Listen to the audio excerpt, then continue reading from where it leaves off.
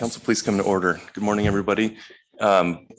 We are going to take the AP report a little bit later. We'll take the AP report for salmon in the normal course of business.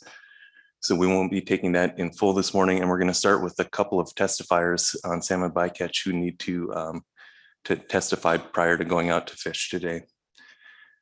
So let's see.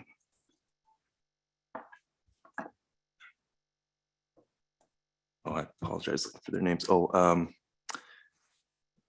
hear from Lamont Albertson and Gisela Chapa.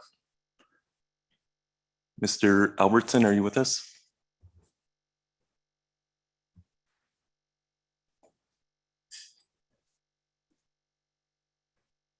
This is Lamont Albertson. I am here. Good morning. Thank you for joining us. Good morning. Should I start? Yes, please.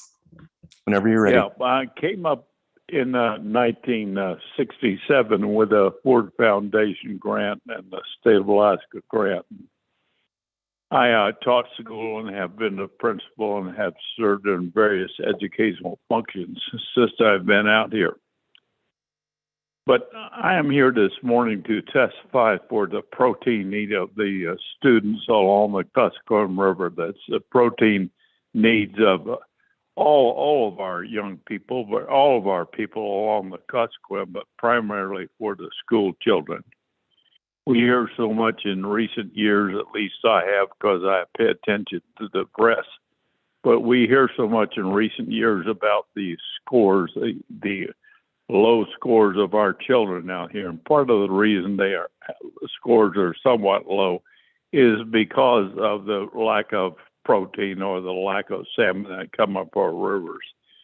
When I first came up here in the late 60s and early 70s, the children ate well, and they ate well because they had salmon to eat. And I know that because we had the observance of the Russian or the Orthodox Christmas at a later period in our gym over at the school. And the years that we had a lot of salmon, of course, we had a lot of salmon to eat. And the kids and their parents, their grandparents, of course, just scarfed the food down. And they were really glad to get the protein. And they did. And we had a good run of salmon then, and our children and our families prospered. But through the years, the food stamp program has grown. And the criticism of our taking advantage of the food stamp program has grown. And we have had chicken and other kinds of protein out here on the Kuskokwim River. But that is not meeting the needs of our students and our parents and our families that live on the Kuskokwim River. We need our salmon. We need all the fish that come up that river. They shouldn't be harvested out in the Bering Sea before they reach us, because we are absolutely dependent upon the salmon. The older folks are not able to take advantage of the moose and the caribou that are harvested locally, and they also meet some of the protein needs. But the protein need that is most missing is that which is in the salmon. And we need the salmon up this river desperately. We are paying up to $20 a gallon for milk. Well, I don't know what you pay down there, but if you paid that much in the lower 48, you would understand what I'm talking about. We cannot afford to pay those kind of prices for protein to meet the protein needs of our children up here.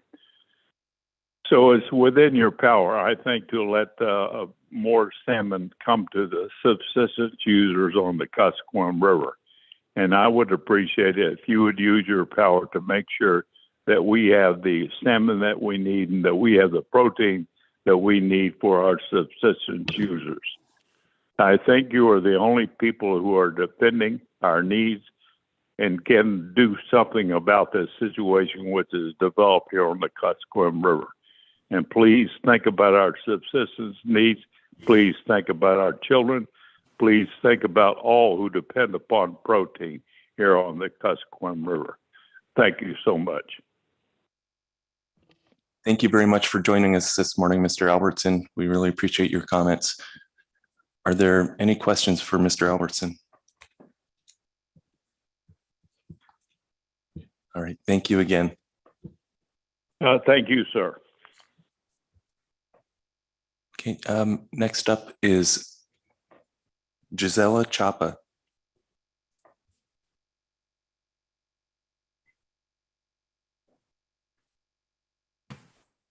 Hi, good morning. Can you hear me? Yes, we can. Good morning.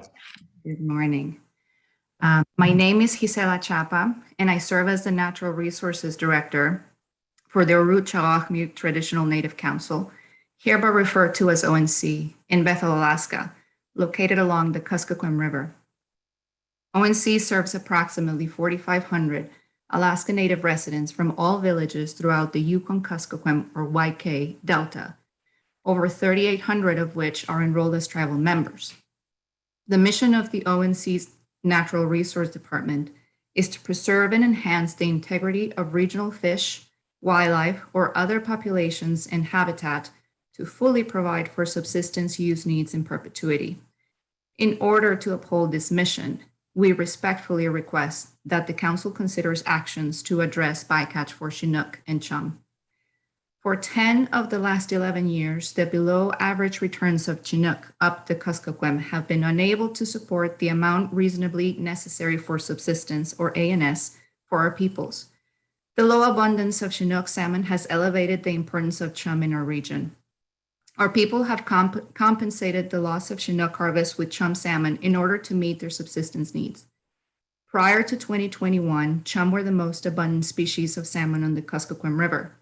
Last year, however, we experienced our lowest ever chum salmon returns on record, with a preliminary escapement count of about 4,100 fish. The chum salmon escapement goal on our river, as recorded, failed to meet the sustainable escapement goal of 15,000 to 49,000 fish. ONC is extremely concerned about the health, safety, and general welfare of the people of our tribe and the YK region. The expected low returns of chum salmon this season decrease food security and increase the risk of instability in our region.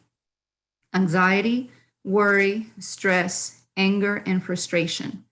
That is what we hear and see from our people when they return with empty nets after fishing an opener.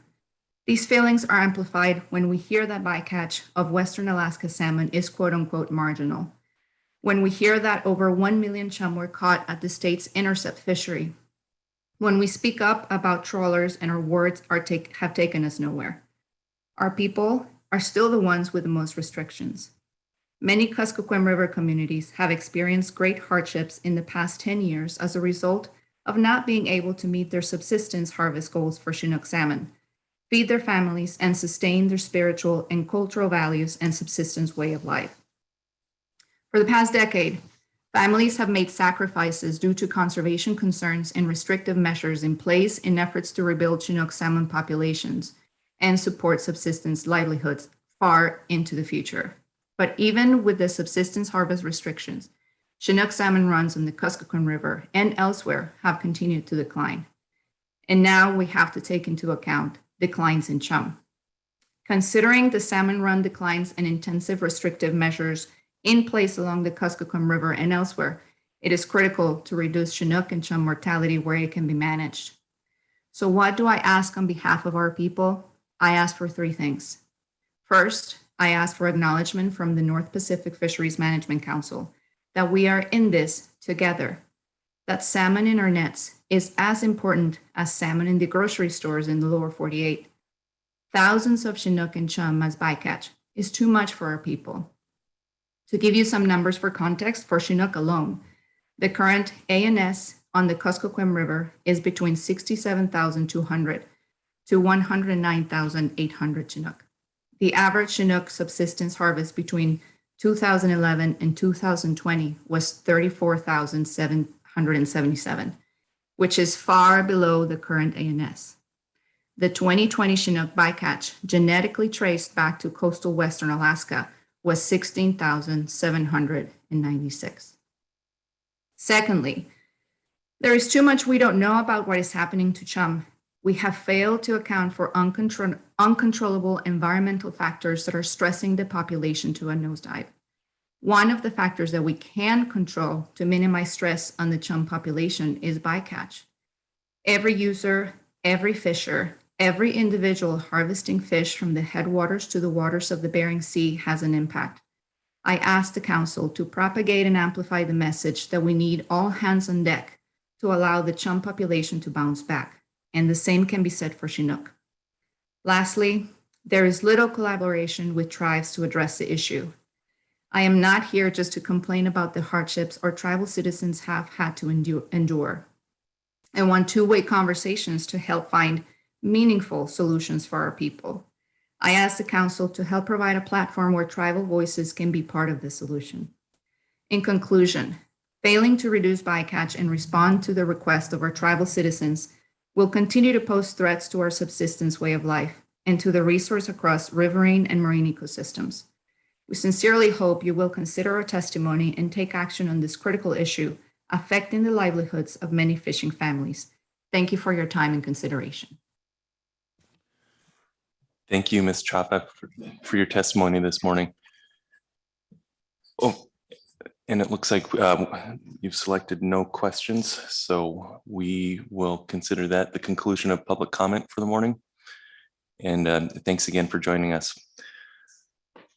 So with that, we will have Dr. Diana Stram walk us through the action memo and what we are going to be doing. Good morning, Dr. Stram.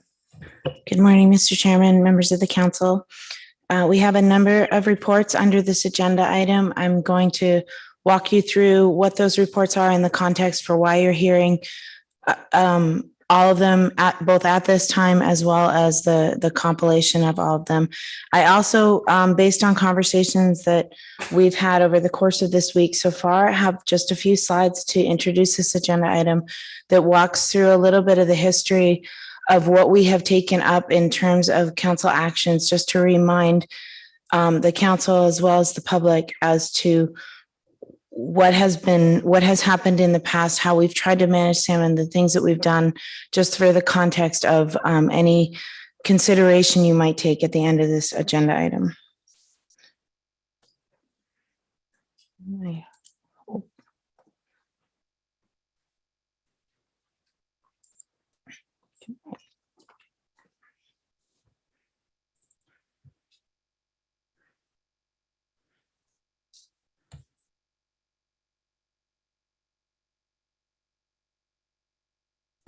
I would note that there are, for every presentation that you're hearing, there is either a document or a PowerPoint that's posted or both to your agenda item, as well as obviously a number of comments from members of the public. You did hear Mr. Gobbin's report yesterday, which is a slightly separate part of this agenda item, but there are 11 different presentations that you will hear today from a variety of presenters. And I will try to organize so you understand exactly which part of the presentation we're at and who's presenting in the course of this agenda item. But first, I just have a brief history of some actions related to Chinook and chum salmon bycatch management.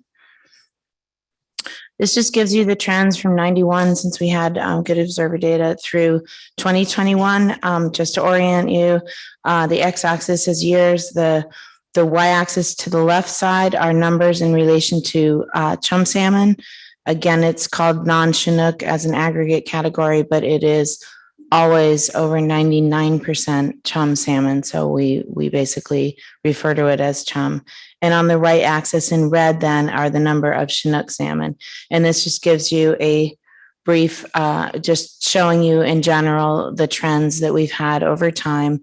You can obviously see the rather large upticks, again, noting that the scales are different for chum and Chinook, but it's important to look at them on the same scale, on the same graph, because the way that the council has managed things is important in relation to trends in both species.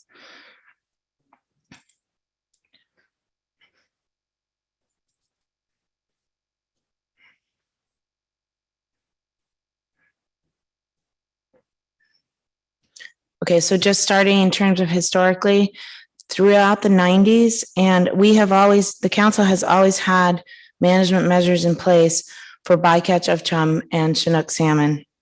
throughout the 90s and into the early 2000s, we had chum and Chinook salmon savings areas. So we had time area closures that were triggered based on various timing constraints based on historical aggregations of chum and Chinook in the Bering Sea. So we had very large scale time area closures, and that was how chum and Chinook were managed in terms of our fishery management plans. Then we hit a time frame in the early period of 2000, around 2004, 2005, where we started to see that the catch inside of the salmon areas was lower than the catch outside of it. And so, or I'm sorry, higher. And so we started to see that those areas were actually exacerbating the bycatch. So at the same time that we had this high peak, which is still the highest historical peak that we ever had for chum at about 700,000 chum salmon taken as bycatch, the council started to try to figure out what can we do quickly, because as you know, it takes a very long time to move an amendment through our process. So we developed what was Amendment 84 at that time, and that was an interim measure to exempt the pollock fleet from the salmon savings area closures as long as they were participating in a rolling hotspot program. And then we started to develop cap measures for chum at that time. Next, we hit 2007, and then we had the highest historical catch of Chinook.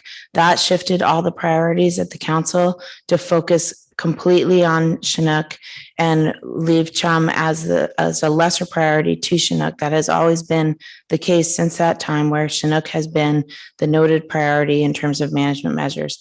At that time, we started holding bycatch workshops at the SSC. We held multiple bycatch workshops, pulling in the geneticists from University of Washington, ADF&G, the Alaska Fisheries Science Center, as well as experts on different incentive type measures and programs. We also, the council initiated a bycatch committee to begin to develop what would be eventually cap measures for both. At that time, we were looking at both chum and Chinook, but with the focus being on Chinook in terms of trying to develop cap levels. Next, we worked it took several years from 2007 until final action in 2009 to develop Amendment 91. We did it as rapidly as we've probably done almost any amendment package I've ever seen actually at the council. And at the same time, we began to have extensive outreach to Western Alaska communities. Those of you that were around during that will recall that we brought council members out to Subsistence Regional Advisory Committee meetings to try to bring our council members out to their communities in order to get the feedback and explain. Some of that happened by staff before we took action on Amendment 91. A lot of it happened with council members after we took action on Amendment 91 in order to explain to the communities why the rationale for what we were doing and why the council elected to do what they did. I would also note that during the development of Amendment 91, the council also engaged fairly heavily with the Yukon River panel, to the extent that the Yukon River panel had a joint meeting with the council while we were taking final action on Amendment 91 in Anchorage. And the Yukon River panel for multiple years held their meeting in Anchorage at the same time as the council in order to further that engagement. Implementation of Amendment 91 happened in 2011. In conjunction with that, we also instituted systematic genetic sampling, a census requirement for all salmon accounting for both chum and Chinook species. But at the same time, because the priority had shifted from chum in 2005 to Chinook in 2007, as soon as the council took final action on Amendment 91, the council shifted priority to begin to develop measures for chum salmon. So from 2010 until 2012, the council took up iterative versions of different initial review chum analyses, and we looked at various cap levels. We looked at different time area closures. We looked at a range of measures that we as staff and the council thought might address chum salmon bycatch. In the end, the council in December of 2012 elected to table that effort, partly because in 2011, in the first year of implementation of Amendment 91, we saw a spike in Chinook salmon bycatch at the end of the bee season. And there was a desire on the council to begin to look back at Amendment 91 and see, are there more measures we could do to address both low returns to Western Alaska, as well as are the individual vessels actually acting the way that we had anticipated in terms of trying to avoid bycatch at all levels of encounter rates. So the instigation of Amendment 110 was to further refine measures for Amendment 91. And in conjunction with that, the information that we were trying to concurrently provide to the council on the chum salmon bycatch measures, everything that we were trying to provide was indicating that it was going to run up against the incentives to avoid Chinook as a priority. Amendment 110, again, developed for the continued low returns to Western Alaska and the need for stronger vessel level incentives. One part of Amendment 110 was to address chum by folding chum into the IPA structure so that chum measures, and you will hear as part of your presentations today from the individual incentive plan representatives from the public sectors, that chum avoidance is a part of the incentive plan agreements. So given that the council in October took a more comprehensive motion, this was taken under staff tasking. You did not have salmon on your agenda at that time. But what the council requested was an updated AEQ analysis with the current genetic stock identification information, as well as when we'll go through this as one of our presentations, when we do the adult equivalent analysis, that is one aspect of it, but you also need run size information in order to come up with an impact rate. So the impact rate is different from the AEQ analysis. So the council is asking for both of those things for Chinook, which we last brought to you in 2018 and had initially brought to you in conjunction with Amendment 91 based on opportunistic genetic sampling, and then in 2015, based on the first 4 years of systematic genetic sampling. The council also, in recognition of the fact that we did not have a similar AEQ analysis for chum, although we did do one in 2012 in conjunction with those analyses, but the council requested that we, as staff, look at recommendations to evaluate the impacts of chum salmon bycatch on the pollock fishery, given currently available data. You also requested that we come back to you with the stock status update of Western Alaska Chinook and chum stocks. And after the October meeting, the council also requested a letter to the Secretary of State to help identify levels and stock composition of bycatch in waters outside of the jurisdiction of the United States, as well as a letter to the Secretary of Commerce for increase in dedicated funding for salmon research, observation, and monitoring.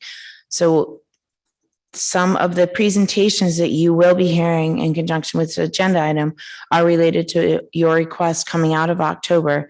So in addition to the things that you normally would hear, which would be the genetics updates, a lot of the reports that you're hearing back are in relation to your requests for those letters from the Secretary of Commerce, your requests to the analyst to update the AEQ analysis for Chinook, as well as recommendations on chum.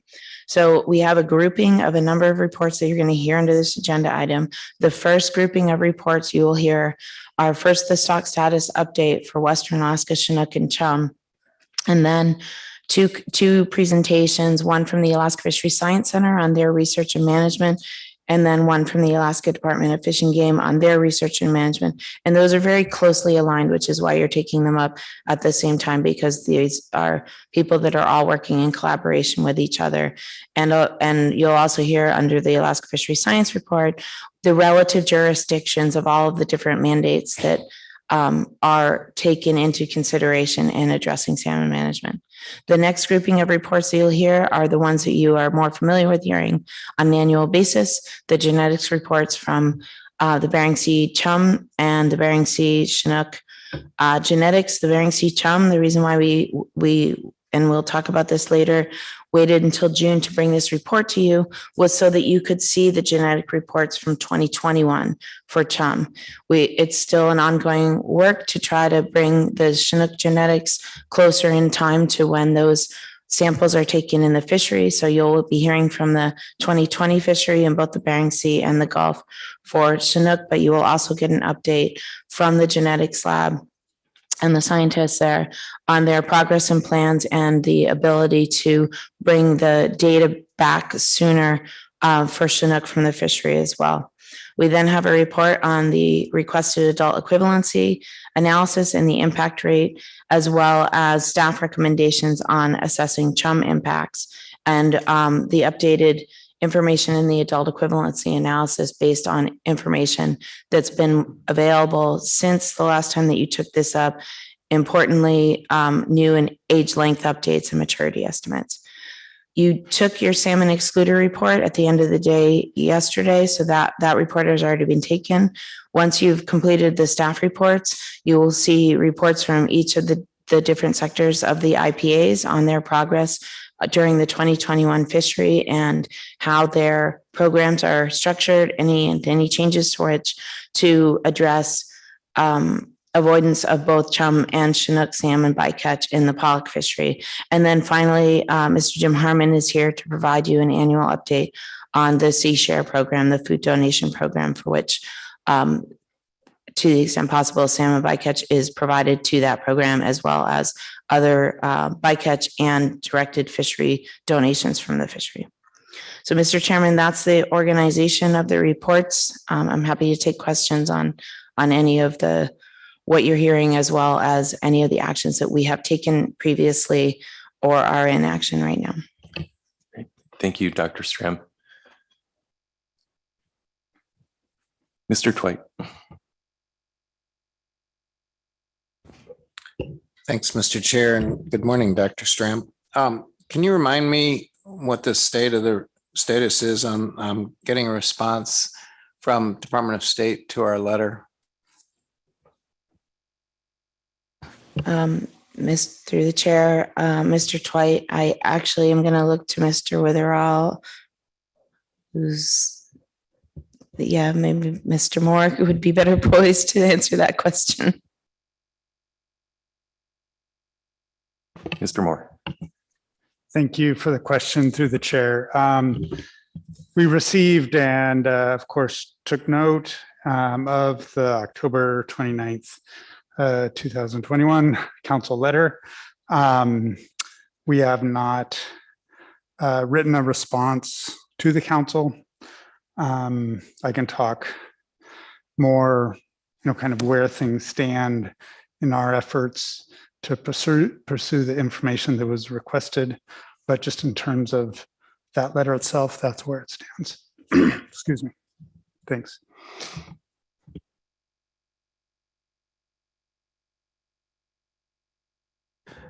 Thanks, Mr. Moore. I certainly don't mean to catch you unprepared on this, but I think at some point, depending upon how soon the letter response is coming, it might be useful just to get a sense of where you are at. I imagine some of that information may be fairly difficult to obtain, and I'm assuming that's part of a holdup.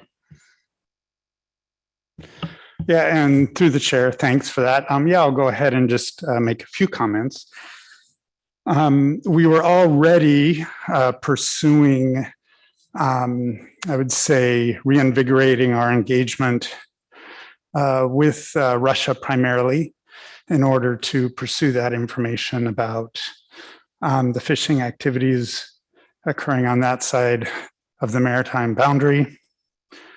Of course, things have become very complicated by Russia's unprovoked aggression against Ukraine. So all I can say right now is that we are working on a path forward and how to pursue that engagement with the Russian Federation through those diplomatic and State Department levels. Thank you. Unfortunately, that's all I have to share at this point. Thank you, Mr. Moore. Any further questions? All right. Thank you, Dr. Stram. Okay, with that, Mr. Chairman, we'll move first to Dr. Katie Howard with the Alaska Department of Fish and Game to provide you a stock status update. And then unfortunately, Dr. Bob Foy had to take a flight out last night, but both Dr. Bob Foy and Dr. Ed Farley will be presenting from the Alaska Fisheries Science Center on their research. And then you will hear again from Dr. Howard on the parallel research in collaboration with the Alaska Department of Fish and Game. Thank you, Dr. Stram.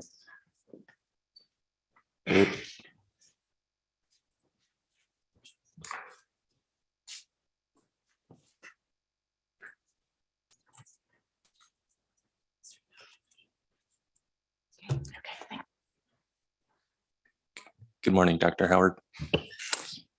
So for the record, my name's Dr. Katie Howard. I'm a fisheries scientist and lead of the Salmon Ocean Ecology Program for Alaska Department of Fish and Game.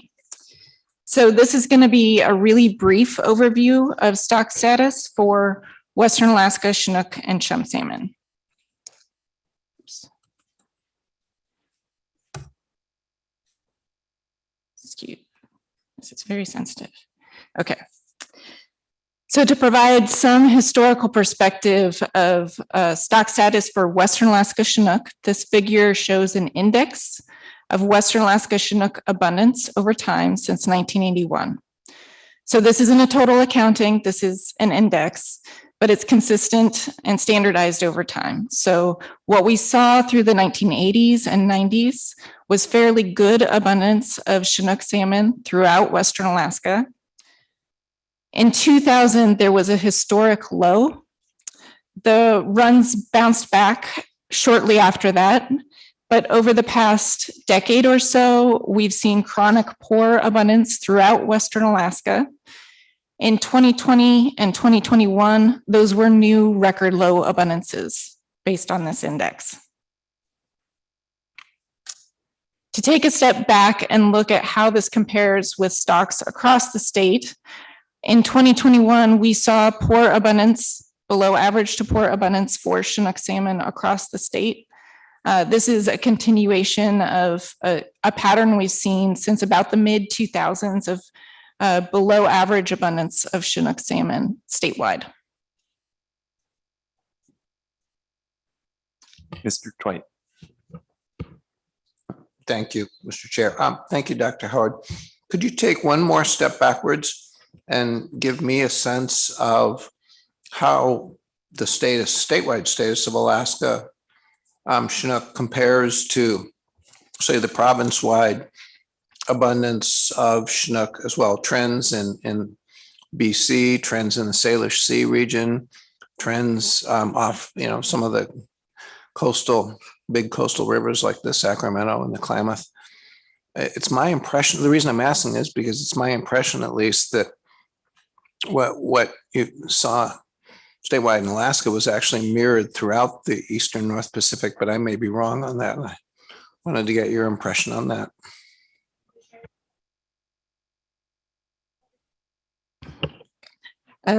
Through the chair, that is correct. Those are reports that we regularly work with colleagues through the North Pacific Anadromous Fish Commission and get reports on abundance trends elsewhere. And we have been getting reports from BC, Lower 48, and Russia that Chinook salmon stocks have been poor, pretty much distribution wide. Yeah. Thank you. So moving on to chum salmon. So our chum salmon abundance index in Western Alaska is more limited in data than for Chinook. But again, this is a standardized index over time. Generally, we see more variable run size for chum salmon than we do for Chinook. However, in the 1980s and 90s, again, we saw good abundance throughout Western Alaska. Again, in 2000, we saw a record low.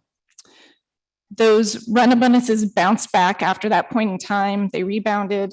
But then in 2020 and 2021, we saw new record lows. The 2021 abundance was 1/3 of the previous historic low. So significantly poor.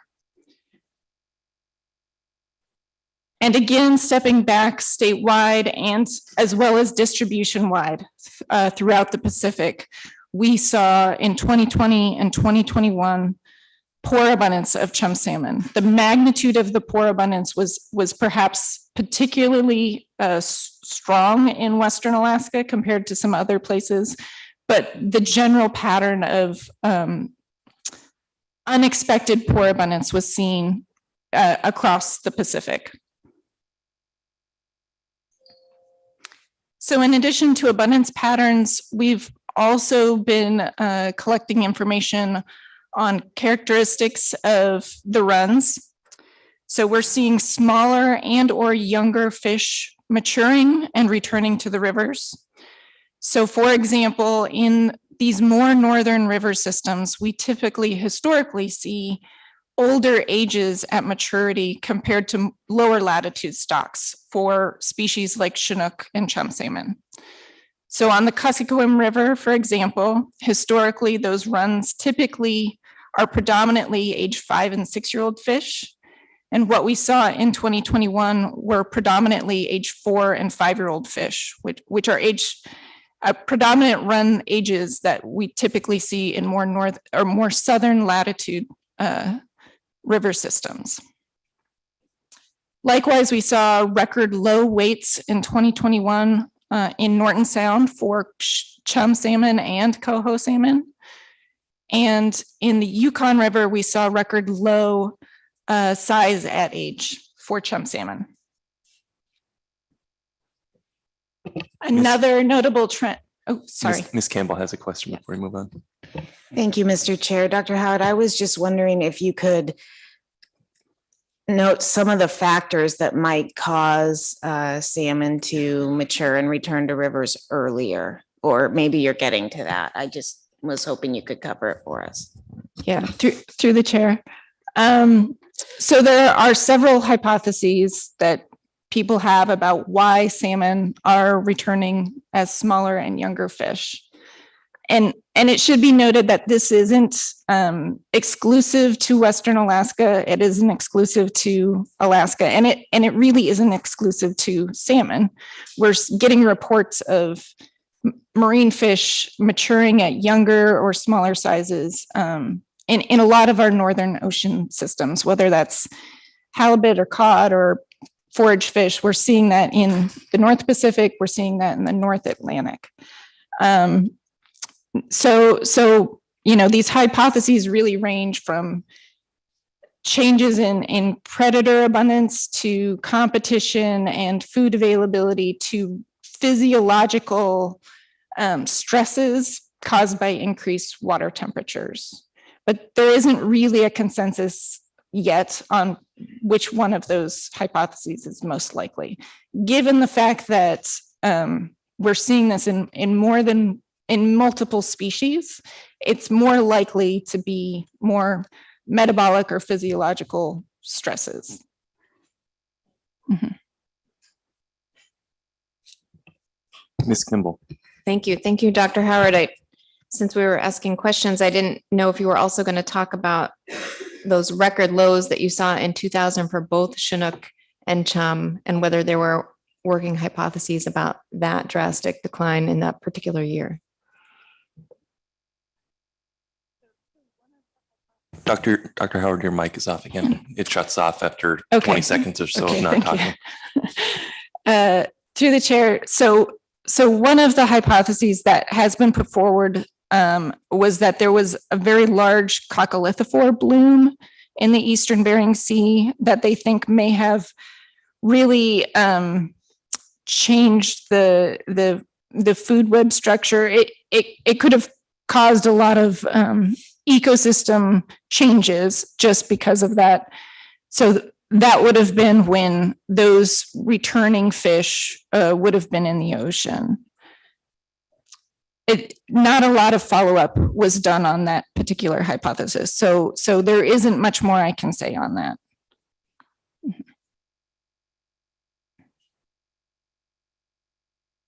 Okay, thank you. So we're also getting reports on the Yukon River for an increased prevalence in the infection of especially Chinook salmon with ichthyophonus. Now, ichthyophonus is a pathogen that is typically transmissible through prey consumption of other fish species, and it is associated with poor survival of the fish, and very severe infections infect the muscle tissue, and it leads to fish being completely inedible for human consumption. And so with this increased prevalence of ichthyophonus, the department and U.S. Fish and Wildlife Service have started a sampling program to assess the infection rate on Yukon River Chinook salmon. In 2021, of all of the sampled fish in the lower river, 44% of the Chinook salmon were infected with ichthyophonus. And the severity of those infections were unprecedented compared to what had been seen in the past. Now, because of the extraordinarily poor Chinook, chum, and coho runs on the Yukon River, the subsistence was closed on the Yukon River in 2021. All fisheries were closed in 2021, including subsistence. Outside of the Yukon River, there were also severe restrictions to all fisheries, including subsistence for other Arctic Yukon Kuskokwim fisheries. A 2018 report estimated that the annual replacement value of wild subsistence foods in Western Alaska would be between $47 and $94 million. So that's all wild foods, not just salmon.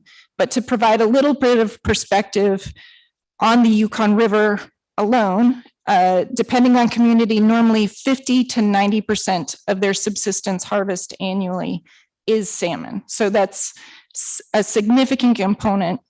And then in 2021, obviously, they weren't able to harvest any salmon. So needless to say, this has had an important economic impact, not to mention the cultural and public health impacts that you heard in public testimony today. Thank you. Thank you, Dr. Howard. Mr. Jensen has a question. Yeah, thank you, Mr. Chair. Thanks, Dr. Howard. You were talking about ick a little bit ago. I've been hearing that there's been ick in the Yukon ever since I've been on the Board of Fish for about 20 years. Does it seem to be more prevalent now than it was in the past? Through the chair, yes, it does. 44% is far above anything that had been previously recorded in terms of the incidence of infection. Yes. Follow up. Is this showing up in other river systems like the Kuskokwim and Nushagak and stuff like that? We have gotten some reports. We have not gotten the level of the level and severity of reports that we get on the Yukon River. And part of that could be due to the infection progresses more quickly in warmer waters. And so in river systems that have more cold refugia in them, they may not progress quite as quickly. Thank you. Ms. Vanderhoven. Thank you, Mr. Chair. Thank you, Dr. Howard. I understand why we're focused in this presentation on Chinook and chum, because that's what we get in the bycatch and that's what we manage here. But you also noted the low numbers of coho, and yet at the same time we had record returns of Bristol-based sockeye. And so is there any preliminary information available about if like coho was experiencing the same? I don't know enough about salmon and like what they eat when they're in the ocean. If coho had the same kinds of stressors And what would make sockeye different that they would have record returns? Through the chair.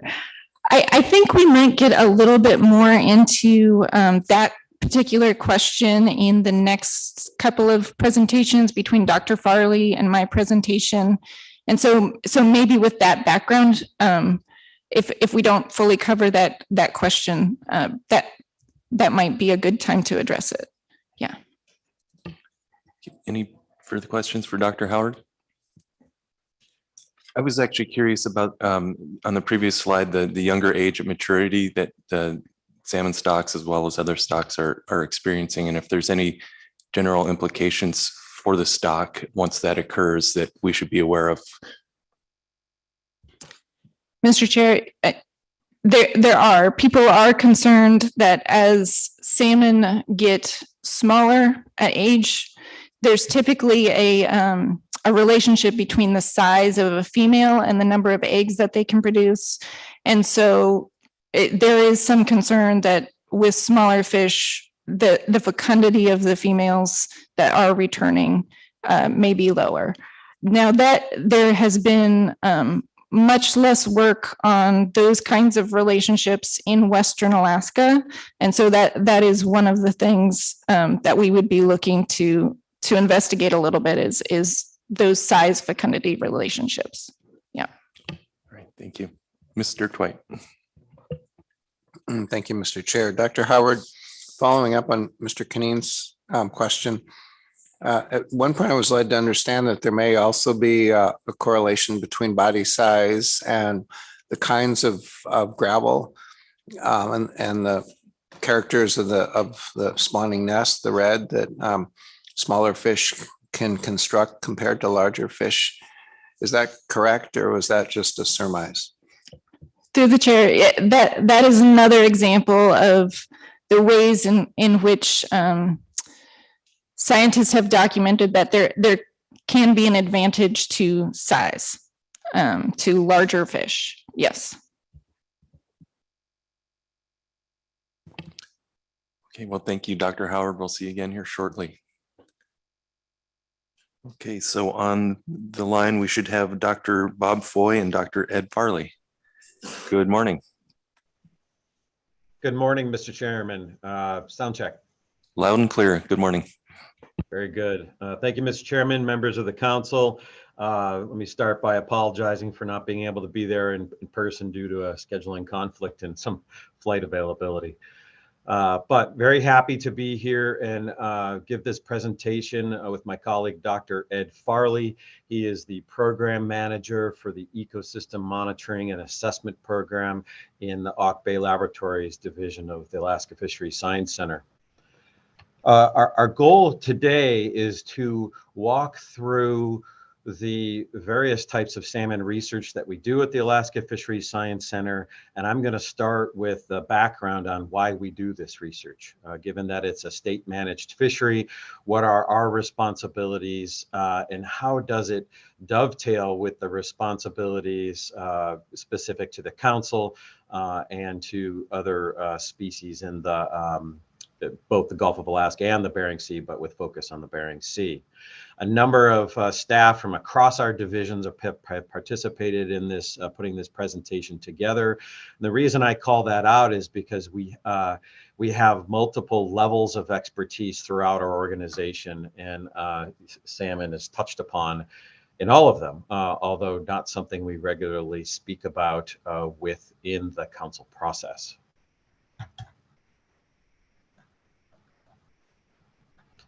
So I will move to the next slide as soon as I have the controls to do it.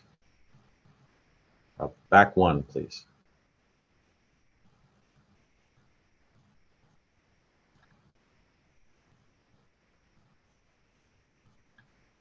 Can somebody move me back one slide?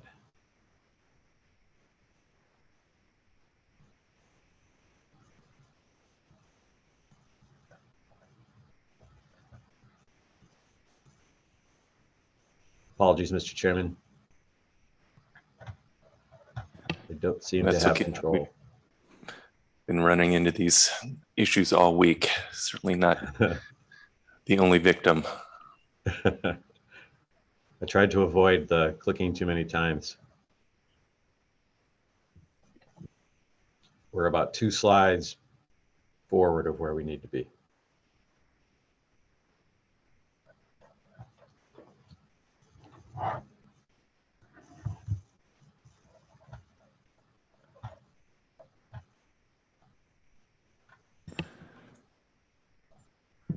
We're seeing the slide with bycatch EFH communities. Is that the right slide?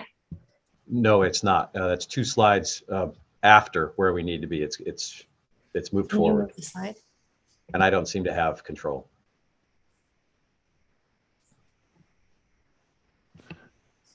Okay, we're attempting to address it in the room here. We can adjust, we can do the slides for you. You just give us an indicator and Shannon can advance them. Fantastic. Thank you. Apologies.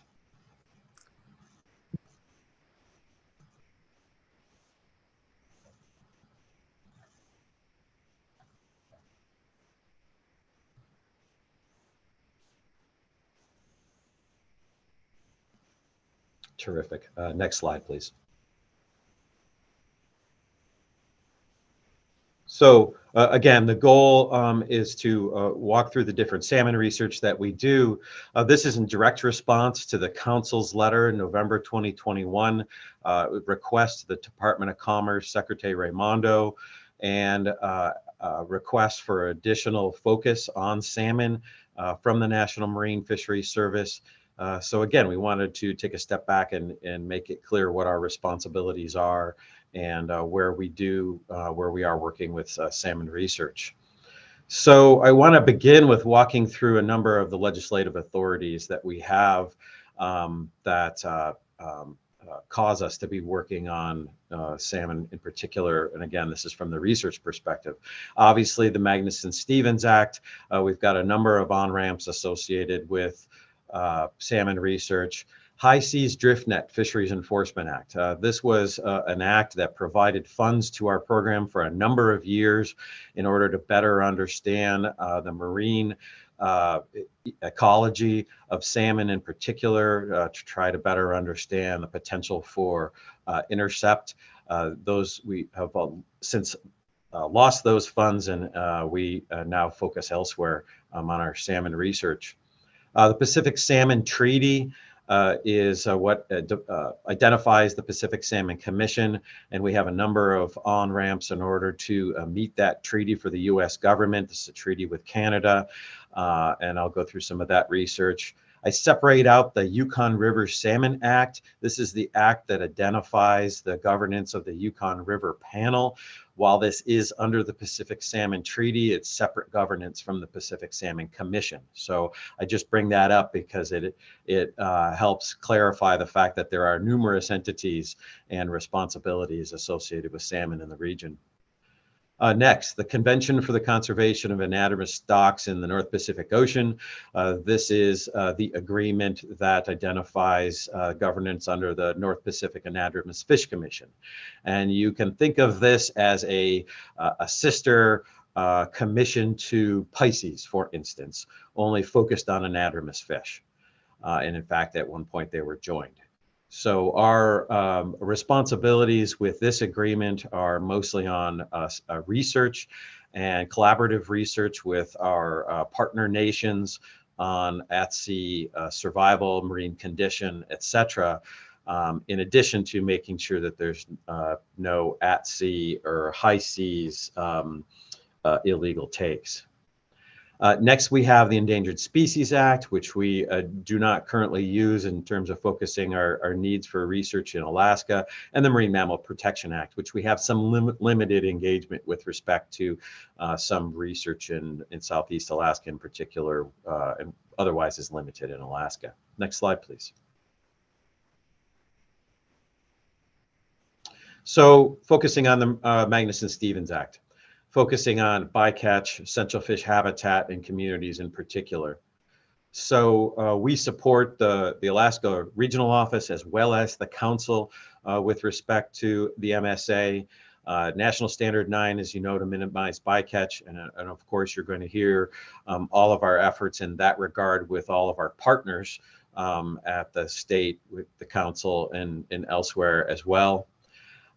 We work under the National Bycatch Reduction Strategy, whereby we, for all bycatch, are considering how we monitor, how we conduct research, conserve, manage, enforce, et cetera. And the key to that being how we communicate the issues associated with bycatch under MSA.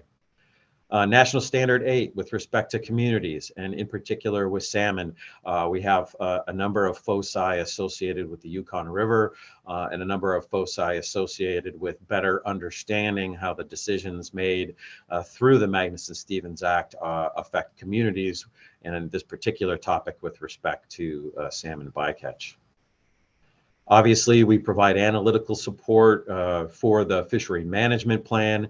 In particular, that tends to be mostly focused on essential fish habitat at this time.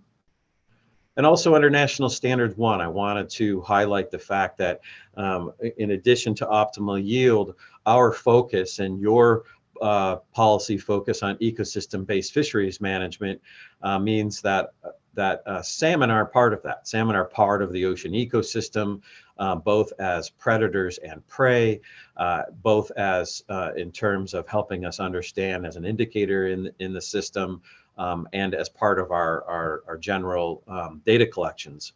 And something that hopefully you'll see in the theme of the next couple of presentations is that this really is truly a partnership between the state, ourselves, communities, and other research entities, and ecosystem-based fisheries management is at the heart of that. We're collecting adequately the information on the environment, on the information on the marine ecosystem and some of the estuarine ecosystems, then we in fact must include salmon as such a key component of that ecosystem. So the benefit of doing the ecosystem work is that we are collecting information on both, and it helps us understand multiple species.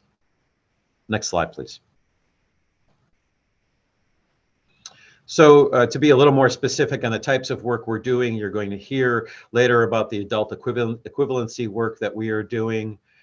Second bullet there, our focus on the genetics. Where does the bycatch come from? Generic question to what you're going to hear about for quite some time later today, and it's a pretty exciting on-ramp that we have, and the specific expertise that we have to provide that those data for you to move forward with MSA requirements. Can we minimize salmon bycatch? So yesterday you heard a little bit of work with industry on salmon excluders. Our conservation engineering program has worked for decades to build out those excluders, to work with industry, to identify a number of other protocols, procedures, methodologies, et cetera, to help us reduce bycatch. And that program continues to move forward, again, with many of the discussions you heard yesterday from Mr. Govan. We obviously continue to keep our observer program moving forward and make sure that our coverage of fisheries is clearly helpful to us understanding the situation with salmon bycatch. Modeling estimates of location and extent of salmon essential fish habitat. This is critical as we try to better understand distributions of salmon relative to habitat, be that habitat in the estuaries or habitat in the open ocean with respect to temperature. As Ms. Howard mentioned before, temperature and location and distribution are all intertwined, as well as prey resource. So we have a number of programs associated with that as well that help us under the Magnuson-Stevens Act. With respect to community collaboration, on the right-hand side here, we have an MOU with the Arctic Yukon Kuskokwim Sustainable Salmon Initiative, AYKSSI. While underfunded, it still has a goal of prioritizing research in the region. And as funds become available, we're partners there. We have some co-developed research with the CDQ, the Yukon River Delta Fisheries Development Association in particular, where we're looking at salmon condition research, diet condition indices to better understand what may be affecting run size, that might be affecting run timing, et cetera. Again, to better help us understand the relative importance of bycatch and other aspects of the MSA. Ethnographic studies to understand community reliance on salmon. So how do we better understand the cultural requirements? We've heard a lot of testimony about the importance of salmon to communities, and that needs to be taken into account as we're considering bycatch. Salmon-focused, climate-informed, predictive impacts on communities. That's a mouthful. Basically, this is ACLIME, which you had a presentation one of the evenings this week, and you've had presentations in the past, which is the development of predictive models to understand where climate is going to take us in terms of fisheries abundance. One of the foci of that program that you've heard very little about is focused on salmon, to better understand and predict what we expect from climate change with respect to salmon stocks and impacts on communities. Next, partner research on distribution and species overlap. That's similar to what I mentioned before, but trying to better understand those distributions at sea, work with partners, take the data in the previous bullets to work with our partners in the industry to develop models and or procedures for avoiding bycatch. Next slide, please.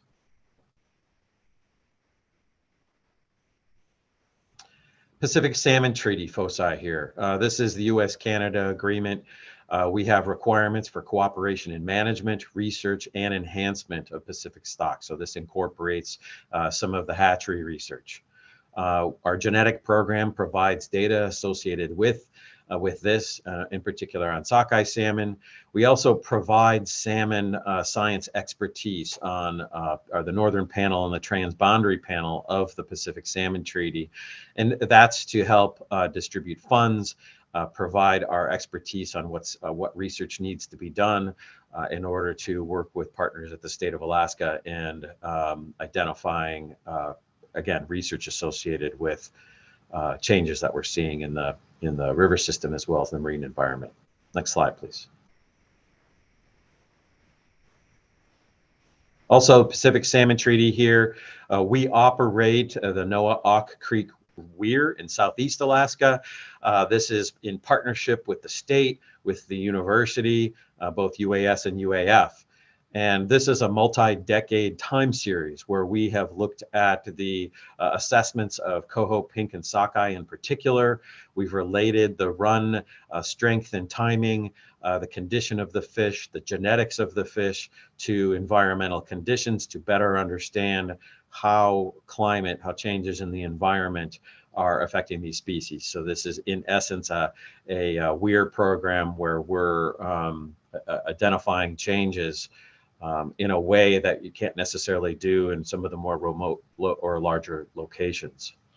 We also operate the Little Port Walter Research Station.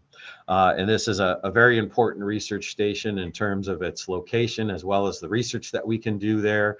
We have operated a hatchery, a Chinook hatchery for decades in that location to help us better understand, again, some of the timing and at-sea marine survival.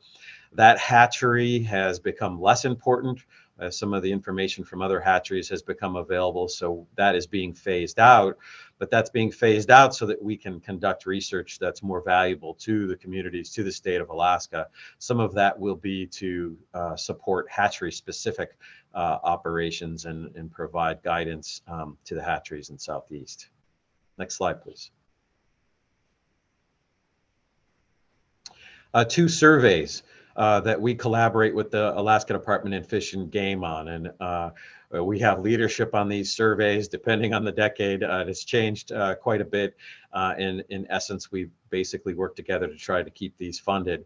The Southeast Alaska Survey is an annual assessment that you'll hear a little bit more about from Dr. Ed Farley, looking at the health of pink and Chinook, as well as ecosystem work. And this is where it's important to note that a lot of the ecosystem data and science that you see to support your ecosystem indices that support your management decisions come from a lot of these surveys that you don't hear about very often. So some of these data in Southeast Alaska come from this survey that is focused on salmon, as well as the Northern Bering Sea survey or BASIS survey that you're going to hear quite a bit about from Dr. Farley here in a moment. Next slide, please. And then lastly, as I mentioned before, I've separated out the Yukon River Act, Salmon Act here. Again, we provide information on our international commitments for escapement to the Canada part of the Yukon, restoration, conservation, and management, and we provide our expertise on a number of panels associated with this. Next slide, please. Convention of the Conservation of Anadromous Fish Stocks in the North Pacific. So this is the Anadromous Commission work that we do, coordinating and participating in international research, identifying salmon carrying capacity and winter conditioning. And while there are not a lot of funds to do this, and it is a complex topic trying to cover at-sea marine survival, some of this work obviously interrelates with the work we've done before and we do on returning fish. But we have also led, in addition to our colleagues at the Northwest Fisheries Science Center, other nations, other research entities, the state of Alaska, on the International Year of the Salmon. We led a number of the legs of this survey this past year and in previous years. Ed will talk about this a bit as well. And this was critical. This was a very important survey for identifying a relationship between distribution of different stocks. For instance, your interest in what's going on with chum and the relationship to chum coming from other regions of the Pacific on the Asian side, and hatchery versus wild, et cetera. All extremely important to understand what's happening in our own rivers and what potentially impacts our fisheries. So this research, again, is very expensive to move forward, but we're looking forward to the data that came from last year and seeing where we can go with this in the future. And then lastly, I mentioned the historical funding that we had associated with the high seas drift net fishery. Right now, we use these funds, some of the funds that are available, to better understand and inform the U.S. Coast Guard on high sea salmon distributions relative to fishing effort. So these are fairly high level and complex models to better understand distributions relative to environmental conditions that can inform on IUU.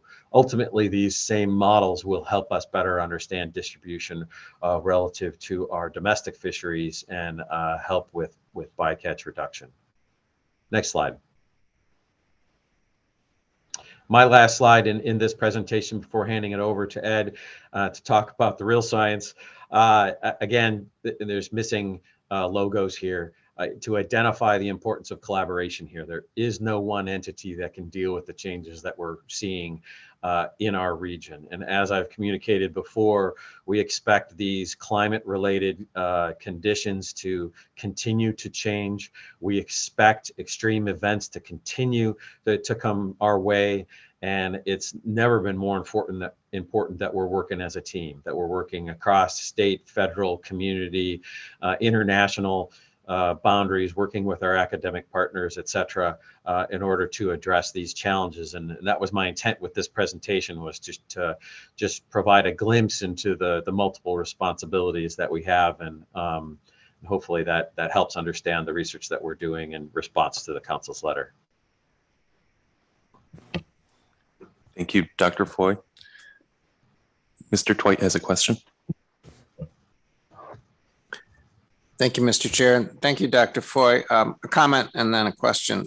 Comment was just, it's at least my understanding that the role that Mr. Meekum from the Alaska region and you played in ensuring that there was at least one NOAA research vessel as part of the International Year of the Salmon surveys was apparently pretty instrumental in getting that vessel out there. And that, given the limited number of vessels already, the addition of the NOAA vessel, I think, was crucial. So thanks for that. I think your role should be acknowledged, both you and Mr. Meekum.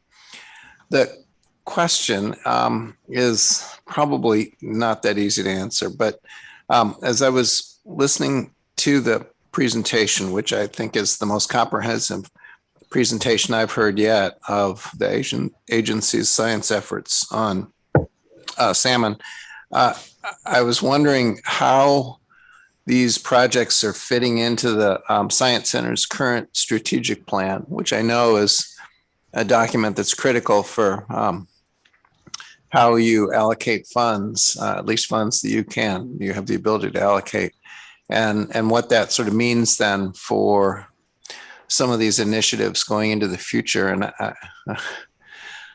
as I'm asking it, I'm aware the answer is, I'm sure, quite complex, but I'm wondering if you have any thoughts you might be able to share about how your center and the agency in general views some of these in terms of priority, both as part of your strategic objectives, but also for having funding.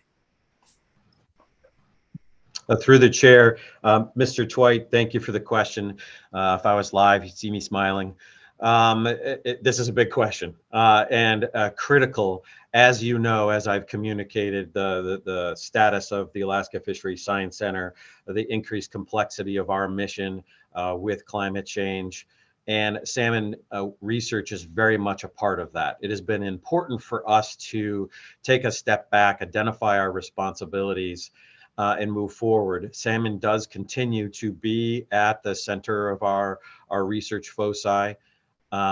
We have made commitments, for instance, the Little Port Walter work, to reconsider what we're doing so that we're providing the best information for what we need now. So our salmon research remains a part of that. We continue to struggle with some of our smaller programs. Salmon is one of our smaller programs in terms of overall funding. But as you can see, we're coming at this from multiple angles.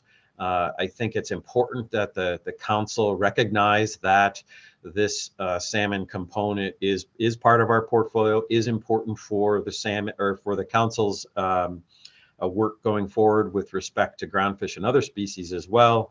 And I think you'll see our continued efforts in this regard. And with the following presentations, you'll see that not only are we continuing to check the box on annual data collection, but we're being innovative and forward-looking and really trying to press the envelope with our colleagues, with our partners moving forward. And again, with respect to the strategic planning, funding, et cetera, again, it's never been more important to be working with our partners, and we're going to have to work together to communicate the need in the North Pacific, to communicate the challenges that our communities are having right now with respect to a region on the planet that's changing faster than any other.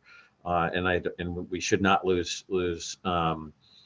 focus on that need for us all to be communicating in these different venues that change that it's affecting each of these fisheries, regardless of who's managing or who's doing the research. Thank you for the question, and I appreciate the acknowledgement. Mr. Marks. Thank you, Mr. Chair, and thank you, Dr. Foy, for your update. You have a lot going on. My question is around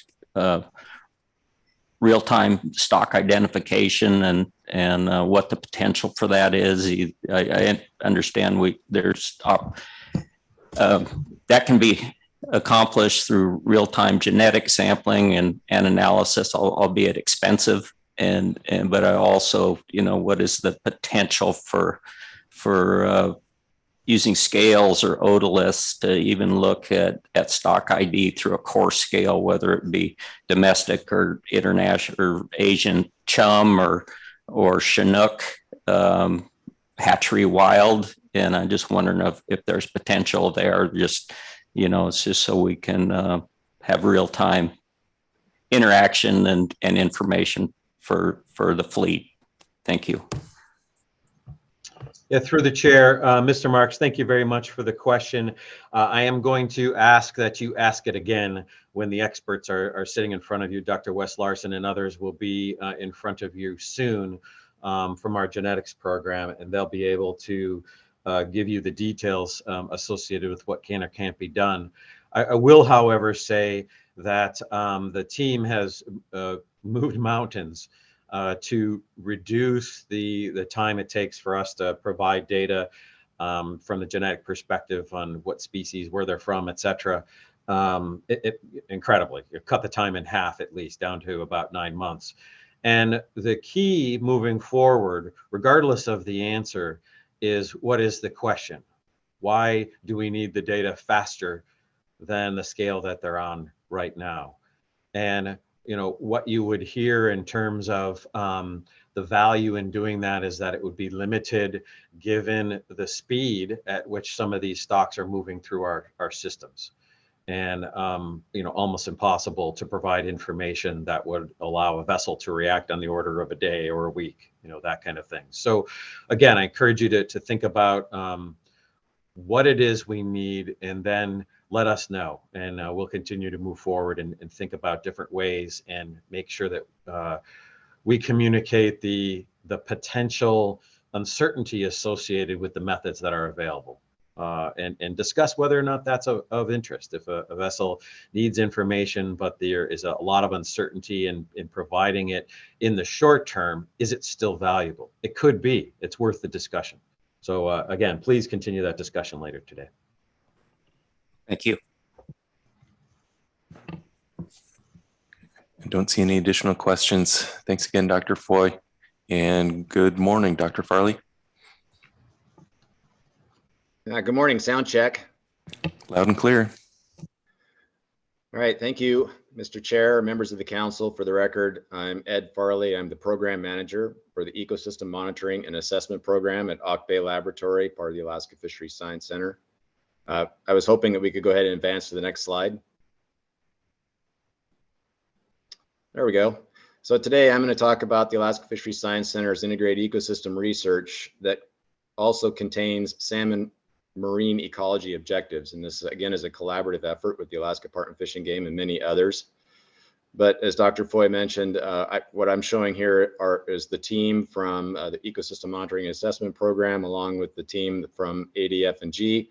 But we work with a lot of other programs within Auk Bay Laboratory, a lot of other divisions within the Alaska Fisheries Science Center, and across line offices with, for example, with the Pacific Marine Environmental Lab.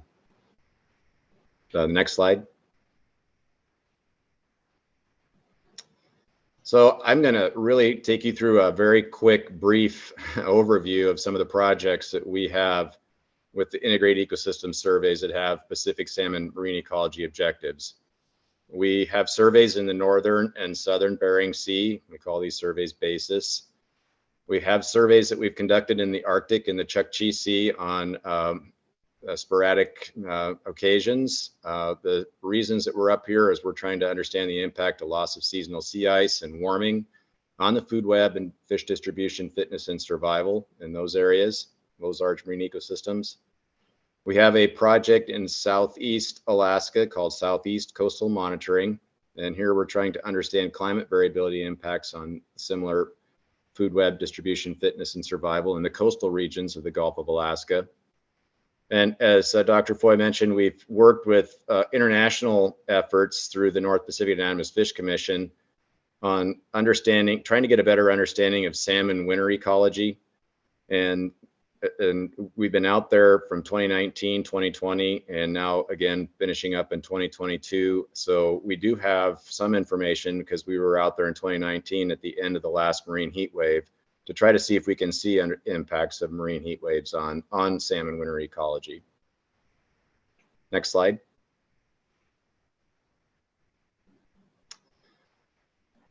And so I'm going to walk you through really quickly the marine critical periods for salmon. So salmon leave fresh water. They enter the coastal regions of Alaska, and they spend their first year at sea in these shelf regions.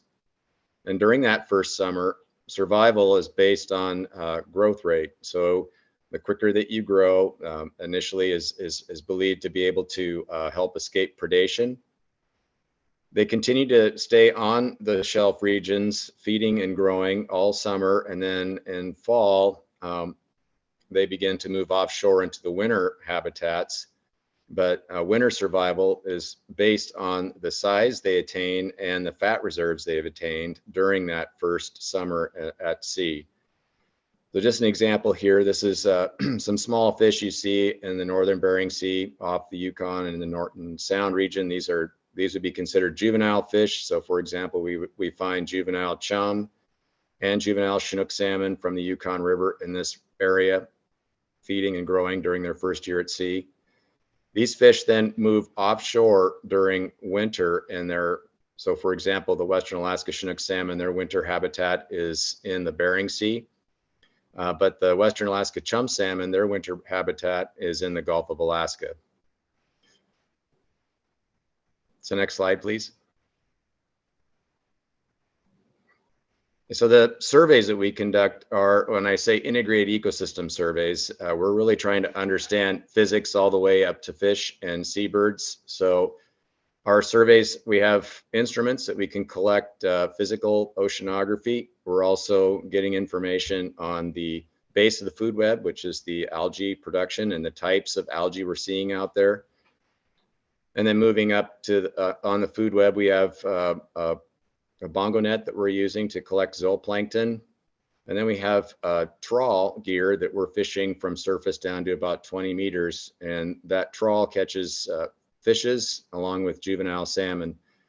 And so we note, there's been a lot of changes in the ecosystems that we're seeing out there. A lot of that information is presented at the council meeting through the ecosystem status reports.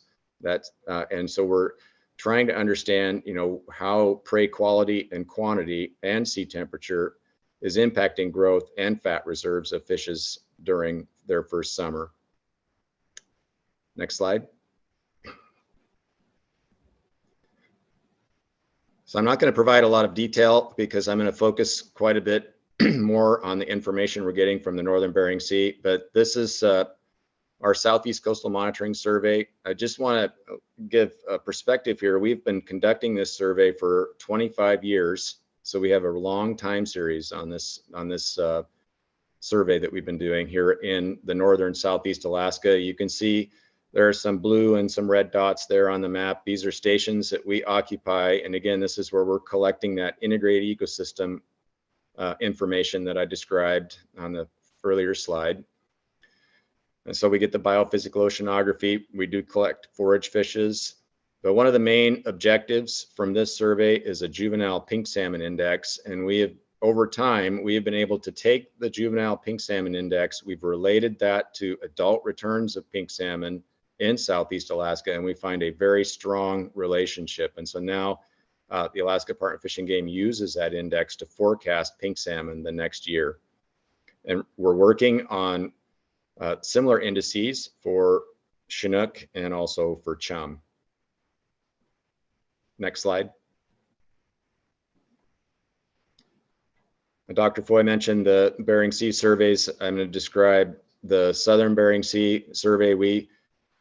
We've had annual surveys out there starting in August and September, starting in 2000. But I do want to mention that we had a pilot survey that we conducted in the Southern Bering Sea during July and September of 1999.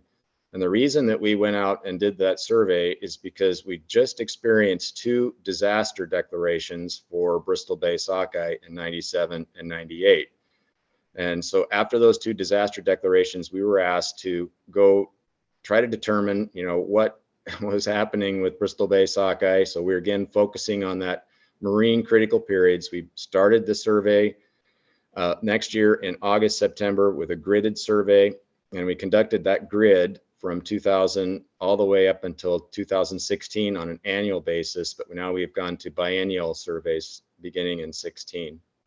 We focused, right now we're focusing primarily on the middle domain region, that area of 50 meters to about 100 meters depth on the shelf. And this is where a lot of the ecosystem indicators came from and an understanding in the Southern Bering Sea, where we've got a copepod index where the large copepods are the high fat food for other fishes that are feeding in this region, which include age 0 groundfish such as walleye pollock and Pacific cod.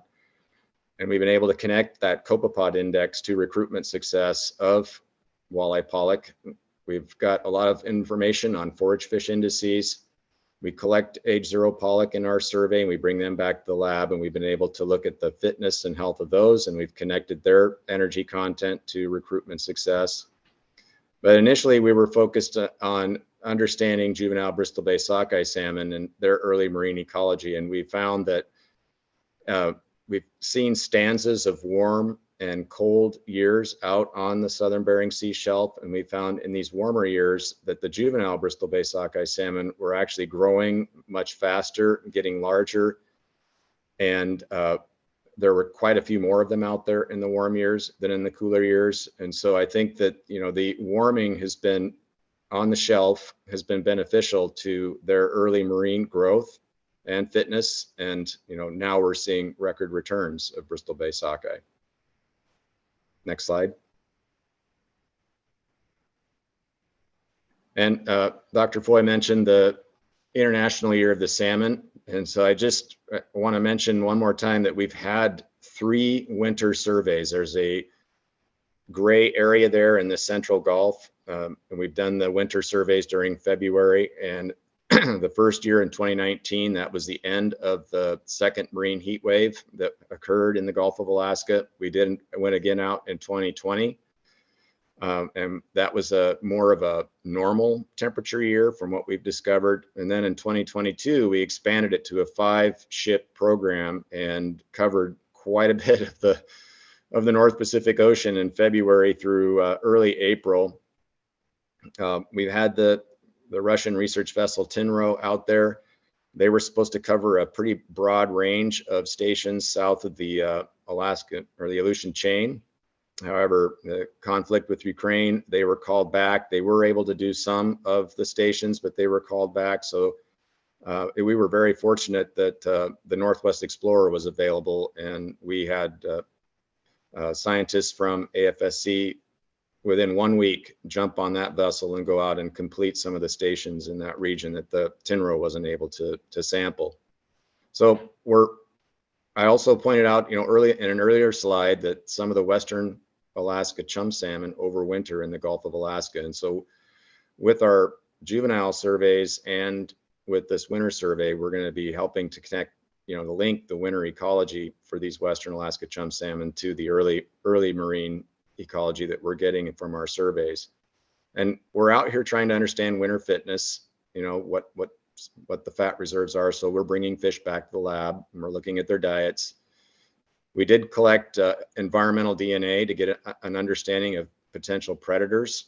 And one of the outcomes from an earlier survey was that we were seeing a few more salmon sharks and other marine mammals that obviously we're not catching in our net.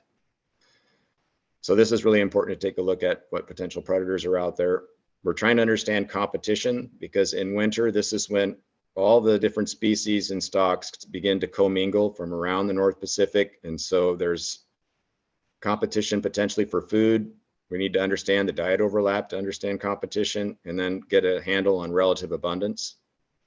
And then we're using genetic tools, otolithermal marks, and other tools to understand distribution and migration of winter salmon. So next slide.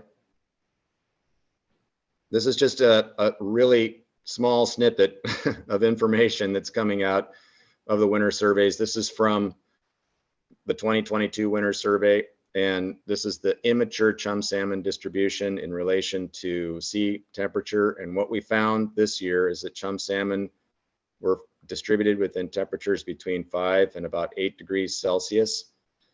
Some of the colder temperatures, so you can see X's there, those were stations that we did trawl samples, but we did not catch any immature chums. And we found that in those stations, it was much colder. And so the salmon were distributed further south. We did a length weight regression on fish that were caught, you know, south of the Gulf of Alaska there in the North Pacific, and compared that with what we found with fish that were further west. And we found that the fish that were south of the Central Gulf were not as in good condition as those over further west. But again, we brought all the samples back to the lab. We're going to be running caloric content, fat content to determine condition specifically. And this is just chum. We have information for all the other species too. Dr. Farley, will you have genetic information on those stocks or on those samples as well? Differentiating Yes. perhaps? Okay, great. Yes, yeah, through the chair. Thanks for the question. Yes, that's the Alaska Department of Fish and Game is running genetic analysis on these fish. Great, thank you. Next slide. So I'm going to focus the rest of the time here on the Northern Bering Sea survey. Again, we have a long time series. We started this survey in 2002. It's in September. We do it annually. We got a juvenile salmon indices from this survey. We have a copepod index, which I'll show you. We also have some forage fish indices, which I'll give you some information on. And more recently, we have started benthic sampling. We know this is one of the regions that tends to be more benthic, has more bottom production.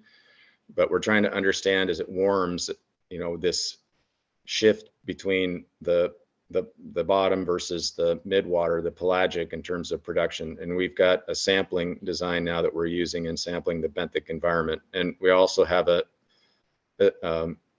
essential fish habitat project that we're working on with crab.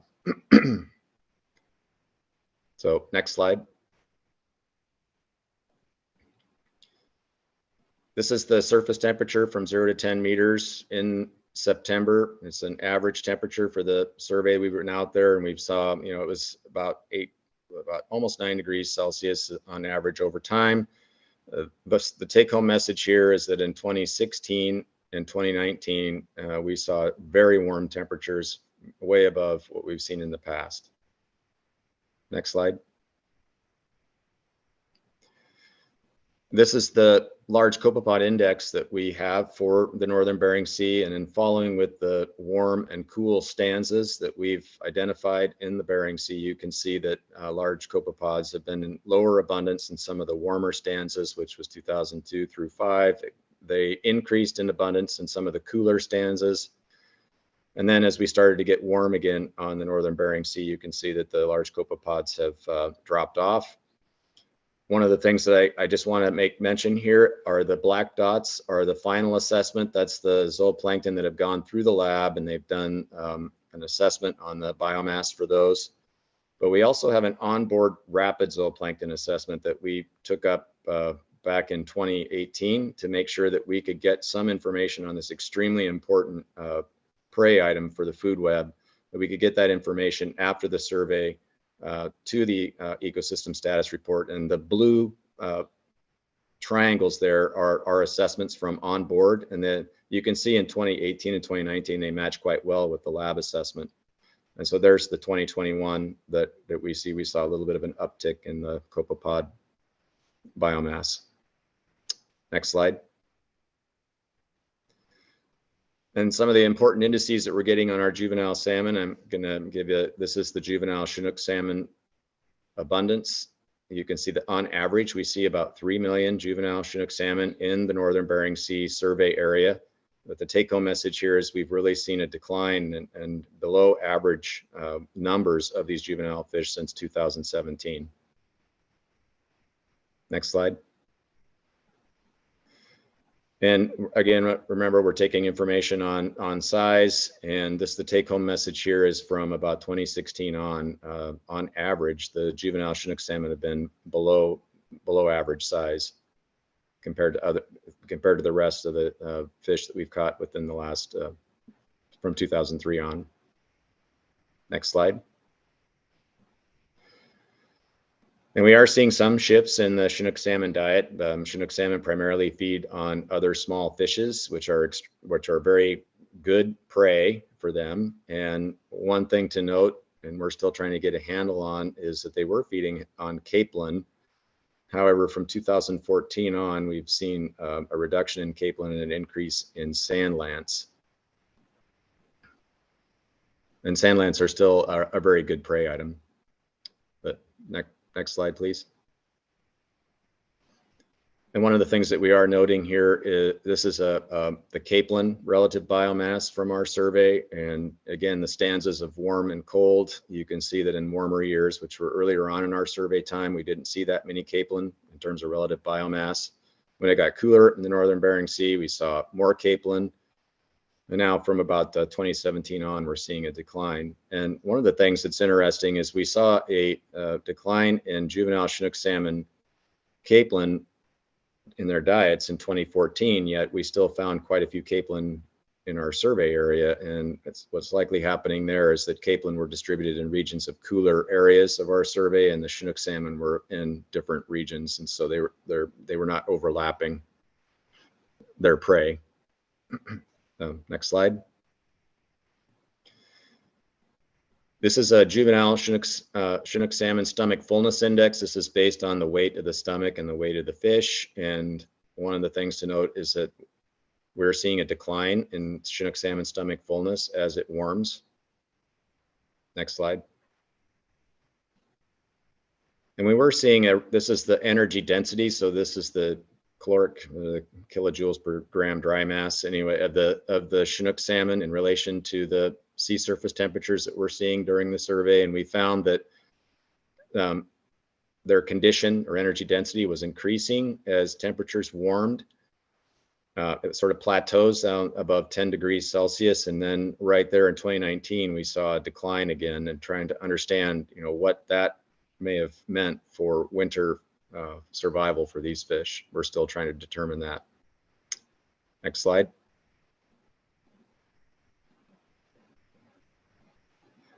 Moving on into the chum salmon, this is our juvenile chum salmon abundance index. Again, this is not an abundance estimate. This is an index that we're working on. It's based on our catch per unit effort. And just note that on average, we see about just under 60 in terms of the index in the catch.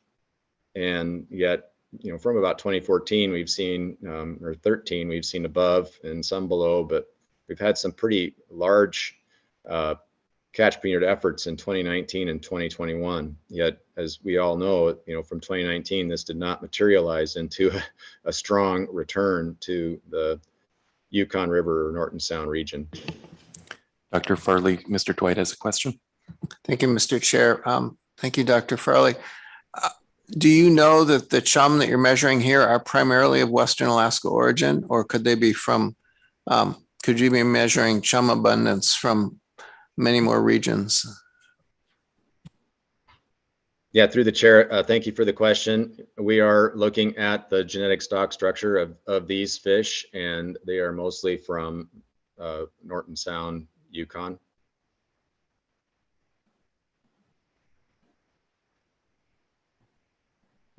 Please continue. Okay, next slide, please.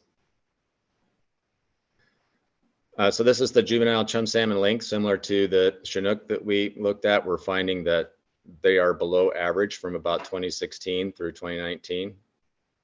Next slide. And this is one of the more important findings that we're seeing for juvenile chum. This is their diet. And I'm just going to point out, you can see that there's a wide variety of prey that chum salmon are feeding on. But there is one prey item. It's a cnidarian. It's an extremely low quality prey. And in the past, when it got warmer on the Northern Bering Sea shelf, we did see cnidaria in the diet in 2003 through about 2007. However, there was a lot of other prey items that were much better in terms of the cnidaria that they were feeding on.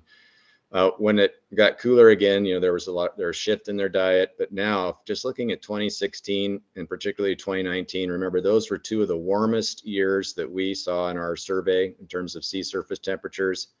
Again, these are fish at the end of their first summer at sea, and they need to get a lot of fat reserves prior to winter. And in 2016 and 19, they were feeding primarily on these cnidaria, which are extremely poor quality prey. Next slide. Dr. Farley, before we move on, Ms. Campbell has a question. Thank you, Mr. Chair. Thank you, Dr. Farley. I was confused actually by your answer to Mr. Twite's question. So you said that you're looking at the genetic stock structure of these fish, and they're primarily from Norton Sound, Yukon. How do you know that? I thought that we were unable to differentiate chum salmon beyond these large groupings of coastal Western Alaska and upper Yukon. So I was surprised to hear you be so precise about the region of origin. Through the chair, thank you for that question. I'm sorry, I should have said they're from Western Alaska, but we can identify them also from, there's the fall Yukon stock, and we see fall Yukon stocks in there, but it's based on some of the distributional aspects from the surveys that we've been conducting out there. Typically we see a lot of the distribution for salmon in their first year at sea separated by about 60 north. So I'm making a leap. Yes, they are Western Alaska, but we can identify fall Yukon. Thank you for that, Dr. Farley. Please continue. Okay, so for the juvenile chum salmon stomach fullness, again, similar to what we're seeing for Chinook, there was a decline in the stomach fullness index as temperatures increased. Next slide. And this is the condition based on energy density. And again, we're seeing a decline in terms of their condition as the temperature increases. And that's actually going to be my last slide other than the next one. Next slide. And so from here, Dr. Howard's going to connect some of these indices to adult returns and try to get the rest of the story. But I just want to make sure that I point out that our strongest marine research programs are through partnerships, as Dr. Foy had mentioned, and that these collaborations are going to help us identify where bottlenecks occur in the salmon life history, and that these ocean surveys provide management advice, which is you're going to get more of this from the presentation that Dr. Howard's going to give, and helps us inform stakeholders on potential numbers of salmon returning in the future. Thank you.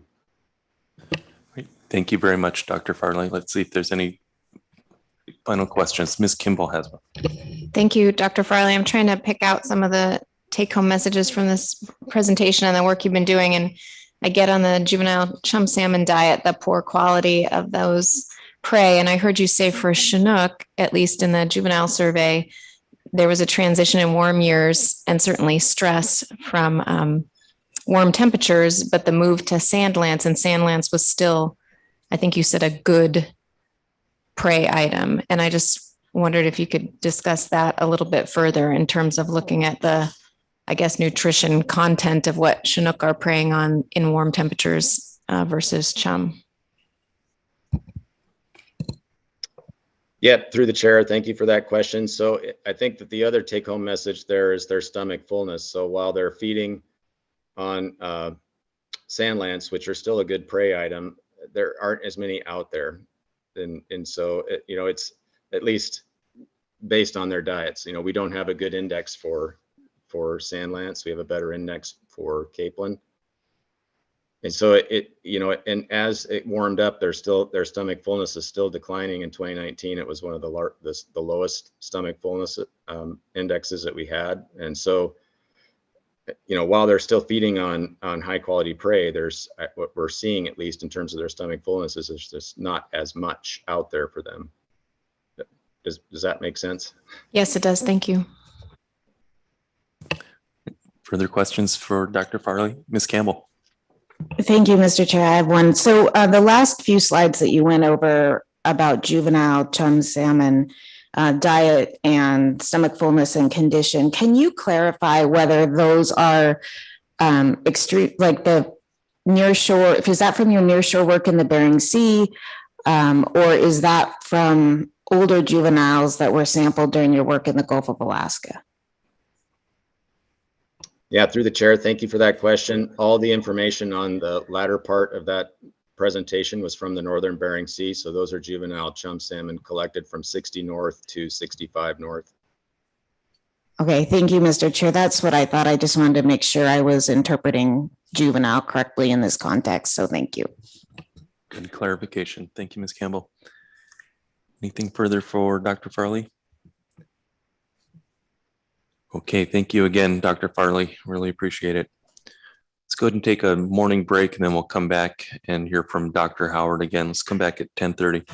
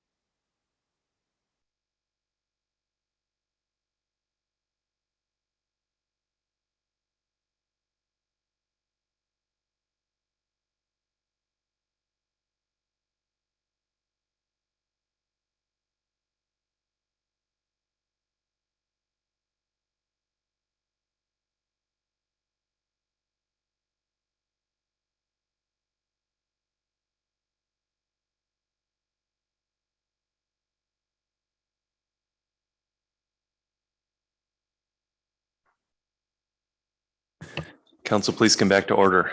All right, we are ready to continue with our presentations. Next up, we have Dr. Katie Howard presenting on ADF&G research. Good morning again. Good morning. So again, just for the record, my name is Katie Howard. I'm a fishery scientist and lead of the Salmon Ocean Ecology Program for Alaska Department of Fish and Game. So in this talk, I'm going to build off of a lot of the research that Dr. Farley mentioned in his presentation, but dig a little bit more into what all of that research is teaching us about our Western Alaska Chinook and chum salmon populations and how we're using it for fisheries management. And just to reemphasize, I'm here today. Dr. Farley unfortunately couldn't be here in person, but really all of this work is the result of teams of scientists spanning different agencies and disciplines. So just keep that in mind. We do have a very rich history of knowledge and understanding of salmon in our rivers, but really our knowledge and understanding of Alaskan salmon in the ocean has been limited. Typically, we think of the marine life of Pacific salmon as being a black box. And so, therefore, very recently, Alaska Department of Fish and Game initiated the Salmon Ocean Ecology Program, or SOAP. We currently have 3 staff who are specifically focused on marine salmon issues for the state. And because there are only 3 of us, these partnerships we have with NOAA and other organizations are really critical for helping us leverage our respective strengths and expertise. Now, the goals of SOAP specifically are to understand the marine life of Alaskan salmon, to use this information to assist with fishery management decision-making, and to help answer pressing questions about what's driving our salmon populations. Now, while we also participate alongside our NOAA colleagues on these international collaborations like the International Year of the Salmon Survey, really the core of our work are in these partnership programs to do nearshore coastal marine surveys. So Dr. Farley mentioned the Northern Bering Survey on this map that's shown in these black dots. He also mentioned the SEACOM survey, Southeast Coastal Monitoring Survey, that's shown in this orange inset box. And he mentioned the NOAA's Southern Bering Survey. That is in more offshore waters. It does collect some information on juvenile sockeye salmon. A lot of the other salmon species are in more coastal habitats during that first summer at sea. And so we initiated recently a feasibility study to conduct a more nearshore Southern Bering Sea survey that's shown in the red polygon here. I'm not sure what the heart is. But really these surveys are helping us understand predominantly the juvenile life stage. So that's that first summer at sea. As Dr. Farley mentioned, that's a critical time in the life of these fish, but it's also advantageous because salmon tend to be more concentrated at that point in time. So we can get good information on the abundance of those populations. And really the data from these surveys has transformed what we understand about our salmon populations that are caught in these surveys. So these surveys accomplish 3 really important things. They provide the only long-term marine salmon monitoring we currently have available for Alaskan salmon. They teach us which life stages are most important for determining future run size, whether we're going to get good or poor productivity. And we can use these data to accurately forecast future runs. In the case of chum and Chinook salmon, we can forecast up to 3 years into the future. So in terms of understanding what is driving these salmon populations, these surveys really have been a game changer. We now have very clear, direct evidence that for Chinook salmon in the Northern Bering Sea and for pink salmon in both Southeast Alaska and the Northern Bering Sea, whatever drives the abundance of these salmon populations is occurring very early in the life of these fish, before their first winter at sea. Not all of our work is solely focused on these marine surveys. We are conducting other research projects to try to fill information gaps. So one of these projects is a collaboration between ADF&G, NOAA, U.S. Fish and Wildlife Service, USGS, and Yukon River Drainage Fisheries Association, or YRDFA. And in that project, we're trying to understand how marine nutrition and diet, along with heat stress in the rivers, may be affecting productivity of Yukon River Chinook salmon.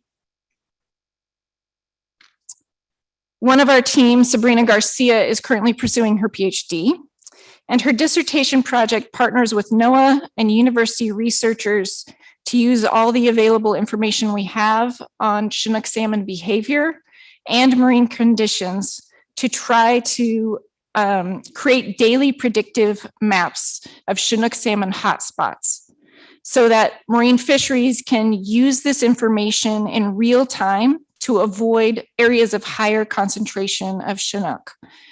Sabrina is here today. So if anybody has questions about this project in particular, she is available to answer those questions. I know it has direct application to federal fisheries management. We're also working with university experts to see if we can use salmon bony structures, so structures like opercula or vertebrae that can act like chemical time capsules to teach us about the marine life of salmon without all of the expense and infrastructure of these large marine surveys. So really collectively, the suite of research projects, including those coastal surveys, is providing new insights for how we understand what's driving these salmon populations in Western Alaska. And one of the first steps to understanding what's driving these salmon populations, and this is something Dr. Farley mentioned in his presentation as well, is to understand what the migration patterns are of these salmon stocks. So for juvenile salmon in Western Alaska, that first summer at sea, we're seeing salmon rear in these nearshore habitats along the coast, so on the shelf. Typically, Yukon and Norton Sound Chinook and chum salmon are in the northern Bering Sea, whereas Bristol Bay and Nushagak salmon are in the southern Bering Sea. But as was mentioned in the discussion earlier, it's difficult to genetically discriminate some of these stocks. So for Chinook salmon, they're spending the entirety of their marine life in the Bering Sea over the next 2 to 4 years. And they're migrating seasonally between the central Bering Sea basin in the summer and the Bering Sea shelf in the winter.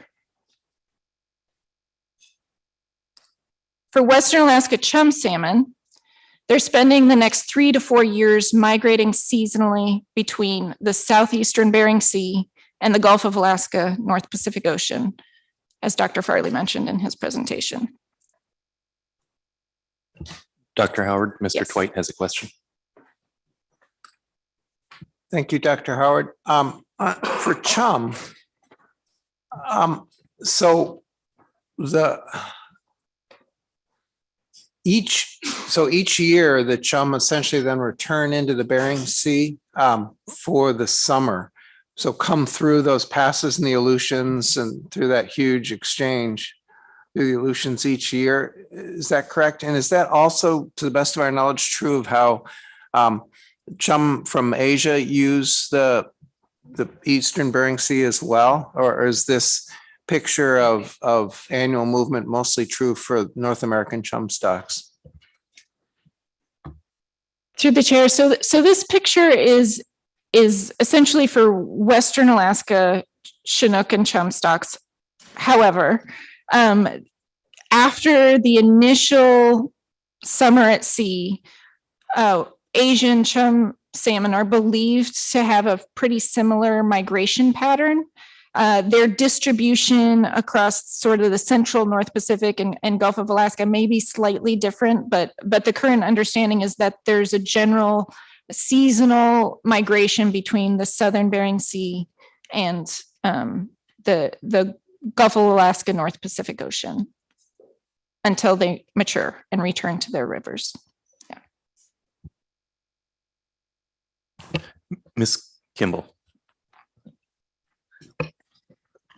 So Dr. Howard, just to be clear, when you're talking to us about the primary driver, at least the scientific information is coalescing around those primary drivers, or what would affect a return is based on that very early life stage. Does that mean I'm focusing on these red circles? Through the chair. So when we're talking about the juvenile salmon life stage, that would be those red circles. Yes.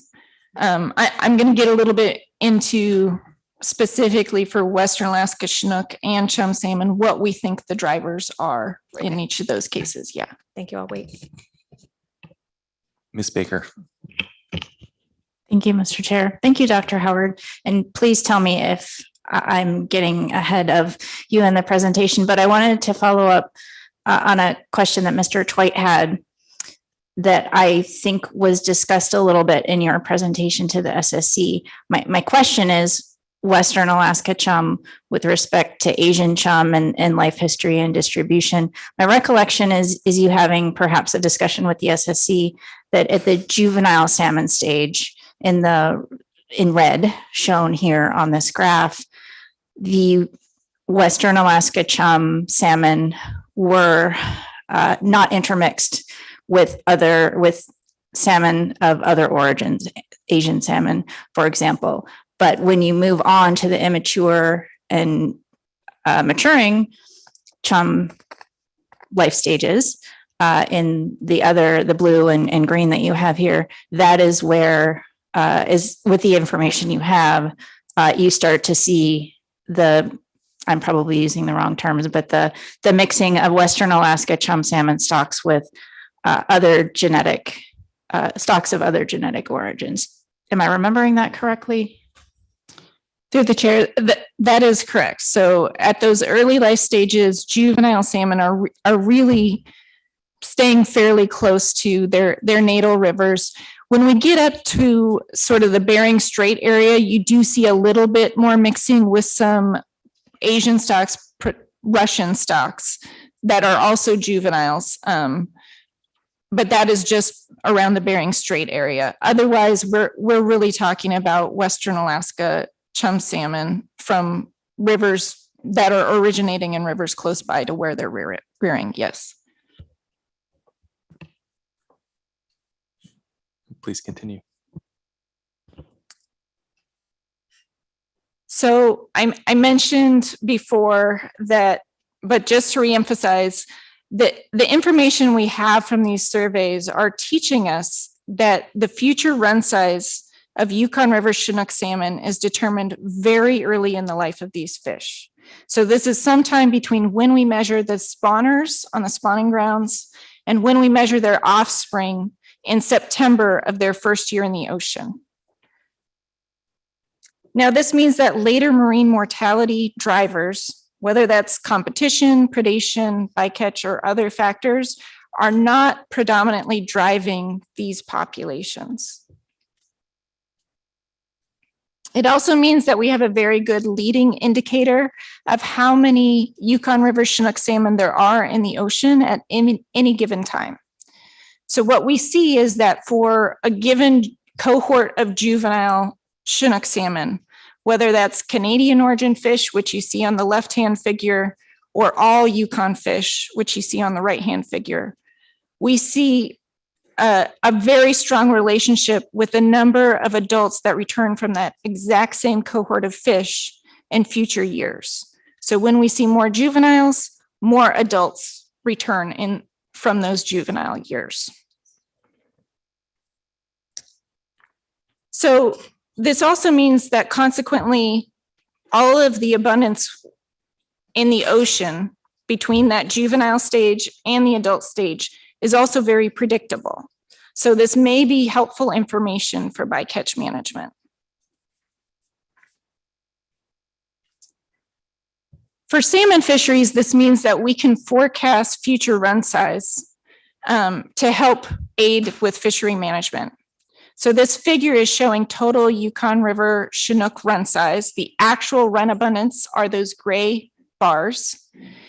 And the juvenile-based forecast is that black dotted line and those whiskers. That's showing what the forecast range was for each of those years.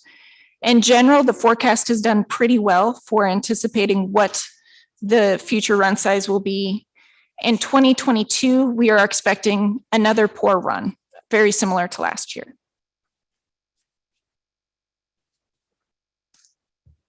These surveys don't just provide information on abundance, they also provide information on health, life history, ecology of salmon and other pelagic species.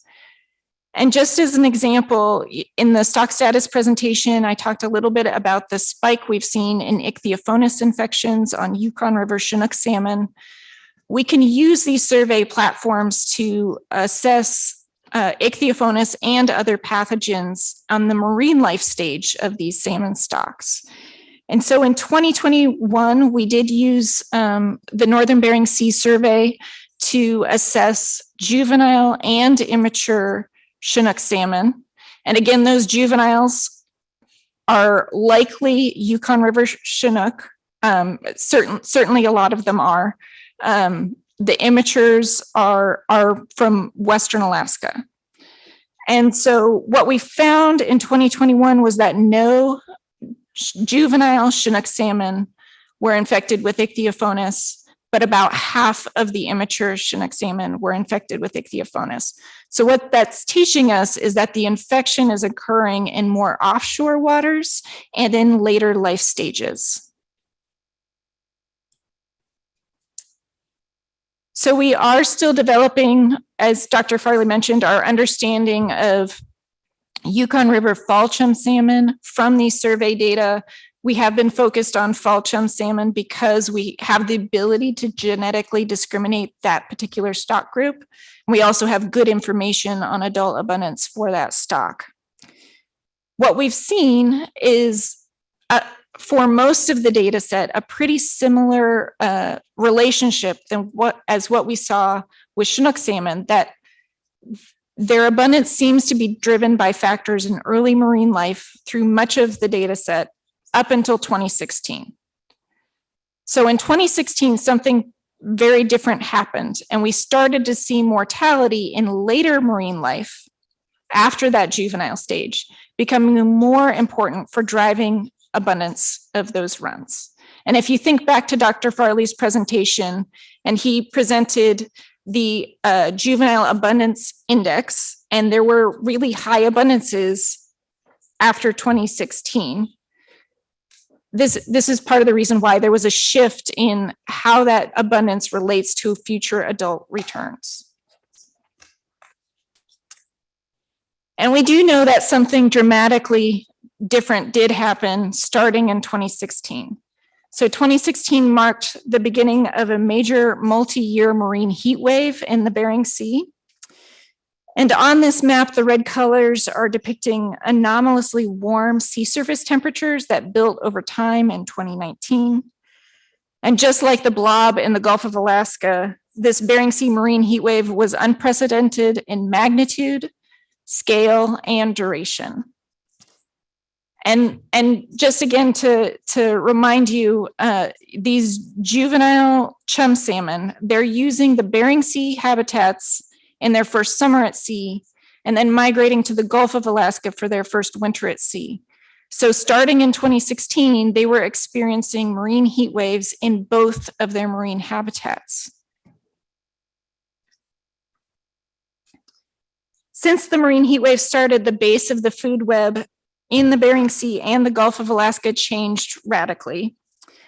Juvenile chum salmon in their first few months in the Bering Sea switched from more nutritious food items to food like jellyfish that are have less nutritious quality.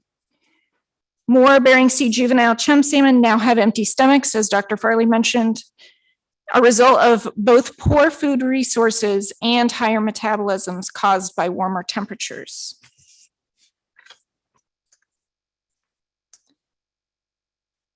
And again, this is similar to information that Dr. Farley presented, just presented in a little bit different way.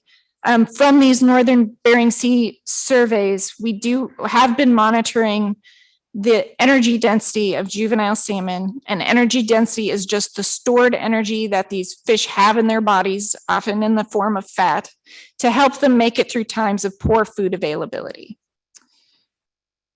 And for Chinook salmon, we have seen this distinct pattern where there's an increase in the stored energy as temperatures increased up to a certain point, about 11 degrees Celsius, and then it starts to decline again. But chum salmon, juvenile chum salmon, had a very different response to warmer temperatures. They had a steady decline in their stored energy as ocean temperatures increased. And again, all of these salmon are juvenile salmon that we're capturing right before their first winter at sea. So, simply put, we're seeing this as juvenile chum salmon were just running on empty in these years. They weren't attaining the energy reserves they needed during their first summer at sea to help them survive their first winter at sea, when we know that food is more limited. Now, part of the reason why we think that chum salmon have been affected differently in these marine heat waves compared to other salmon species, maybe because they have a very different feeding strategy. So chum salmon are believed to be much more sedentary predators than, say, Chinook salmon. Chum have evolved to have a specialized gut that allows them to eat gelatinous animals like jellyfish. That's something other salmon can't do. And so these gelatinous animals, as Dr. Farley mentioned, they may be a readily available snack, but they offer almost no nutritional quality. The way I think of it, chum salmon have essentially evolved to eat celery, while all the other salmon species are expending an extraordinary amount of energy hunting down steak. Now, that celery may be a good snack in short periods of time when steak is scarce, but if you go for too long without having that, then you'll eventually starve because there's just not enough nutritional value there. So this chum salmon's foraging strategy probably works well during normal times, but during these really long, geographically large, long duration marine heat waves, it probably has been less successful for chum salmon. Now, Bering Sea temperatures did drop back down to near average values in 2021. So we are hopeful that the stored energy of chum salmon will start to increase and we'll start to see better marine survival of these juvenile chum. We are also hopeful that if we can continue our partnerships with NOAA to work on developing our understanding of these salmon in the ocean after they leave their rivers, then we can provide information to the managers, regulatory bodies, and stakeholders that are needed to develop creative solutions for our fisheries to adapt and remain resilient in the face of these challenges. By working together, we can invest in a more hopeful future for our salmon and people. And with that, if people are interested, that QR code will take you to a Facebook page that provides updates on all of the research that we talked about today. For people who are not QR code savvy, which I am not, we do have stickers that people are welcome to take. They have the URL for the Facebook page on them, and I'm happy to answer any questions. Great, thank you so much, Dr. Howard. Really appreciate the clear messaging and giving us your results and look at your research. We have a couple of questions here. Ms. Campbell. Thank you, Mr. Chair. Thank you, Dr. Howard. And I would just echo what you said. I really appreciate the clarity of this presentation. I thought it was just really fantastic for us and for the members of the public who are trying to understand more about salmon survival. I'm curious, you said that the Bering Sea returned to a more average temperature in 2021. I know that the Gulf of Alaska has also, we're kind of past the blob.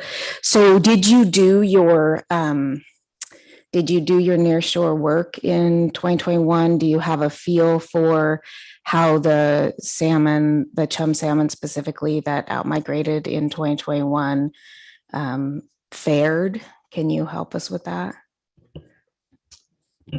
Through the chair, I do not believe, but if Dr. Farley's still online, he might have more updated information than I do.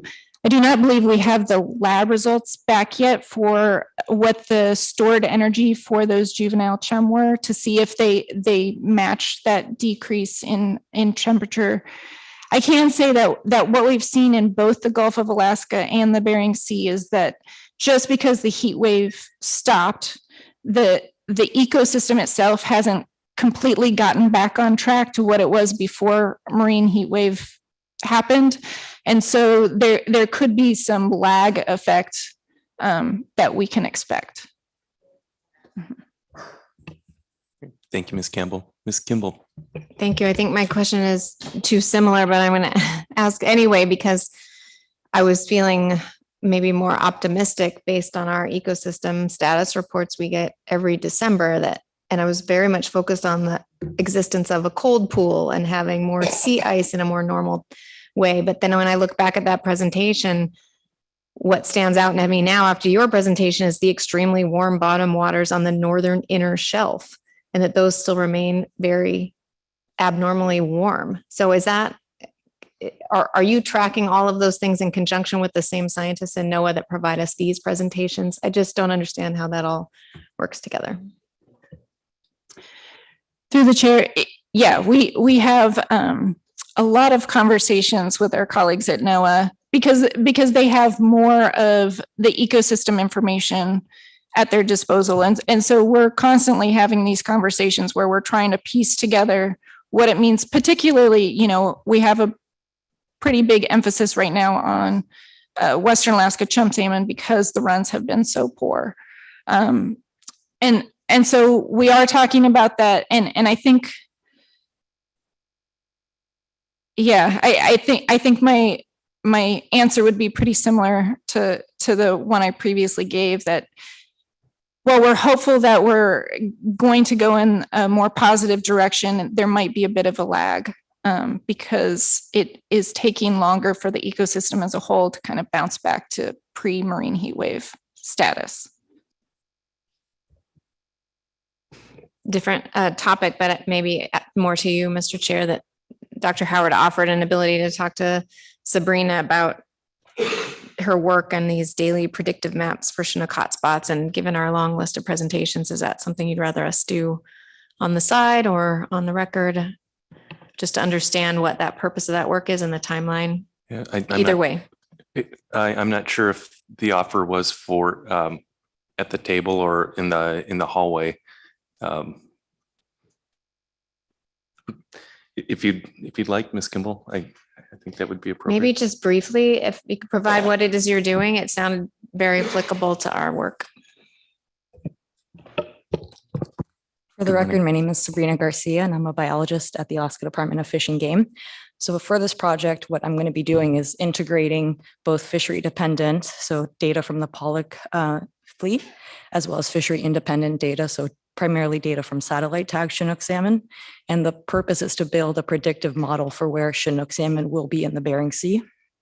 And hopefully we can use that information provided to the pollock fleet so that they can avoid Chinook salmon.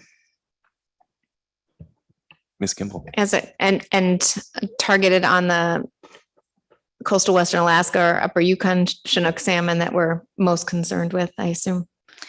Through the chair, the model that I'm planning to use is pretty data intensive. So right now we're not going to look at stock specific Chinook salmon. If we can get the model to work, the next step would be to incorporate those genetics. Thank you. Mr. Twite. Thank you, Mr. Chair. Two questions. I think one from Ms. Garcia while she's at the table still, and then the other for Dr. Howard. There's sort of knowing where they are in time and space, kind of from a two-dimensional aspect, but isn't there also the ability to discern whether or not they're actually intermingled with the Pollock schools? It's my understanding is there's some amount of interannual variability, or maybe even interseasonal variability about how often the Chinook and the Pollock are really truly occurring at the same depths in exactly the same areas in the water column, as well as are they near each other proximally? And I'm wondering if we have anything that would allow us to help with that as well, or it strikes me that just knowing proximity is probably extremely useful. So please don't hear that as a criticism, but I'm just wondering if there's the ability to also look at this sort of their behavior, essentially their behavioral responses as well. Through the chair. Thank you for the question. What we're trying to do is use environmental variables in addition to the catch data to try to predict their habitat.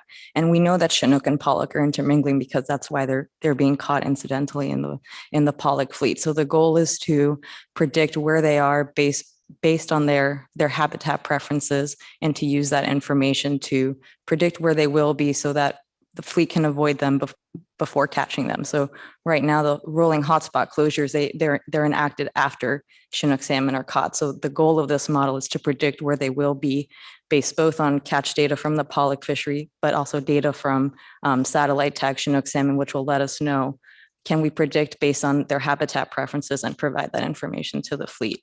But you also mentioned the depth component, and that is a very important component. I've heard from the Pollock industry that the catches are very sensitive to depth, and that's something that we can look at as well. Before I ask my second question, just a comment to you, Mr. Chair. I think this is, and I think Ms. Kimball may have been going in the same direction, that this would be an extremely useful project to request an update at some point in the future. So, Dr. Howard, as I was thinking about your response to a question about the geographic extent of the decline in Chinook, the fairly simultaneous decline in Chinook productivity across at least 4 large marine ecosystems, and maybe even more. I was trying to figure out how that works, given the point that both you and Dr. Farley stressed, that so much of the determination of the cohort strength happens in the nearshore environment, in that before their first winter in the ocean, before they actually move into waters that are a little more common. And I just don't know how those pieces fit together. If the bulk of what determines productivity is happening near shore, and yet you're seeing a common signal of decreased productivity across this huge geographic area, across 4 different large marine ecosystems, how do those pieces fit together? Through the chair, that's the $1 million question, right? So one of the things to be pretty clear on is while our data is very clear that whatever's driving these salmon populations, and we are specifically focused on Yukon River Chinook salmon because that's what we can genetically discriminate from our survey data. While we have clear evidence that that's occurring before September of their first year in the ocean, that could also include freshwater factors as well. We can't tease that apart at this point in time with the data that we have. So there's certainly some evidence that it could be very coastal, nearshore marine in their first year at sea. We're also exploring freshwater factors. We're also looking at transgenerational factors that could be affecting the abundance of juveniles that are produced. But yeah, that is a great question. I think the one thing that I can say is that a lot of the anomalous conditions that we're seeing, whether they're marine heat waves or whether they are droughts and exceptionally high temperatures in more terrestrial areas, those have been co-occurring at the same time. And so whether or not that is related to as you mentioned, a really geographically large phenomena of poor abundance of Chinook salmon. I'm not sure, but it's possible it's something that we can look into.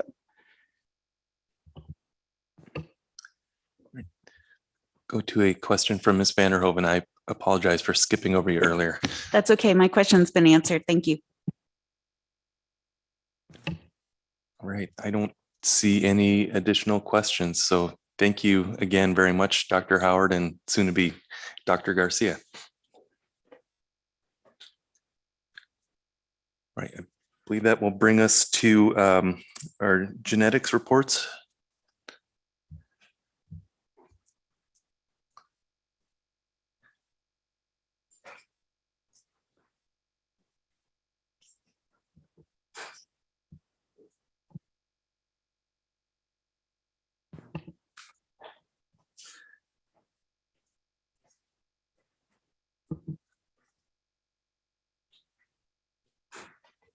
You'll be covering chum, is that right? Okay, all right. Good morning, Mr. Berry.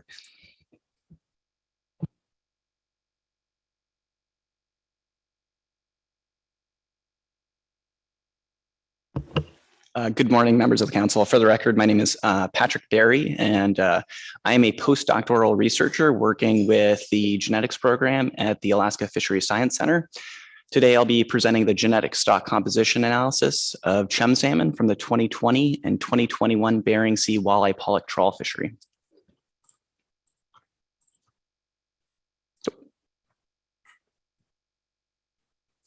So Dr. Stram introduced this time series of chum salmon prohibited species catch, which I'll refer to as bycatch for the remainder of this presentation.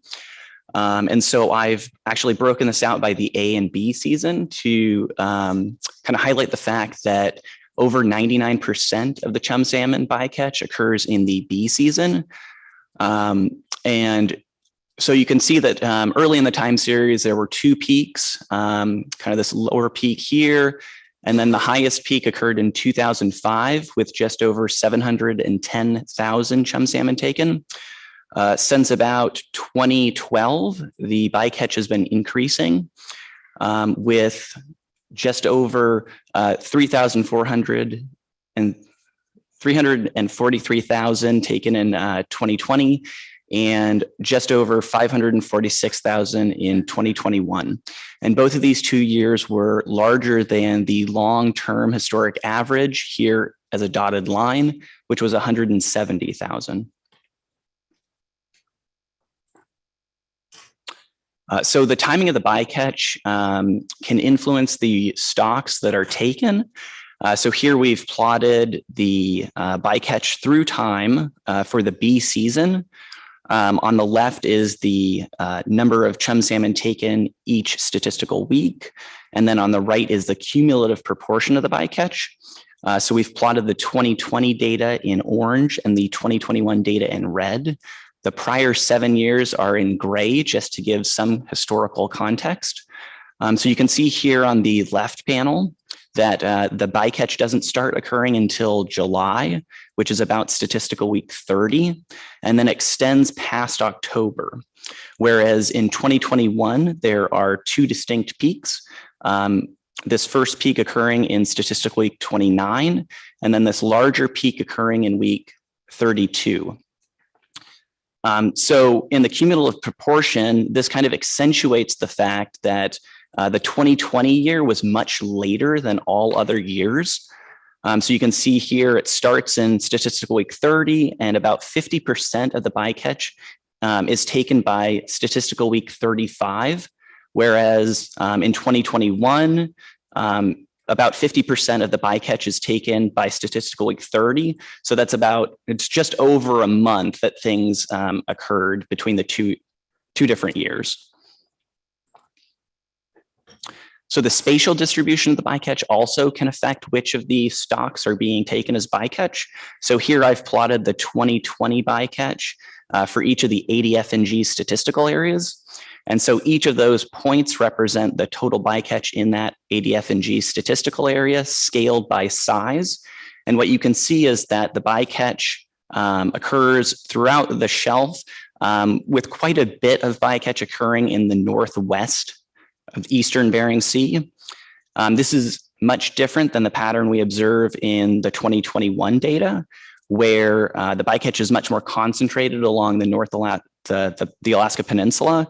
Most of the bycatch was taken in statistical area 517, and you can see the distinct absence of bycatch in this northwestern area. To put those changes into more historical context, what we did was calculated the centroid of the bycatch for each year. And basically this is the average area in which the bycatch is taken. So because of the different abilities to disperse between the three different sectors that fish, we've plotted them individually. So the catcher processor, the mothership, and the shoreside sectors. And so each of these points represents the central tendency of the bycatch in that year. And it's scaled to size of the bycatch, but it's also colored by the sea ice extent in that year. And we've done that as a way to start to evaluate some of the environmental covariates that may help explain the patterns in the bycatch.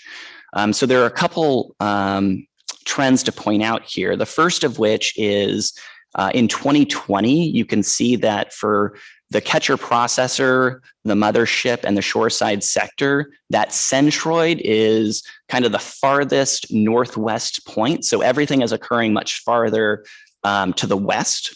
Whereas for the catcher processor and mothership sectors, in 2021, they're both located nearly the most extreme to the southeast. And that's not really true for the shoreside sector. The last thing is that, well, I guess for the catcher processor sector, you can see that all of those points are much further dispersed because they are a much more mobile sector. The mothership sector is limited a little bit more, and the shoreside sector is much more concentrated. And then in terms of the sea ice extent, there is some correlation between the sea ice extent and the distribution of the catcher processor sector. You can see that the cooler colors, which means there's more ice, they're correlated with the distribution in that as there's more ice, they're kind of shifted to the northwest. However, in 2014, you can see that that was one of the years with less sea ice. So since 2011, the Observer Program has instituted a systematic random sample for genetic samples of the bycatch, where they intend to sample 1 in 30 chum salmon. So to make sure that as we're doing these analyses, that the genetic samples we receive are representative in both space and time, we look at the sampling proportion, so the number of genetic samples divided by the total bycatch. And so here I have an example of statistical area 517 colored in pink. And the 1 in 30 line is this red line here. And so for each statistical week, we've calculated this sampling proportion, and each point is scaled by this bycatch size. And you can see that for the most part, all of these circles line up on that 1 in 30 line, indicating that the Observer Program has done a very good job of representatively sampling the bycatch. And so if we look at that over more statistical areas, we can see that for the most part, we have very good sampling of the bycatch. There are occasionally some smaller catches that are undersampled, and there are occasionally some smaller catches that are oversampled, but for the most part, it is very representative. I think the mean sampling proportion was 0.0327, so really close to that 1 in 30 goal. And in 2021, we see for the most part, that is true as well. However, the scale is much different here. You can see that the largest point is 160,000. So these 2 points that are in statistical area 517 dominate that. Dr. Berry, apologies. Mr. Mesereau has a question. Thank you, Mr. Chairman. Thank you, Dr. Berry. This is a really interesting presentation, but would make it more interesting would be if we knew how the fishing effort correlated with the bycatch centroid. Is the bycatch centroid a product of the fishing effort being in that area, or is it a product of the bycatch being in that area in larger numbers? Through the chair. Thank you for the question. So we are starting to use the bycatch effort as well. And because we've produced two different reports on kind of an accelerated time frame, I didn't include those analyses into this preliminary analysis, but those will be in our annual tech memo. Most of my interest in kind of exploring the fishing effort was trying to explain in terms of what we were seeing was looking at the shift in effort to the kind of the much later bycatch that occurred in 2020. And I think the most likely explanation for that shift in later bycatch was due to COVID, because there is a delay in fishing effort.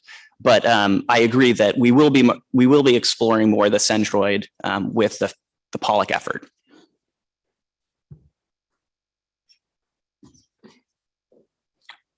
For genetic stock identification, we estimate the proportion of the bycatch that comes from 6 different regional groups using a genetic baseline from populations that are throughout the Pacific Rim, and that's plotted here in panel A. So the 6 different reporting groups that we estimate are the kind of plotted here in panels B through E.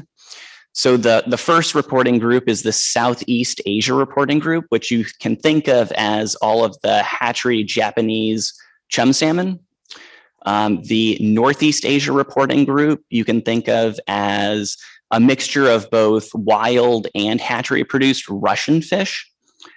In C, we have the Western Alaska reporting group here in yellow, and the Upper Middle Yukon reporting group in blue. In panel D, we have the Southwest Alaska reporting group that includes Kodiak as well as the Alaska Peninsula. And then in panel E, we have the Eastern Gulf of Alaska Pacific Northwest reporting group.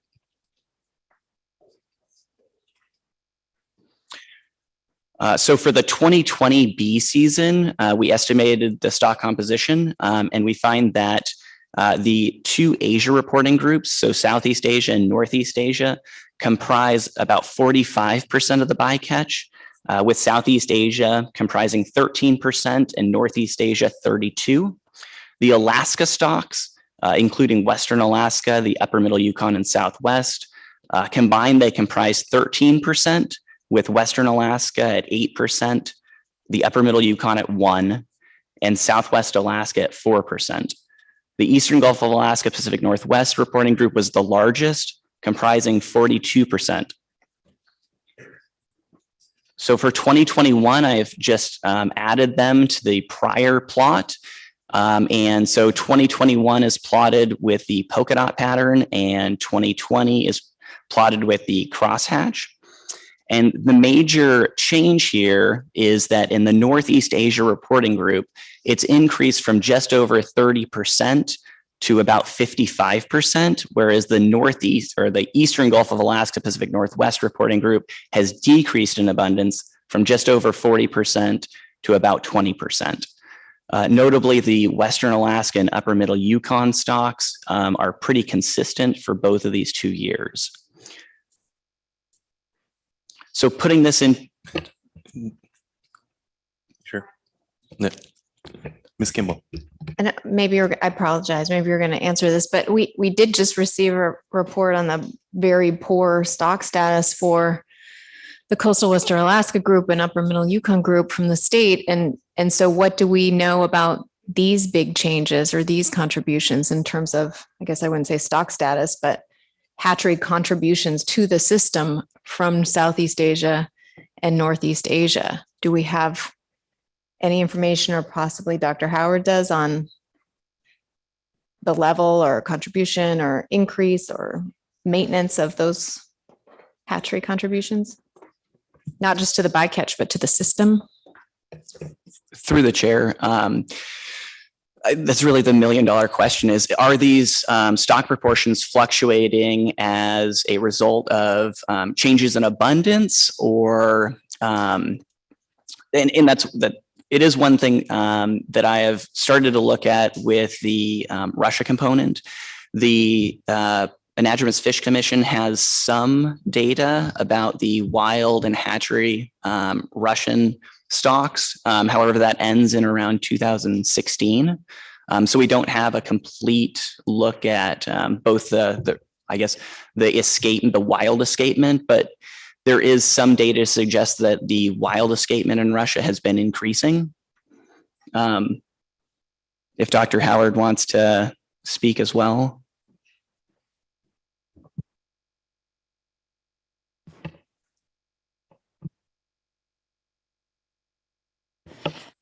Through the chair, there has been a spike in the releases of chum salmon from Asia in 2019. It wasn't a huge spike, but a small spike in 2019. Those fish would have been 3-year-olds in 2021. And the other pattern we've seen in releases in Asia is that while the Japanese releases have declined slightly over time recently, the Russian releases have increased since about 2007. So does that help answer your question? Yes, it does. And I don't know, I like the comparative nature. Do we have any, can you give us some context on the amount of those releases, or is that not on the tip of your tongue? It is not on the tip of my tongue. I do have that data that I can share with you in a break or something. I just don't have it right in front of me.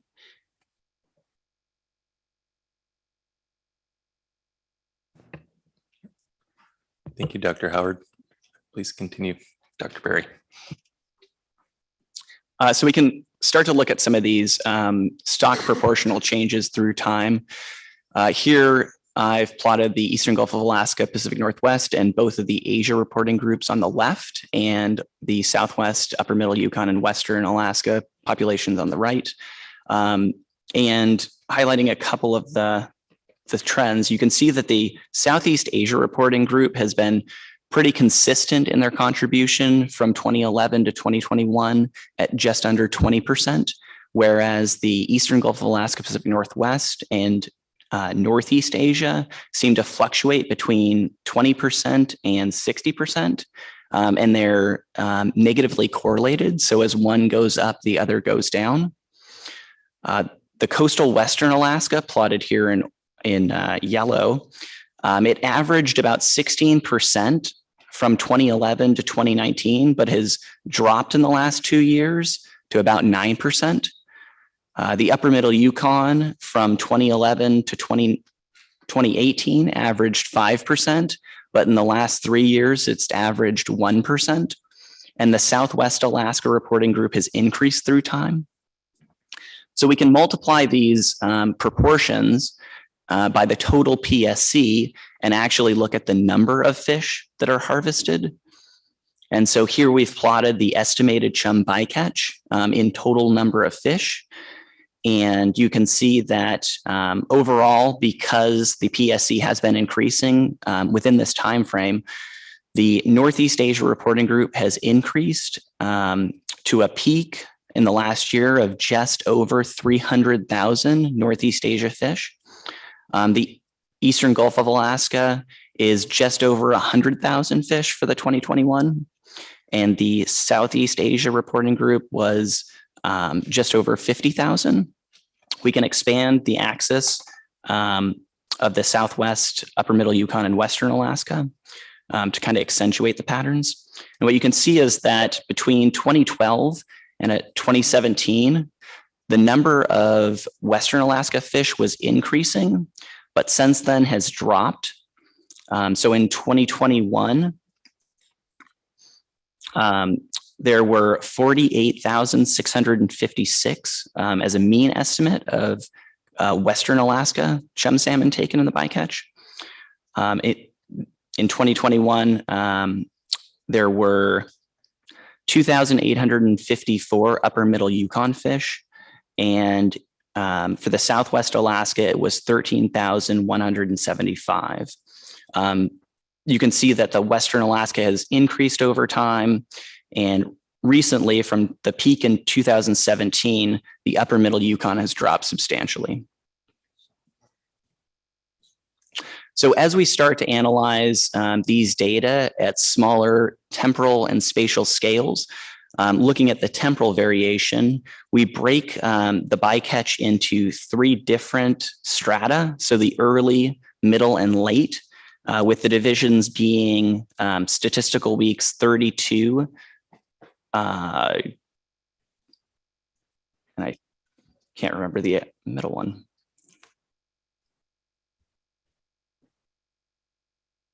So it's actually statistical week 30 is the break between the early and middle, and 34 is between middle and late. And what you can see in the 2020 data is that we don't have much bycatch in this early strata, so those analyses were not performed. So looking at kind of the trends within each reporting group and across time, what we normally see with the Southeast Asia reporting group is a decrease from the early to middle and late time periods. And that was true for the 2020 data, but not true for the 2021 data. The Northeast Asia reporting group really doesn't have much trend early in the time period.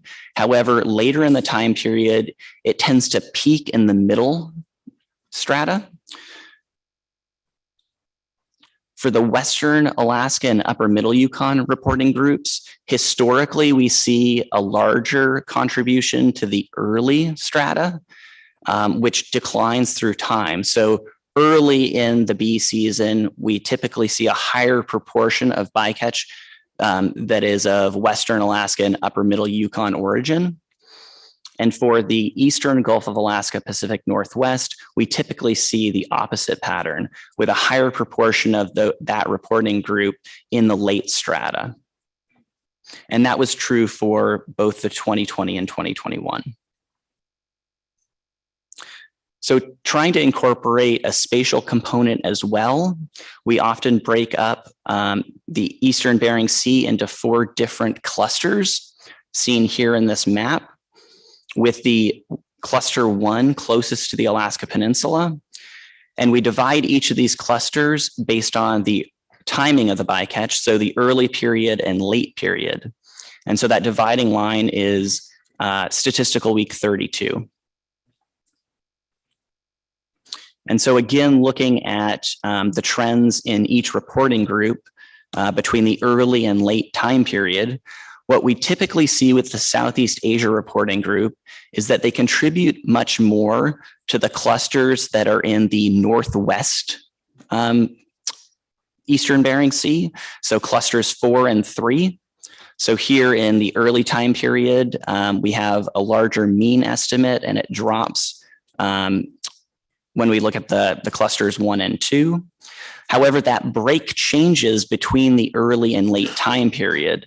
The Southeast Asia reporting group contributes much more to cluster 4 in the late time period when compared to clusters 3, 2, and 1. For the Northeast Asia reporting group, we generally see the same pattern. They contribute much more to the catches that are in the Northwest. So here you can see that the estimates for clusters 3 through 4 is very high, and it drops in that cluster 1 that's next to the Alaska Peninsula. However, that break changes, similar to the Southeast Asia reporting group, when we look at the early and late time period. In the late time period, they contribute much more to cluster 4 than clusters 1, 2, and 3. Dr. Berry, Ms. Campbell has a question. I guess my question is, while I find it interesting to know what proportion of the bycatch was in each of these stock groups, I would find it more interesting to know how many Western Alaska or Upper Middle Yukon chum salmon were caught in, each statistical week, right? Because otherwise, variations in the amount of Asian hatchery chums that are being caught are affecting the proportion of the catch that is attributable to the Alaska origin stocks. Have you ever looked at it that way? Through the chair. Thank you for the question. Yes, so that is actually one of the comments we received through the SSC as well. And if you look in the appendix, we do translate each of the stock proportions to the total number of fish for each of these analyses. And so those results are presented, but not in graphical form. And so going forward, it's something that we will do as well. We tend to present these stock proportions because looking over the longer kind of time frame, we're starting to try to integrate these into more quantitative models so that we can move to a more predictive framework. And that's kind of in later slides. Does that answer your question? Okay.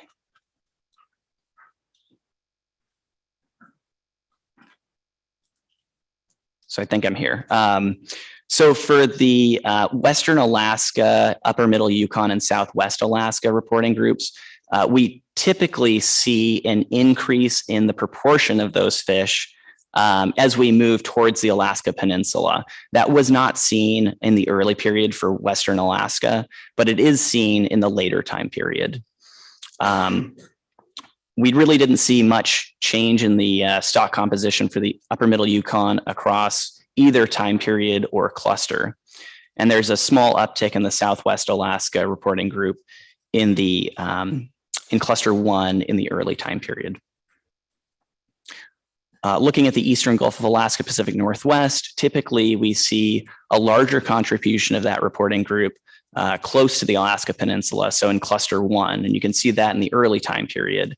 They comprise a large proportion of the cluster 1 early mixtures. However, that break in the relative contribution to the mixtures changes in the late time period, where they contribute much more to the cluster 3 late strata.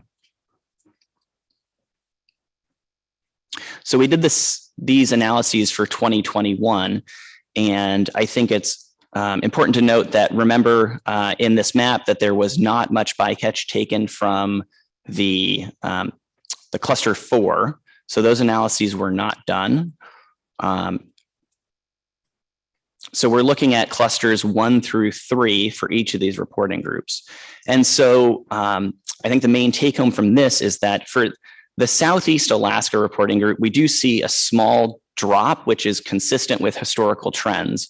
We don't see the same historical trends in the Northeast Asia, Western Alaska, Upper Middle Yukon, or Southwest Alaska reporting groups. So the historical trends that we have seen in the past were not present in the early or late time periods for those reporting groups. We do see an increase in the proportion of the Eastern Gulf of Alaska Pacific Northwest group moving from cluster 3 to cluster 1, however. In addition, we break the bycatch out by fishing sector. So we evaluate each of the 3 sectors, the catcher processor, mothership, and shoreside sectors individually, because they have different fishing behaviors. And because the catcher processors have the ability to move much further northwest, they typically catch a much higher proportion of Southeast Asia and Northeast Asia fish. And that was true for 2020, you can see here. The shoreside sector, however, because they are kind of constrained to the southeast, typically catch a larger proportion of Western Alaska and Eastern Gulf of Alaska fish. And that was true as well in 2020. So we can expand these stock proportions to actual numbers of fish by multiplying the stock proportion by the estimate or the total PSC for each of these sectors. So here on the left is that plot from the last slide and the estimated total number of chum salmon taken by sector. And what you can see is that despite the fact that the catcher processors catch a larger number of, or a larger proportion of Northeast Asia, the Northeast Asia reporting group, they actually catch more Northeast Asia fish because they take a much larger amount of bycatch, which is enumerated here in the figure legend. So the shoreside sector took 237,000, whereas the catcher processors took as bycatch 85,697. So these changes in the stock proportion were not seen in the 2021 data. So here I've plotted the stock proportions on the left and estimated chum bycatch on the right. And what you can see is that we don't see really any difference in the stock proportions by sector for 2021. However, because of the differences in the overall bycatch rate, we do see that the shoreside sector took more Northeast Asia, Western Alaska, and Eastern Gulf of Alaska fish. To look at kind of cohort-specific effects, we also use individuals that are aged with scales and evaluate the 3 primary age classes. So here on the left, we have the 2020 return bycatch and the 2021 bycatch on the right. And the 3 primary age classes are age 3, 4, and 5. And so in both of these years, what you can see in the age 3s is that the Eastern Gulf of Alaska, Pacific Northwest typically comprise the majority of age 3s, about 50%, whereas the Northeast Asia reporting group comprises the majority of this older age class, the age 5s. And this is a consistent historic trend where typically of all of the age 3 fish, we see a large proportion of them being of Eastern Gulf of Alaska, Pacific Northwest origin, whereas the older age classes are typically that Northeast Asia component. In 2021, we were also able to analyze some individual hauls from a scientific cruise that Noel Yoakum of the race division organized. So the scientific cruise occurred in July, and there were 3 cruises with 7 individual tows. And so we're often asked, are individual tows primarily made up of an individual reporting group? So if you can imagine each of those reporting groups schooling around together, if you were to pick up one of those schools, you would expect to see a large proportion of the mixture coming from a single reporting group. So we were able to actually kind of explore that idea. And so I'll present just one of the cruises. So here I have plotted the stock proportion with each reporting group, and they're colored by the cruise and tow. And we'll compare the results with the closest bycatch samples, which is the cluster 2 early analysis. So cruise 4 occurred in this second cluster, which is turquoise here. And so we can look at each individual tow that are colored green, purple, and turquoise. And what we see, kind of focusing on this Northeast Asia component, is that each of those individual tows are very similar in stock composition. And when we analyze each of those tows aggregated as just the cruise 4, we can see that each of those individual tows kind of comes out to the mean estimate of the aggregated mixture. And that estimate and all the others is very similar to the cluster 2 early, which is, if you kind of remember from the prior graph of the bycatch through time, cluster 2 early comprises most of the bycatch that was taken in 2021. So we see that these individual hauls are extremely well mixed when they're encountered, which suggests that stock-specific avoidance measures may not be particularly effective at the individual haul level. However, because we do see historical trends in larger spatial and temporal scales over multiple statistical weeks, there is the opportunity for stock specific avoidance. It's just not at this individual haul level. To summarize, many of the trends that we see in the overall data set from 2011 to 2021 are the 2020 and 2021 are generally reflective of the overall trends that we see. However, when we look at the temporal trends from early to late, the Alaska reporting groups have historically decreased throughout the bee season, but we did not see that in 2020 or 21. The Gulf of Alaska Pacific Northwest fish, however, they did, which is consistent.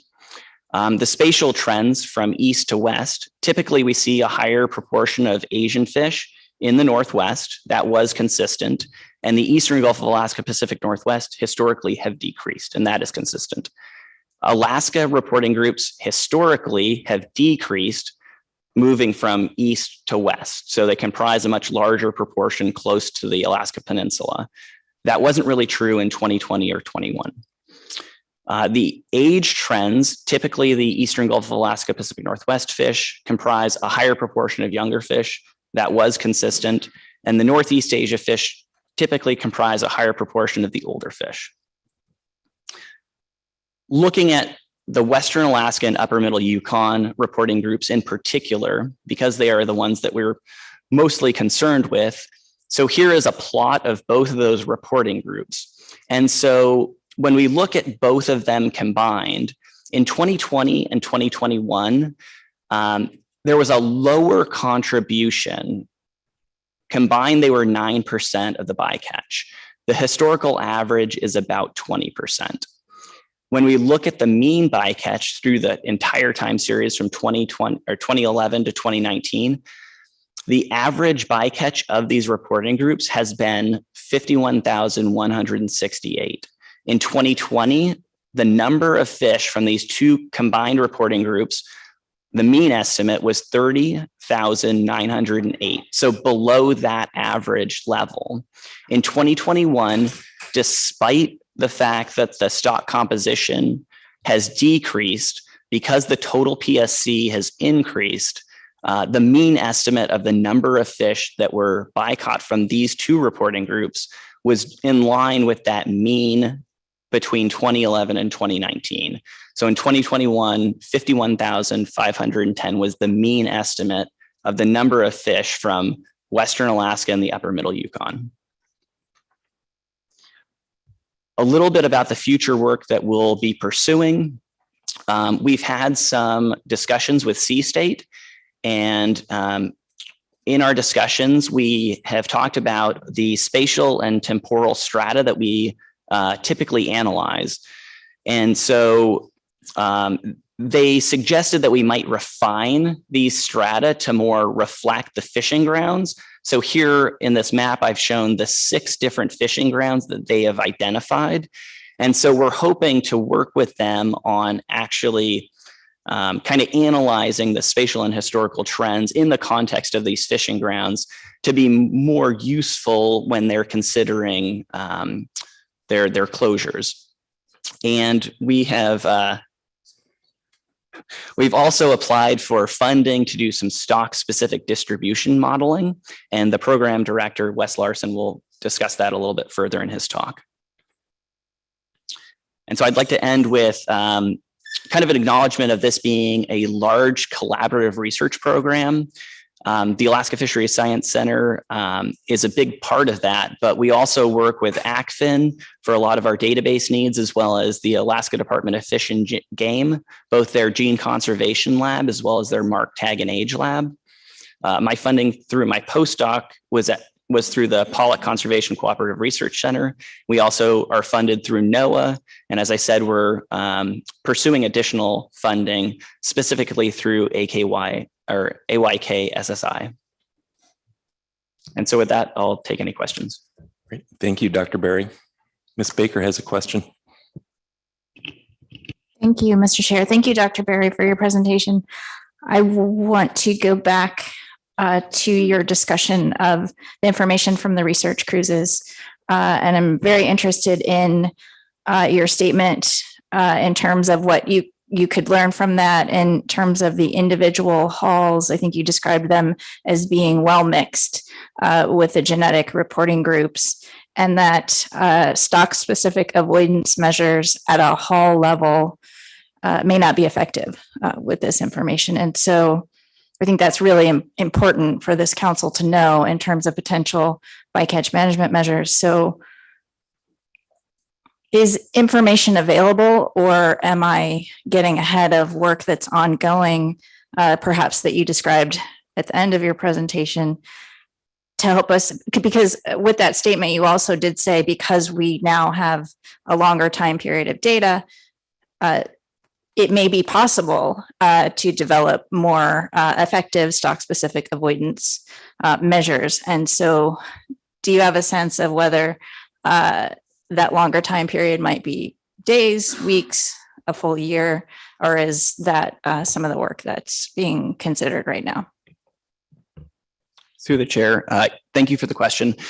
As part of the funding that we're pursuing, we are trying to we're trying to integrate all of the data that we have from these time series. A large lift that we've made in the recent past is creating a large database with all of these data, as well as the observer data, the age data, and we're starting to incorporate some environmental covariates as well. And so as part of the stock-specific distribution modeling, what we're hoping to do is move to a predictive framework where we may be able to pull more out of these trends that I've described here, looking at the entire time series, and help produce some stock-specific distribution modeling where we may be able to identify, based on those environmental covariates and the timing of the bycatch, where we may be harvesting a lower proportion of the Western Alaska and Upper Middle Yukon stocks. Ms. Baker. Thank you. Thank you for that explanation, just to make sure that I understood that. So while based on the information you have, it is fairly clear, just like you said, that hall level stock-specific avoidance measures likely wouldn't be effective. There's potential for perhaps other time periods to look at, and we just don't know that yet with the information that we have. But those are the kinds of things that some of the things that this stock modeling efforts could help us understand. Am I capturing that sort of in non-technical language? Through the chair, that is correct. So I think that we're talking multiple weeks, most likely. The issue is that occasionally the bycatch comes in, and as you saw in if I go back to the distribution for the 2020 data, often it's very peaky sometimes, where a large proportion of the bycatch from the year comes from a couple different weeks. So here we go. You can see that over the course of the 29th peak and the 32nd peak, a large proportion of the bycatch occurred there. And that's some of the rationale to moving to this predictive framework instead of trying to be, it's trying to be proactive in using the data that we already have, instead of doing something like an in-season stock composition estimate that's more reactive. So trying to get ahead of these trends. Did that answer your question? I'm sorry. Dr. Berry, following up on that, is it also another takeaway from the mixing discussion that we've been having, that it's unlikely in a lightning strike event with a lot of chum in a single hall that it all came from a single river system? Yeah, that is true. It is unlikely. These data, however, if I go back to the graph, I'm sorry.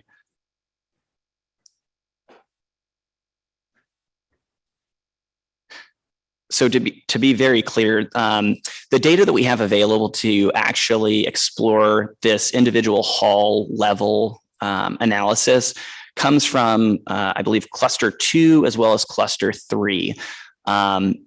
It would be informative to have more individual hall level information from cluster 4, because we do see over the time series that the Southeast Asia and Northeast Asia reporting groups comprise a lot larger of the bycatch in that area. So it may very well be that individual halls in this Northwest area may be predominantly mixtures of those 2 reporting groups, whereas the Western Alaska and Upper Middle Yukon component is much smaller. Thank you. Any further questions for Dr. Berry? Great, thank you again. Okay, it's 11:57. So it appears that we're not going to be able to stay in the room after 5 today, so we'll have to break at 5. I was thinking about taking a little bit of a shorter lunch today. It sounds like the next presentation is approximately 20 minutes, so I was thinking we could take that and then break for lunch. A little bit of a shorter lunch. Okay. All right, let's do that then.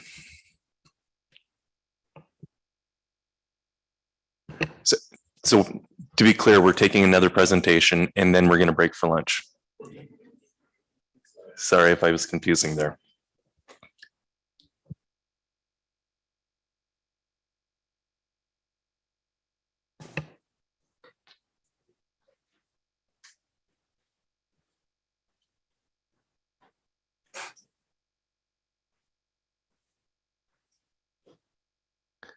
Good morning, Mr. Guthrie.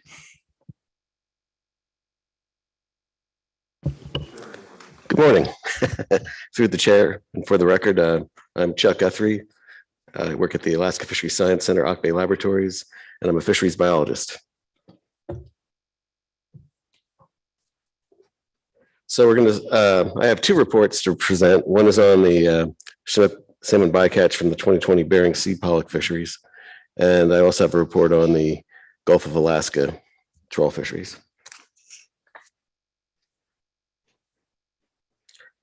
This map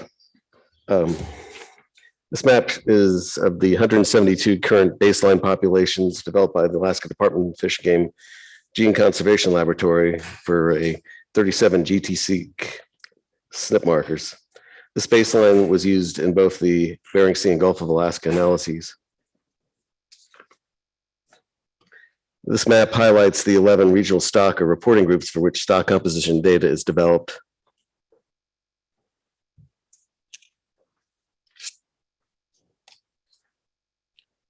This map shows the statistical areas associated with the Bering Sea and the Gulf of Alaska groundfish fisheries. The NMFS areas are outlined in black. The Alaska Department of Fish and Game areas are outlined in light gray.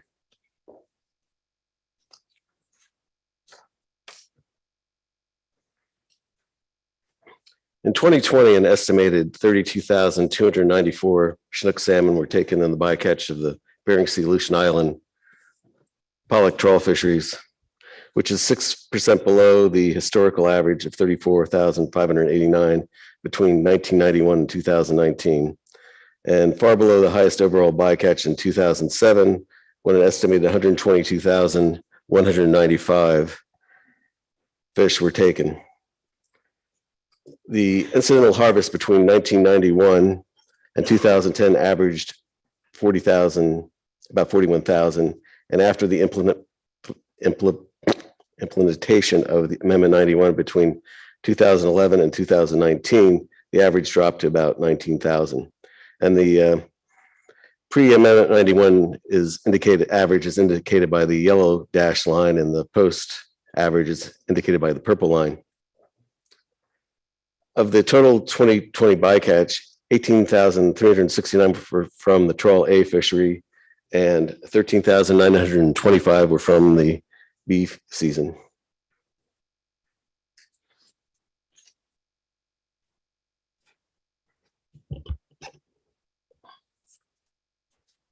The spatial and sample distribution was compared with the total bycatch by NMFS statistical area over time. The size of the circles correspond with the number of bycatch fish, and the red line shows the realized average proportion sampled over week and area, which was about 9.6%. While there was minor and over and undersampling, genetic samples were generally spatially and temporally representative of the total Chinook bycatch, since most under and oversample collections are from small bycatch collections. 8.1% of the Chinook salmon Bering Sea bycatch was sampled and successfully genotyped in 2020, which is the 10th year of systematic sampling of 1 in 10 fish.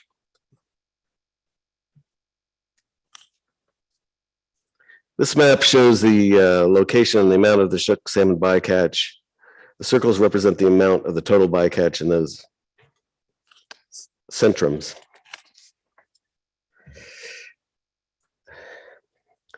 The stock composition results indicate that 81% of the Chinook salmon samples from the A season originated from Alaska river systems flowing into the Bering Sea, with over half from coastal Western Alaska region and a quarter from North Alaska Peninsula.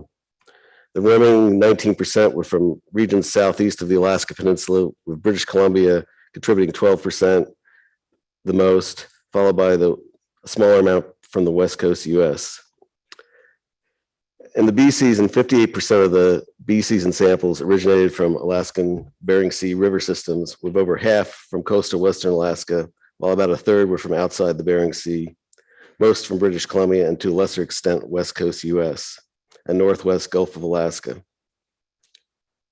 Overall, 69% of the bycatch samples were estimated from Alaska Bering Sea river systems, with coastal Western Alaska region contributing them over half, followed by the North Alaska Peninsula.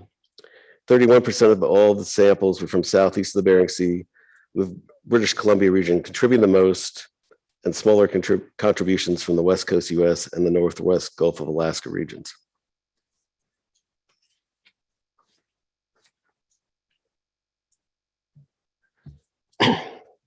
Using information from the answers tool provided by ACFIN, geographical aggregations were developed to investigate how stock compositions might vary among smaller areas of interest to the North Pacific Fisheries Management Council. It should noted that all of these strata overlap and the samples are used in multiple analyses. This shows the locations of these sample strata. The red slashed line delineates the northwest and southeast strata, while the solid blue line shows the boundary of the catcher vessel operation area. And as you can notice, the CVOA is part of all the strata, even a small amount in the northwest strata. Almost 3/4 of the Chinook salmon bycatch in the catcher vessel operations area, NIMS area 109, 509, and Southeast Bering Strait during the A season were from Bering Sea, Alaskan river systems. Almost half were from coastal Alaska, with over a quarter from the North Alaska Peninsula. The largest non-Bering Sea components were British Columbia at 16 to 20%, and the West Coast US at 4 to 5%. For the Northwest Bering A season samples, almost 90% of the bycatch was estimated to be from Alaska Bering Sea river systems, with the largest contributions from coastal Western Alaska, followed by North Alaska Peninsula, and small amounts from the upper Yukon and mid Yukon. 6% of the stock composition was estimated to be from southern regions, with the most fish from British Columbia. For the Northwest Bering B season stratum, over 3/4 of the stock composition estimates were from Bering Sea Alaskan river systems.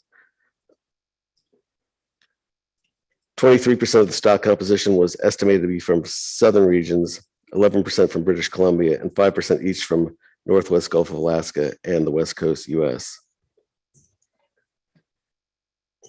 56% of the B season stock composition estimates for the CVOA and Southeast Bering were from southern non-Bering Sea regions. About a quarter were from British Columbia, over 16% from West Coast US, and 13% from Northwest Gulf of Alaska. The major contributor again was coastal Western Alaska at The major Bering Sea contributor was coastal Western Alaska at 43%. It's important to note that CVOA is a subsection of the Southeast Bering where most of the bycatch occurs. The overall contributions from the CVOA and the Southwest Bering are similar to that of the overall bycatch. The Northwest Bering Strato has more coastal Western Alaska present and less British Columbia than the overall. Notice the drop in the North Alaska Peninsula and the uptick of Northwest Gulf of Alaska between A and B seasons.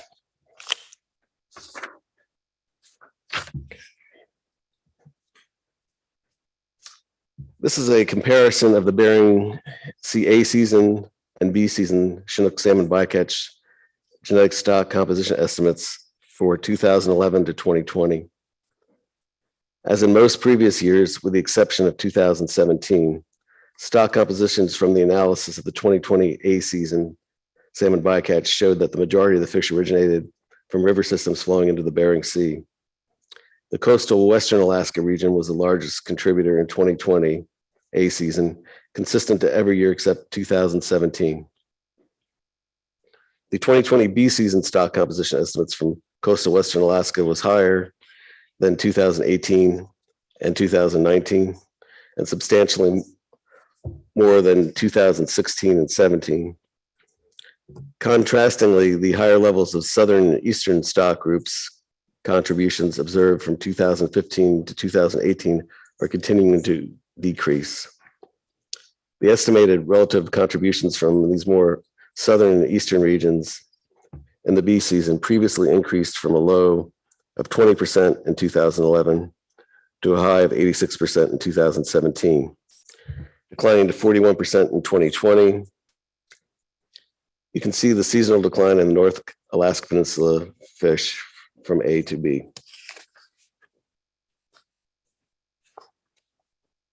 Excuse me a moment.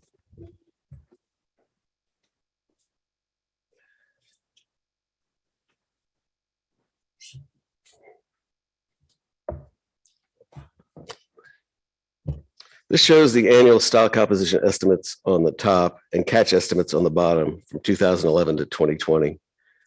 When the stock compositions were analyzed on a yearly basis, the coastal Western Alaska region shows variable contributions over time, but was generally trending downward since 2011 until 2017, and since 2018 has been trending upwards. In 2020, the North Alaska Peninsula region contribution was about average compared to previous years.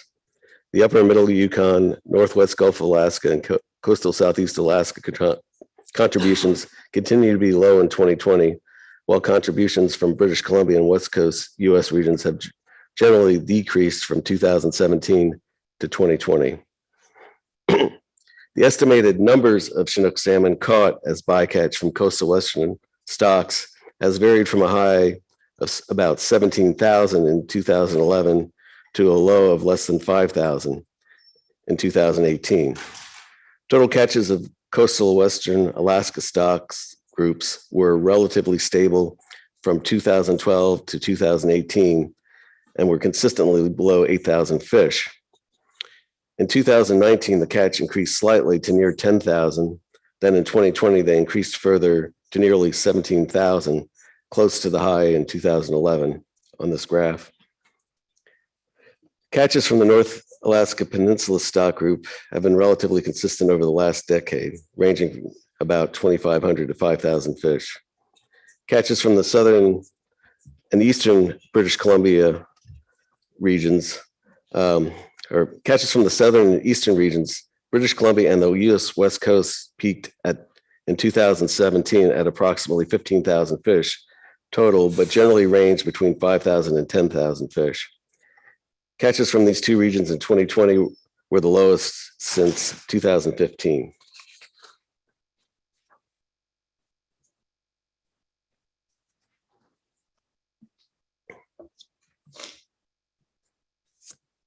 This is the stock composition of 4 age classes of Bering Sea Chinook salmon bycatch.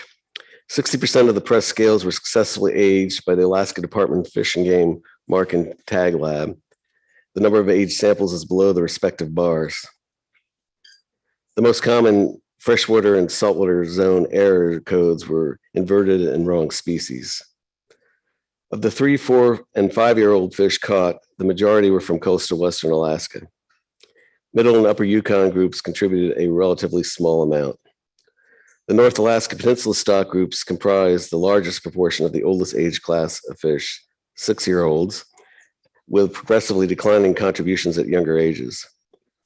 Northwest Gulf of Alaska stock groups comprised a small amount of the age 3 and age 4 mixtures, but contributed less than 1% to the age 5 and 6 mixtures. The southernmost stock groups, British Columbia and West Coast US, were predominantly age 3 and age 4 when captured, comprising 32 and 23% respectively.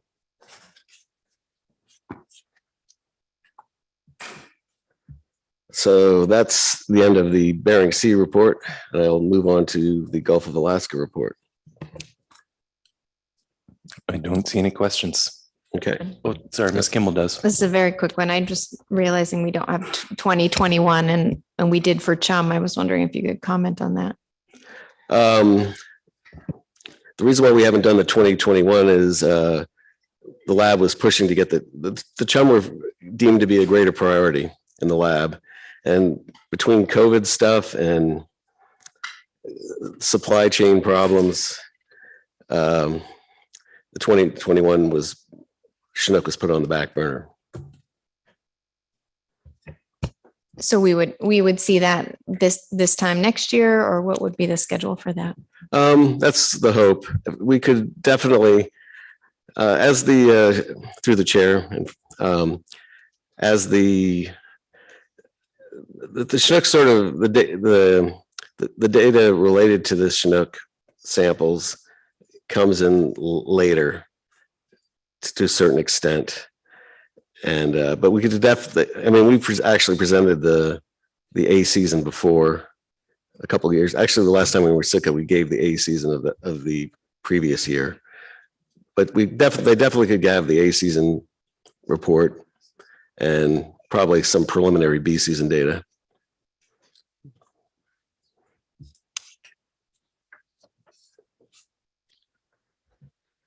In 2020, an estimated 10,867 Chinook salmon were caught in the Gulf of Alaska pollock trawl fisheries. Approximately a quarter of the highest overall Chinook bycatch in 2010, when an estimated 40,441 fish were caught, and below the historical average between 1991 and 2019 at 15,058.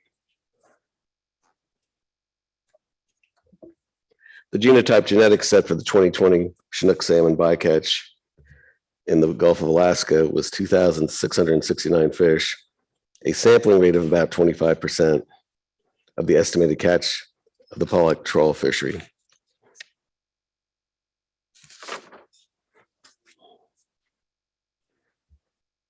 The proportion of the Gulf of Alaska bycatch sampled for the genetic analysis by statistical week and then statistical areas. The size of the circles correspond with the number of fish caught. The green line is the realized mean sampling proportion over NPFMC areas and statistical weeks, and the red line is the target of 10%.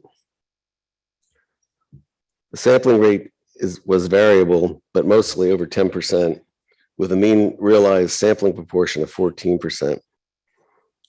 There was some bias where the large catches had large sampling rates, particularly for NPFMC area 620, and small catches had variable sampling rates.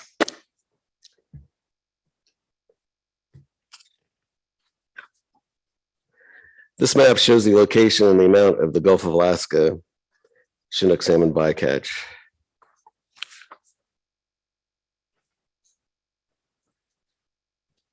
The stock composition results indicate that almost 100% of the samples from the Gulf of Alaska originated from 3 regions, south and east of the Alaska Peninsula, with the British Columbia region contributing the most at 45%, followed by the West Coast US at 40%, and coastal Southeast Alaska at 13%. For the past 7 years, the Observer Program has implemented a simple random sampling protocol with respect to trip for the collection of genetic samples. The stock composition estimates in 2020 were very similar to the estimates from the previous 6 years, with the exception of the uptick of fish from Northwest Gulf of Alaska in 2019 that we did not observe in 2020.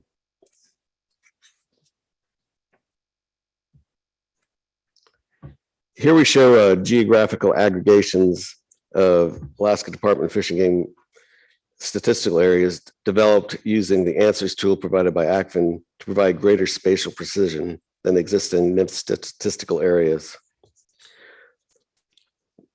We analyzed 7 additional bycatch sample geographical and temporal strata from the south of the Shumagon Islands early, late, and overall, Shelikof Strait, and southeast Kodiak Island early, late, and overall.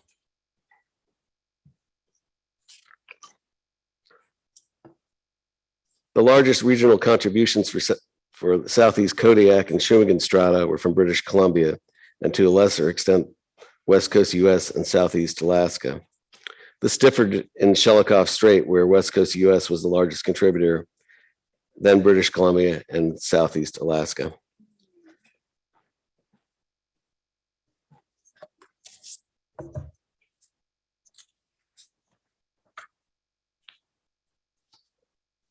This shows the temporal stock composition differences for the 2 strata, Southeast Kodiak and south of Shumagon Islands. Regional contributions for Southeast Kodiak Island stratum changed between early and late. The British Columbia decreased by over half, the West Coast US increased over 3-fold, and the coastal Southeast Alaska increased slightly. The early and late Shumagon Island strata also exhibited temporal differences in the stock composition estimates. The British Columbia contribution declined from early to late, while the West Coast US increased. Contributions from coastal Southeast Alaska were similar, while the Northwest Gulf of Alaska increased from early to late.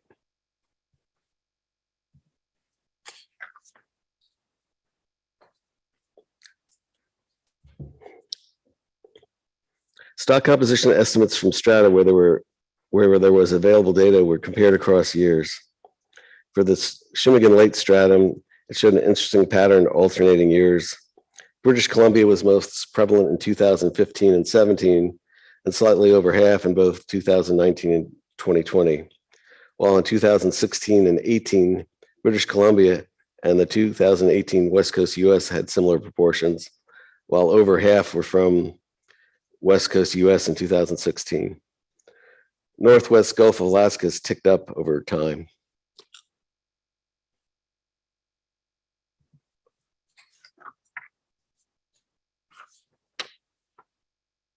The stock composition estimates for Shelikof Strait were similar across all years.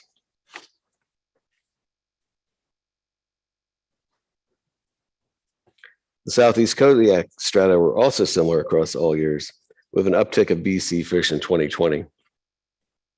And I'm on the wrong slide, sorry.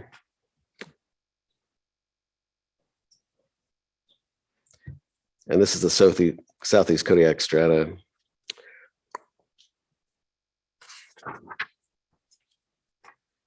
This is the stock composition of the 3 age classes of Gulf of Alaska Chinook salmon bycatch.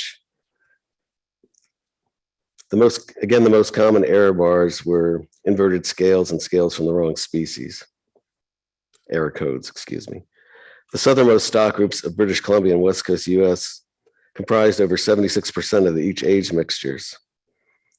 Coastal Southeast Alaska was the 3rd most abundant stock group, comprising 22% of the age 4 mixture. Only the Northwest Gulf of Alaska stock group contained more than 1% to any mixture for the age 3 bycatch.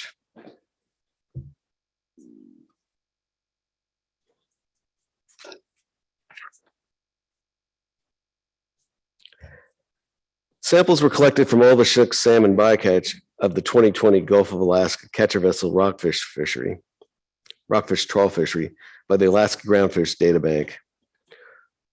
Although there was no requirement for sample collection, the AGDB implemented a census approach from 2013 to 2020.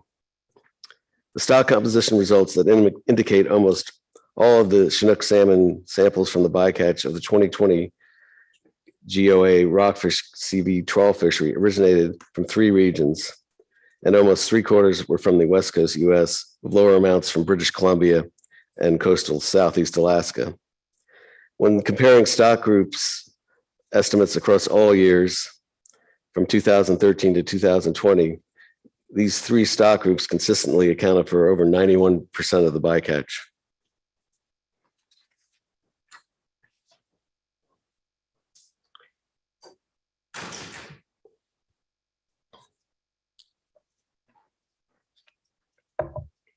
Temporal differences were also examined in the 2020 rockfish fishery for early and late time periods.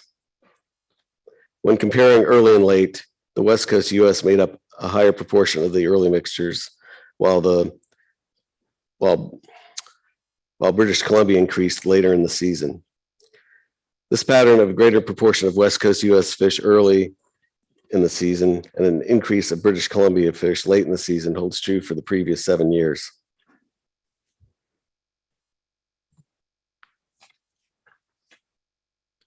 From 2017 through 2020, the Alaska Groundfish Data Bank collected otoliths from the Chinook salmon fishery, from the Chinook salmon they caught as bycatch in the Gulf of Alaska catcher vessel rockfish fishery. The otolith marks were read by the Alaska Department of Fish and Game Tag Lab. 43 of these fish had thermal marks in 2020, the most coming from Washington and British Columbia, with 19 and 18 marks respectively.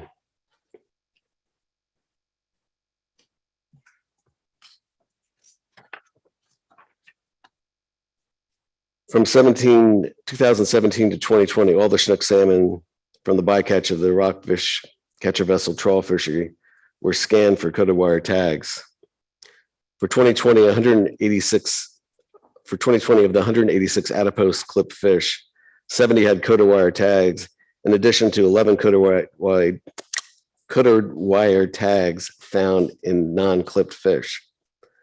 11 of the hatchery fish were not ad clipped.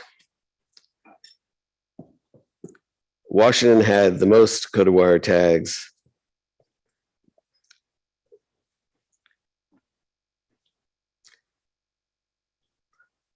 And for all years, the tags are read by the Ock Bay Labs, and the data was tabulated by Michelle Masuda.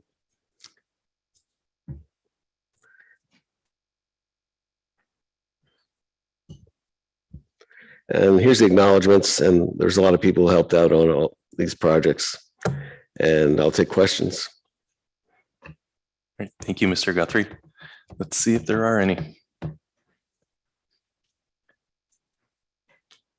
Okay.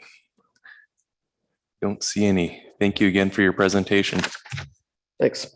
Let's go ahead and break for lunch. We'll come back at 1 o'clock. It's about 35 minutes and hear from Dr. Wes Larson.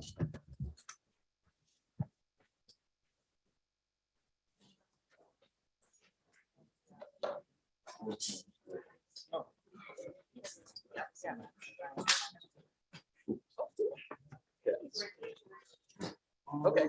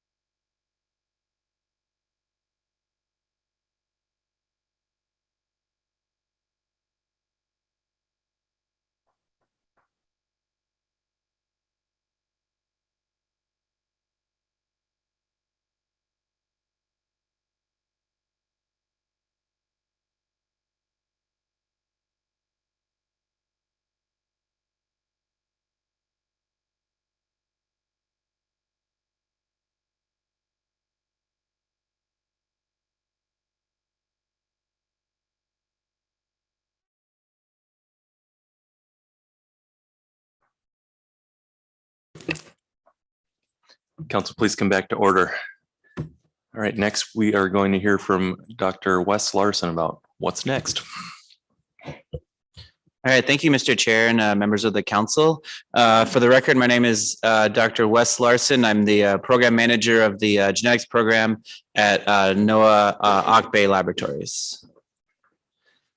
All right, so before I get into kind of some of the improvements we've made and where we're going here, I wanted to just revisit the two species that we presented earlier and just go over some of the major takeaways for these two species. And so first, we're going to start with chum salmon here, and I'm just showing the graphs of the Western Alaska, Upper Middle Yukon, and then Southwest Alaska stock groups. On the top here is the stock proportion, and on the bottom is the multiplied out by the bycatch to get the numbers. And this is just over the last decade or so that we have the data set. And the major takeaways that we see for chum salmon is that historically across this data set, the proportion of Western Alaska and Upper Middle Yukon has been somewhere between 15 and 20%. And in the last 2 years, that's essentially halved to 9 or about 10% when you add both Western Alaska and Upper Middle Yukon together. So we've seen this pretty major drop in the proportions of Western Alaska and Yukon stocks over the last couple of years. And then when you multiply that out, for 2020, the total catch of those two or of those stock groups was quite a bit less than the long-term average. And then for 2021, it was pretty much smack dab on the long-term average. So even though in 2021, we saw this pretty large increase in total chum salmon bycatch, the amount of Western Alaska fish is either below for 2020 or near the average for 2021 across the data set. And then this is a really important point that we spent some time on in the last presentation. So I think it got through pretty well, but the proportions of Western Alaska and Yukon fish do vary across space and time within a year, but not so much at the haul level. So at the haul level, things are essentially pretty well mixed and reflect kind of a given strata that looks across probably weeks and tens to hundreds of kilometers. And so kind of, I think the effective way to think about trying to target certain stocks is to look at kind of that scale rather than the individual haul.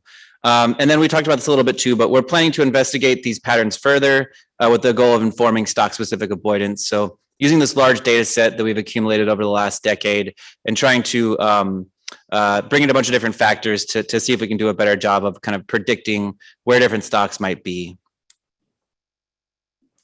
All right, so I'm going to move to Chinook salmon. I'm not going to talk about the Gulf because it's sort of business as usual there. So just going to focus on the Bering Sea. And what we saw in 2020 was a spike in Western Alaska catches, both in the number taken and in the proportion. And so what we've seen over the last few years is that southern stocks, specifically the Bering or the British Columbia, increased until about 2017 and then began to decrease. And we've been kind of on this downward trajectory for those stocks. And then a kind of matched increase in Western Alaska over the last couple of years. And I think one thing to really note about 2020 is that it was pretty late, largely because of COVID and things around that. And so there's these trade-offs associated with when the bycatch comes. And so likely, and we haven't quite done the full analysis on this, but likely the fact that that fishery was late led to probably larger catches of Chinook. So, you know, there's a trade-off. If you keep fishing late, you start getting into Chinook more than the chum. And so we hypothesize that might be why we saw that spike. Another thing, I guess a couple more things to note. Number one, the PSC for Chinook in 2021 was about half of what it was in 2020, I think around 16,000.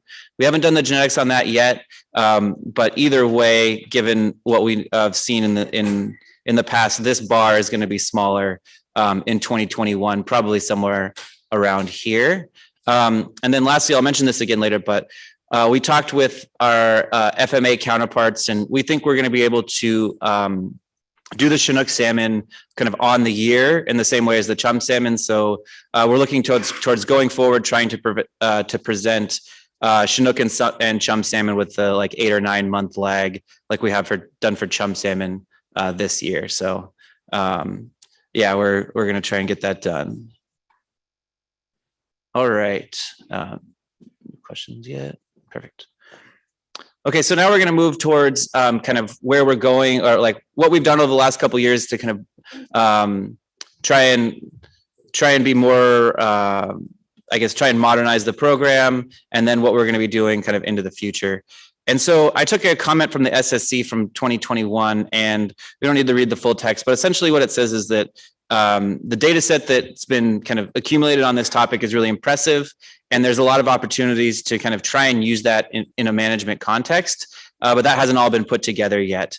And I think the thing I want to really emphasize about that is there's a lot of different pieces you have to put in place before these data can be applied in a management context. We've started to hit a little bit of this today, but it's like someone talked about or asked about pollock CPUE. It's where the fleet's fishing, how they're fishing, the CPUE of pollock versus the bycatch, environmental covariates. There's just a huge amount of things that go into trying to actually kind of integrate all these data together to develop predictive models, SDMs, and things like that. And so many pieces need to be put in place before more complicated analyses. Integrating multiple data streams are possible. And that's kind of where we've been focusing over the last couple of years. And so I'm just going to go through a few of the advances that we've been able to get accomplished in these last couple of years. And so first off, we've worked with ACFIN to develop comprehensive databases for Chinook and chum salmon. And what this allows us to do is kind of address targeted questions and essentially just slice and dice our data in a really efficient way. And so that's kind of the basis of all the analyses that we're going to be doing going forward to try and address some of these really specific problems. We've integrated a new genotyping chemistry, not going to get into the details, but the main point here is that this is a big piece in why we can actually turn things around faster. So with the chum and then going forward with the Chinook, this new laboratory workflow decreases turnaround time. We're piloting a new way to store the DNA samples and to take the DNA samples and preserve them, which is again is going to lead to more efficient sampling and a lower percentage of fish that we can't genotype. We've contracted ADF&G to age Chinook and chum and salmon, and this has been a big point of emphasis from the SSC for quite a few years. And so we were able to work with ADF&G to start getting that done. Those data are integrated into the AEQ model, and they're also going to use to look at like cohort-specific analyses and things like that. And one little interesting aside there, and Dr. Barry presented this, but there's some pretty significant age composition differences between the Northeast Asia and other reporting groups, with a lot of those fish being age 5. And so that's some interesting insight that we're going to try and kind of keep pursuing. And then we've developed an R-based analytical pipeline with faster stock identification software to facilitate additional analyses and streamline reports. And so this analytical framework is really important for being responsive to kind of different questions and doing different kind of analyses. Okay, so what do these improvements actually make possible? So first off, reduce turnaround time for chum, and then we think we're going to be able to do the same thing for Chinook next year. So next year we'll probably present the 21 and 22 for Chinook, and then after that, just on the year we'll be presenting for both species. We're beginning these integrative analyses to understand what causes variation in bycatch numbers and stock-specific patterns over time. So this is kind of like we've talked about, just integrating all these different pretty complicated pieces to try and kind of get a more predictive framework rather than just this like sort of slicing and dicing in a few different ways. And then really importantly, we're working with industry to try and integrate stock-specific information into bycatch avoidance strategies. So making sure that we can give our data faster and kind of slice and dice in a lot of different ways to industry, to C-state, to get integrated into those rolling hotspots and integrated into the bycatch avoidance protocols faster and more effectively. So I'm just going to revisit one kind of analysis that Dr. Barry presented. So this is just an example of how we're trying to understand how environmental conditions influence bycatch location. And so Dr. Berry showed sea ice extent, and this one is kind of the same figure with sea surface temperature. Again, each dot is the centroid of the bycatch for a given year, and then it's shaded based on sea surface temperature. And the main thing to understand here is that the location of the bycatch changes across years depending on a lot of different factors, which include environmental conditions. And what's really important about that is that stock compositions change based on the location of bycatch. So understanding relationships like this might allow us to better predict stock compositions for a given year. Just for a really tangible example, like in years like 2020, when the CPs fish all the way up here in the Northwest, those mixtures have a pretty low proportion of Western Alaska fish and a much higher proportion of Northeast Asia, versus like in 2021, when nearly all the fishery kind of focused in this area, the stock compositions can change. Okay, and this is a kind of specific example of sort of just one of the first steps in kind of our cooperation with industry to try and improve stock-specific avoidance. And so we had a meeting with C-State, and that meeting indicated that our spatial clusters could be redefined based on fishing effort. And so essentially C-State defined fishing grounds, and then we produced stock composition estimates for those fishing grounds in hours. And this would have previously taken weeks with our kind of old protocols. And so the big thing here is that we kind of were speaking a little bit of different languages, where C-State wants to kind of think about things in a fishing ground level or in a smaller level. And we were kind of thinking about it in just a kind of different way. And so this is kind of an example of how we're trying to align what we're producing with C-State and industry to make sure that it's the most effective possible. So just kind of to reiterate this, in the past, C-State took course estimates from nearly 2 years ago into account when advising the fleet. And now we're trying to get targeted estimates based on more current data. And we're obviously going to continue coordinating with C-State to improve stock-specific avoidance. Things like reducing the size of these clusters as well, so that we can get like the kind of finest spatial temporal strata possible to C-State, and then kind of integrating that all into their management protocols. Okay, and kind of just finishing up here. This work really pairs well with the work that Sabrina Garcia is doing for her PhD on the Chinook kind of SDMs. And so we have applied for funding from AYK SSI to develop stock-specific models of chum salmon in the Bering Sea. This readout here is for, it's for chum salmon, but this is a species distribution model. This is part of work that Joe Langen, who's a postdoc with Dr. Curran Cunningham, has been working on, and if funded, Joe would work on this project as well. And so essentially, we're trying to get some like high-level quantitative expertise on staff to help develop these models. And I think it's important to remember that we don't have a quantitative, like a modeler or a quantitative scientist really on staff. We're all geneticists. And so we're pushing ourselves as far as we can go as far as kind of the quantitative side of things, but getting that expertise through postdocs or FTE or full-time employees is going to be really important for this process going forward. So we're really excited about this project, and hopefully it gets funded. And the goal there is to kind of integrate all of these bycatch data into a really modern quantitative framework to see how well we can do with these kind of stock-specific predictions.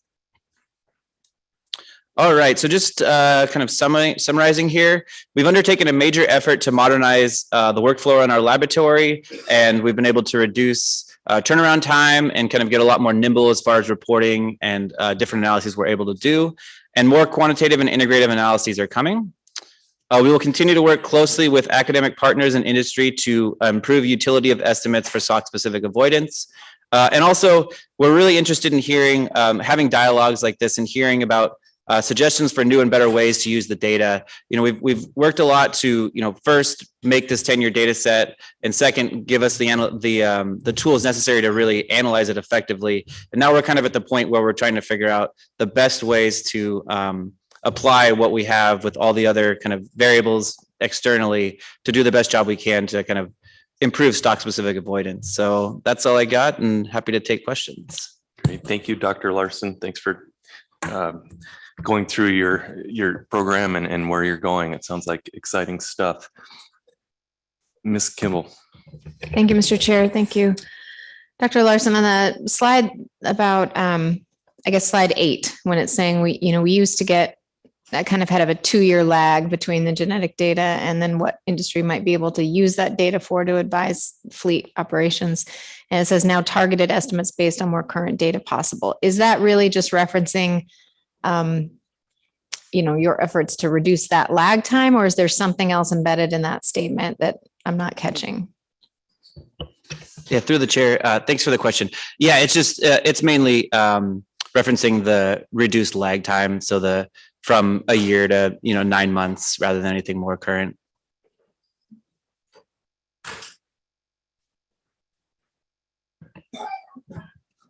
Ms. Kimball. Thank you. And so in follow up to that, are there ideas on the table for even more current data being available almost in season for the fleet? Through the chair. Yeah, great question. So I think we're kind of in the brainstorming phase of this, and maybe I'll take the opportunity to kind of lay out a few different options with their kind of pros, cons, cost, and things like that. So I see sort of 3 different kind of more real-time analysis options. The first one would be the most simple logistically and would be feasible sort of, starting this year or next year, probably next year. And that would be like a test of the early samples that came back to, for example, the shoreside fleet. So let's say the first few hundred samples, the shoreside fleet, the processors could send them to our lab. We could conduct genetic stock identification on those, with something like a month or a couple month turnaround. And we could get sort of an idea at what the Western Alaska or what all the stock proportions are in a given year, kind of like a preview before it comes out, 9 or 10 months later. And the major advantage there would be less about kind of like really targeted fleet avoidance and more about kind of putting some bounds on what the number and the proportion of Western Alaska fish is for the given year. So essentially, if we go back to this slide, it's actually pretty easy to see sort of if you're kind of in this sort of scenario or if you're in this sort of scenario. And obviously it makes a pretty big difference when you multiply out those numbers by the PSC. And so that test fishery would allow you to kind of understand like, okay, are we going to be in about a 10% Western Alaska total PSC this year? Are we going to be in a 20%? So that would be producing those estimates and then using all the data that we've accumulated to understand like, okay, these estimates are from the first 3 weeks of July, from this area, from previous data, we know that those estimates should look like this, and this is how they differ, and this is how we think that's going to impact the total PSC. And so it would be coarse, but I think it would be, potentially useful. And again, that's probably pretty feasible. That would be working with FMA and industry to sample those fish. And then there's some logistics there, but they're not too bad. The next option would be more of like a Port Moller style test fishery, just to give a little bit of context on that. So Port Moller, they've moved from flying the samples back to Anchorage to actually having the lab at sea on the fishing boat in like a Connex with a lab technician there. And so they use the same methods for sockeye stock identification as we use for chum. And so it would be pretty interchangeable. I would see that probably being operated by industry, probably shoreside, because you just couldn't have one on every catcher vessel or anything like, or any CP or anything like that. And so that would probably be able to give more real-time kind of updates to the stock composition across the season.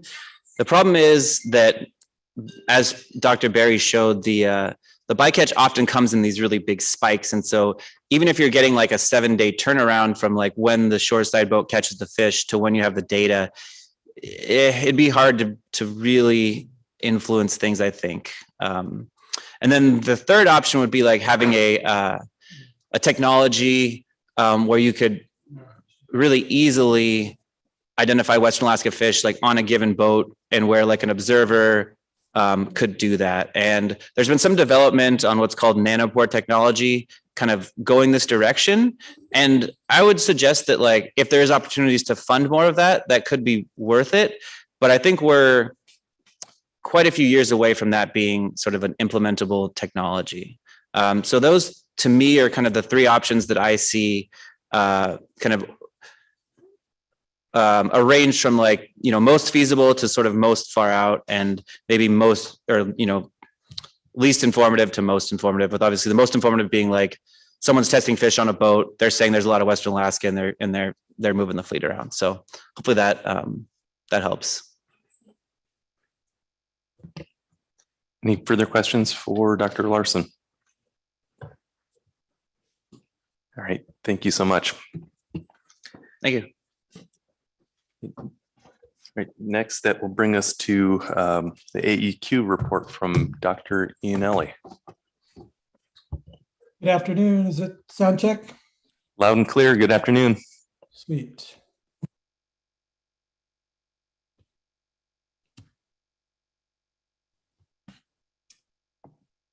Thanks, Chair, members of the council. For the record, my name's Jim Iannelli. I work at the Alaska Fisheries Science Center and going to walk you through some of the updated impacts analysis. It looks like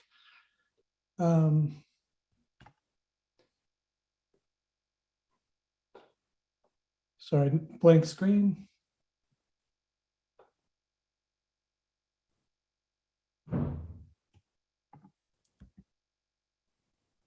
Okay, it looks like I am.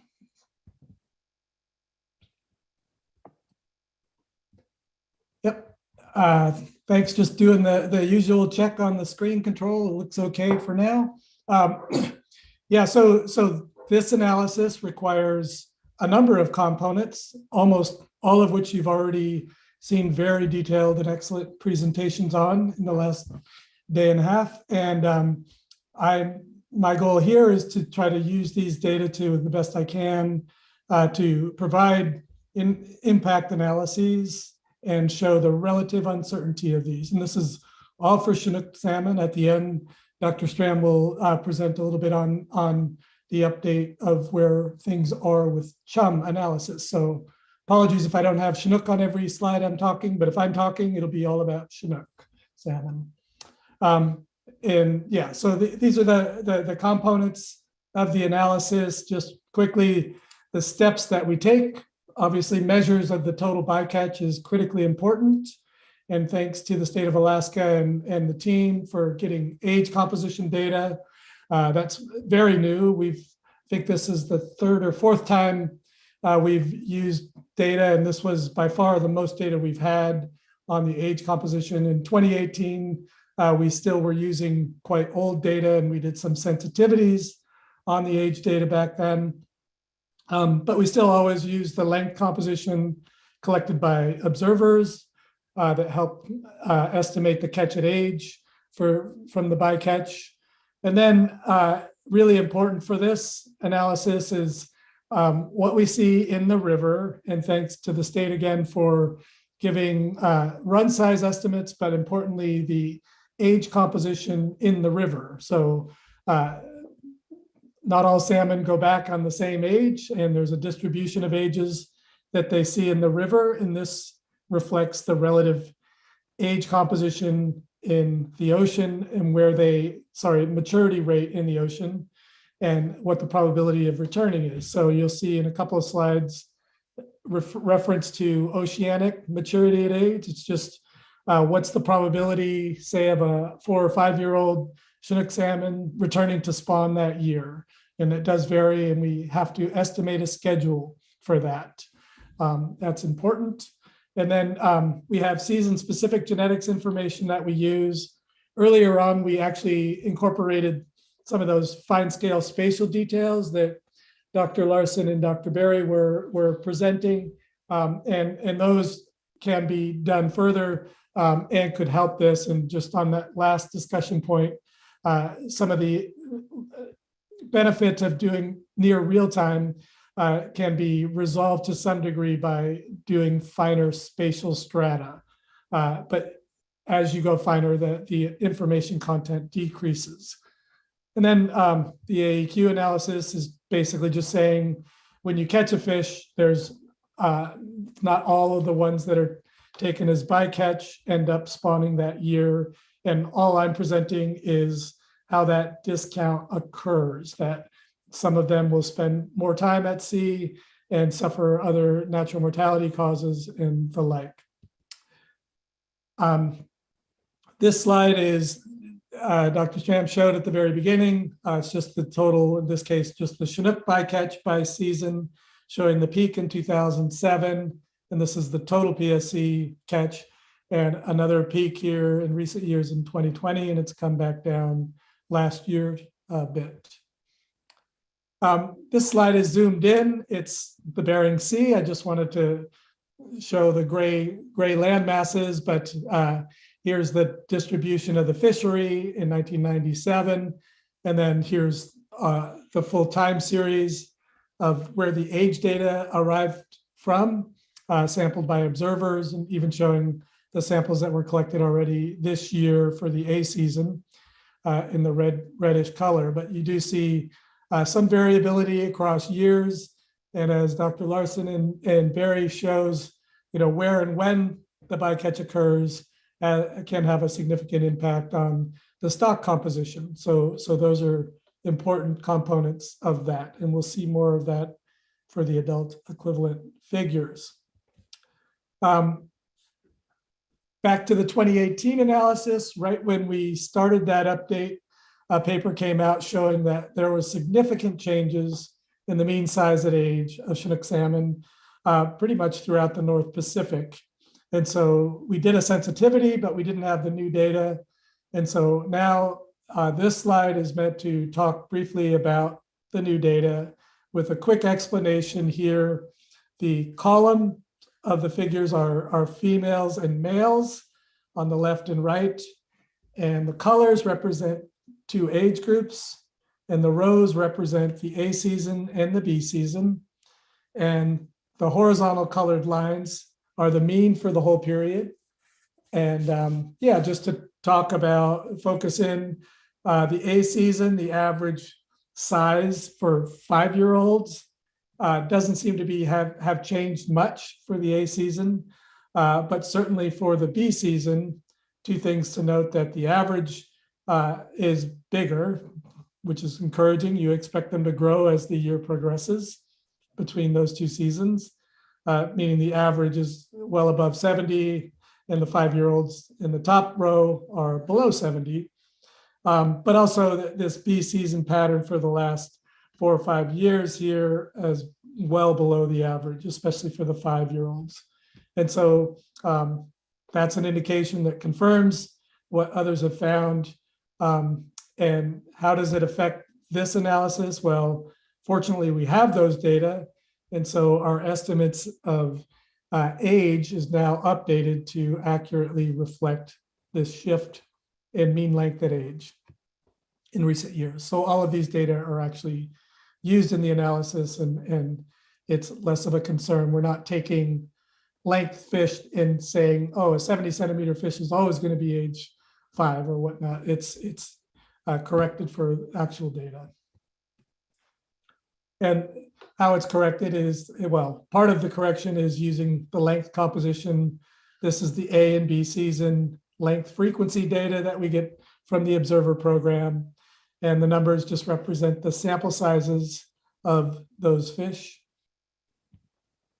And now when we bring those in, start to introduce the genetic information, the first thing we do is, well, how does the actual PSC, not adult equivalent yet, break out? And this is just another representation of what you've seen in Dr. Guthrie's presentation, but now the highest, most significant bycatch is ranked in the first row here rather than geographically. And you can see 2011 had the highest coastal West Alaska bycatch of around 15,000 Chinook salmon. But since then, it's been relatively low. Again, it's A and B season on the left and right here. But you do see some variability in the absolute level of the region, reporting groups, they're called. So yeah, the North Alaska Peninsula tends to vary quite a bit in the B season and in the A season as well. Yeah, so that's just getting the genetics involved. And then this is propagating those age compositions, just showing what the absolute number of bycatch at age looks like. The horizontal, the vertical scale here represents the relative uncertainty.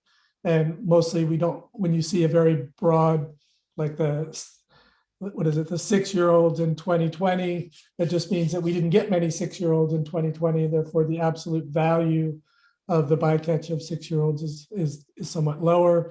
And then the younger fish are on the bottom panel here, just because the vertical scales differed between these two groups of fish, the older and more middle-aged Chinook salmon.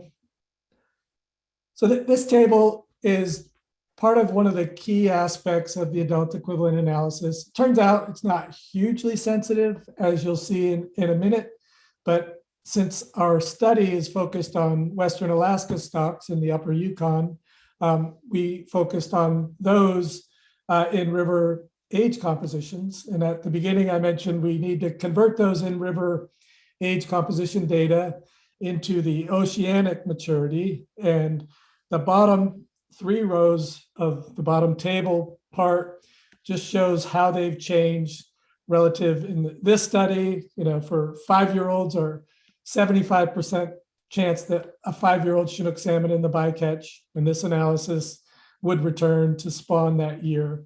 Compare that to our 2018 estimate was 64%, and our back in the 2015 early analysis was 50%. So this is consistent with what the salmon people have been seeing, is that fish are younger, returning at a younger age, and smaller in general.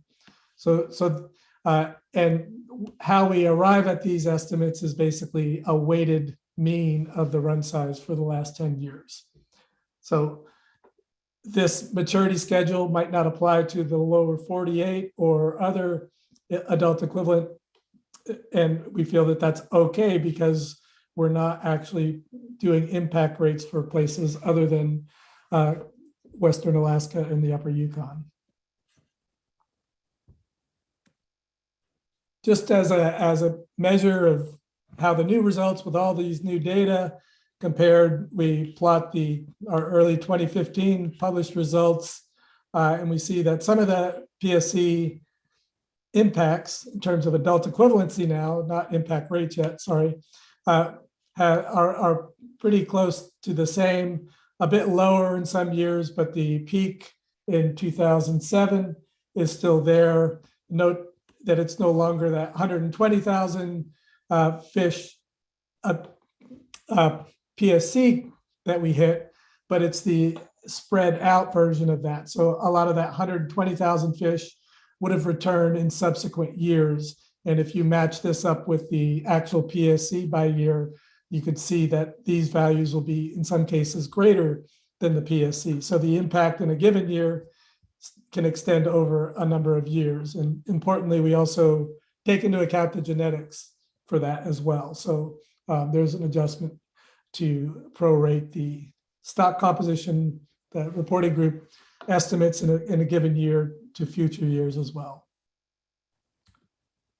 Another sensitivity, since it's a fairly important assumption, is on this maturity.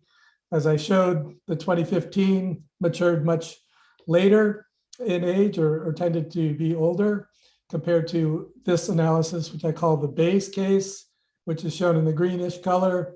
And you can see that on the earlier returning, the sensitivity in terms of adult equivalents here for coastal West Alaska is a higher rate of adult equivalents. That's because they're returning sooner compared to our older previous estimates. They're returning later, suffering more natural mortality by staying in the ocean for a longer period. So the genetics gets split across the adults equivalents. And if you just squint at this figure, these are all the reporting groups that the geneticists were able to provide.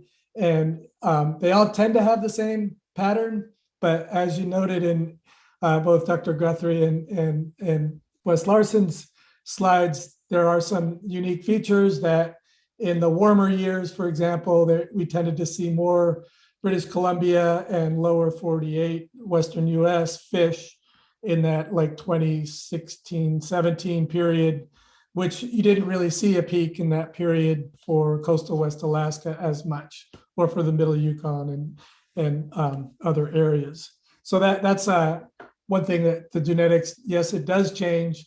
We do see it is important to have genetic information, especially when climate seems to be moving Chinook salmon into fishing grounds in a different way. Obviously, it seems that in warmer years, we get more lower 48 fish than we do in colder years, that sort of thing. So those are important considerations, and they've done a great job in being able to do that or give us information on that.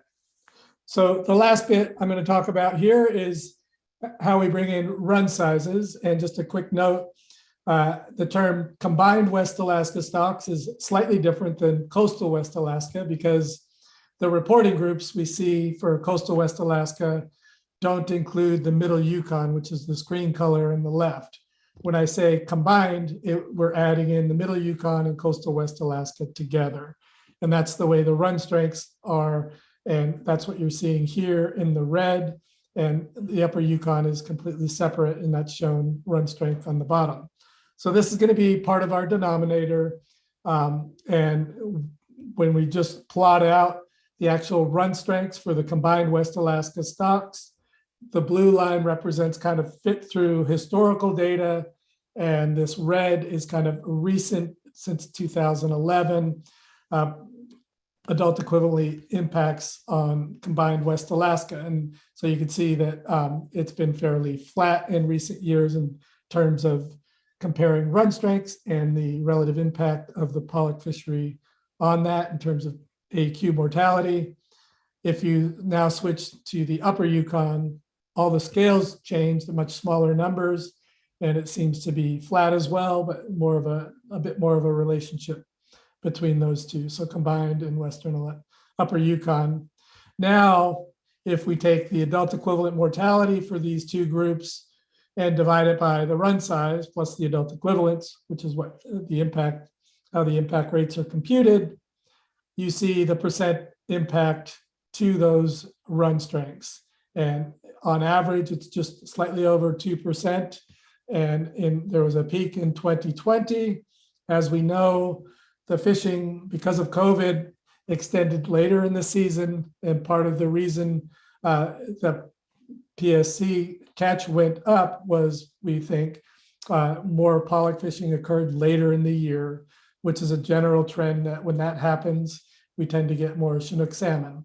And so that could be part of the explanation. Another important component is that the run strengths have declined substantially over this period, in particular the Nushagak area. The upper Yukon's just about less than 1%, 0.6% impacted, it seems, by the bycatch. And again, the vertical scale of these blobs represents the relative uncertainty.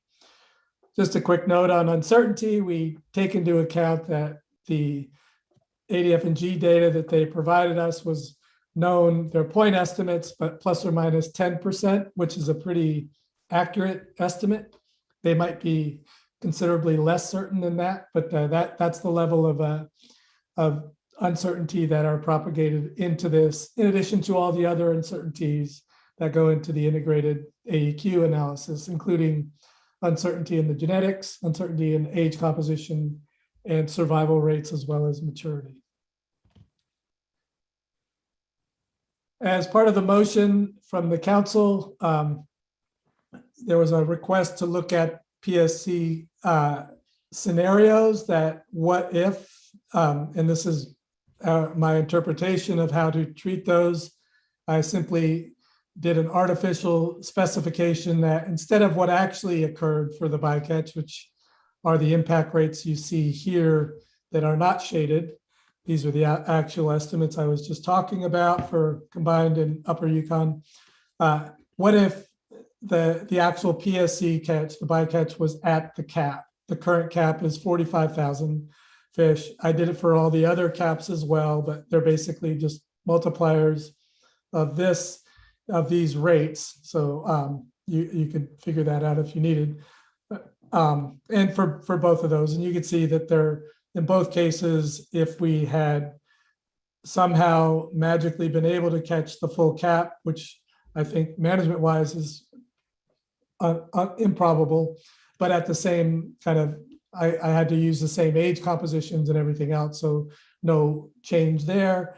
It about doubles the impact rate if we had been at those caps. And just to summarize, these are points I've made about roughly 2% since 2011 for the combined stock, and about less than 1% for the Upper Yukon. There was a big jump in 2020. It describes some of the reasons for that, and that's included here. And I think with that, I'm happy to answer any questions before we move on to the chum salmon work.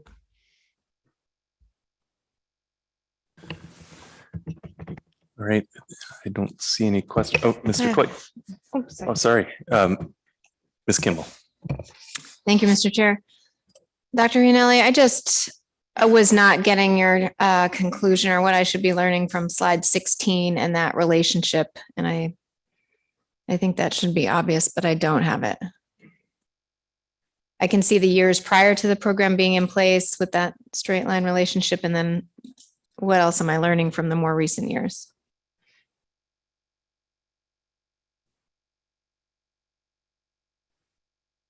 Did that come through? Sorry. Thank you, the chair. I muted myself.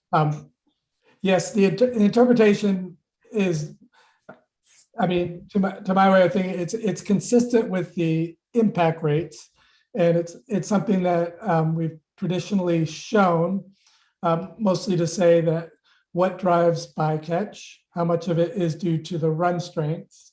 And in this case, when this is my interpretation, please take it with a grain of salt, but the interpretation is that it's hard to get much less than the percent of the run strengths than what we're seeing recently.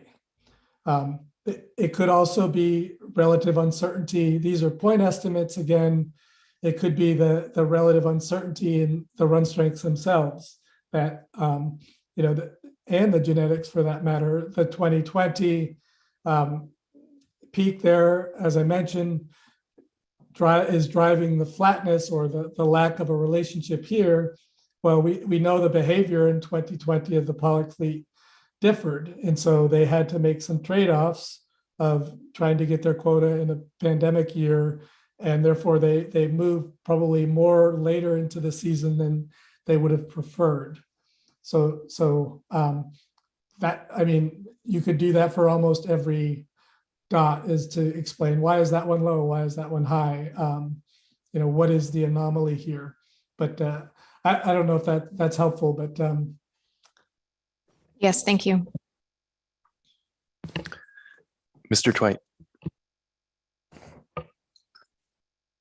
Thanks, Mr. Chair. Dr. Iannelli, this one got me wondering as well. And it also sort of got me wondering about the nature of the what if exercise you did.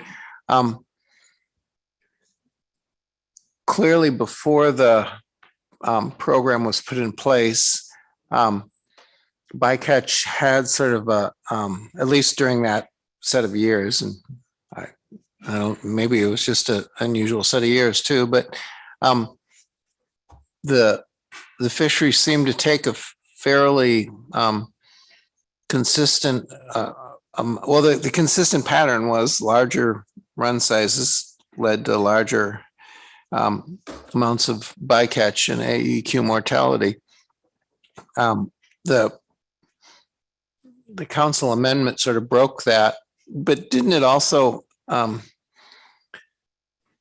in focusing the fishery into time and area strata that were sort of demonstrated clean, is there a chance that it had really different impacts on stock composition, as that also changed the expected stock composition as well? And would a what if scenario of people essentially racing to capture the hard cap, wouldn't that also have a third kind of different stock composition? Because folks would also be fishing in areas regardless of Chinook abundance if they were essentially racing for their hard cap under that kind of a what if scenario. Am I making too much out of a small thing here, or are there pretty different behavior patterns that could result in pretty different impacts on at least some of the stocks under three different scenarios? One is pre-program, one is program, and then the third one, the what if, would be racing for bycatch under a hard cap scenario. Thank you. Through the chair, I think those weren't small things at all. To my thinking, they seem to be very pertinent and relevant as far as, well, as far as the racing to the cap. Yes, almost certainly if they were trying to not, well, it's really difficult. You can imagine how hard it would be to predict, okay, we're going to catch as much pollock as we can, as the highest quality, the best product, and we're not going to try to avoid salmon until we get to the hard cap or some other behavior. And there's an infinite number of scenarios on how individuals might operate to do that. I think from what I understand, and that's an IPA question, I suppose, is, you know, I understand that they try to avoid salmon constantly. It's not that behavior. But yes, as far as what I think would happen, it would be very difficult to predict how I think the composition would most definitely change under that scenario. But I'd have a really hard time unless you knew exactly where and when that bycatch increase would occur. So I take that criticism fairly, that assuming the same stock composition under a what if scenario for the bycatch is a difficult one, and not one I even tried to attempt to do. As far as it's interesting, as you were mentioning what the slide on the screen here, and I was just remembering the genetics work that showed that, yeah, in those warm years, 2017, we didn't have as many combined Western Alaska relatively in the bycatch. And so part of the reason why it goes down in those years, even though the run strengths were on the order of 450,000 fish, could be that they weren't as vulnerable to the fishing grounds for pollock during those years. So that part of the reason why that could skew this line in the 2020 value. Then the other part of your question, now I'm trying to remember. Could you help me out? I apologize, sir. Well, it may have been too muddled. I mean, I know this is showing sort of colder versus warmer, but it also it's easy to see that almost all the years just that are helping define the blue line are all pre-program years, and that all the amendment 91 years are all clustered up really near the warm water years. And I was just wondering about if that sort of very different compression could have affected stock comp, but I think that may be the part where I was really trying to make too much of it. But it also does look like sort of a, even though you were getting a different point, it looks like an affirmation of how well the program works.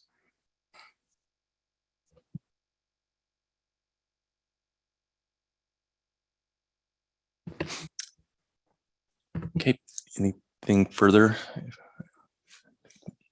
think we're ready to move to chum. Dr. Stram. Thank you, Dr. Iannelli. Thank you. Mr. Chairman, so these are just a couple of slides here, or there will be.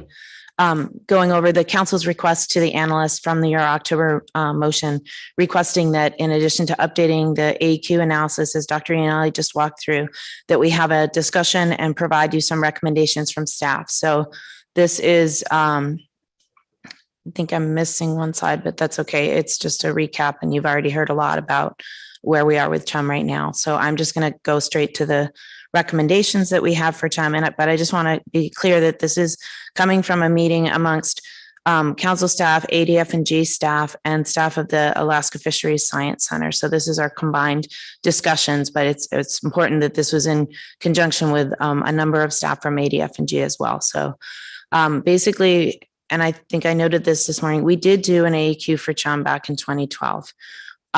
So, and we can go back to that if we want to talk about that, but we can do an AEQ for CHUM. We could do a course estimate of an AEQ, but we would need to make several assumptions. And as you just saw what Dr. Iannelli walked through, we don't have the same level of information and data for CHUM that we have for Chinook.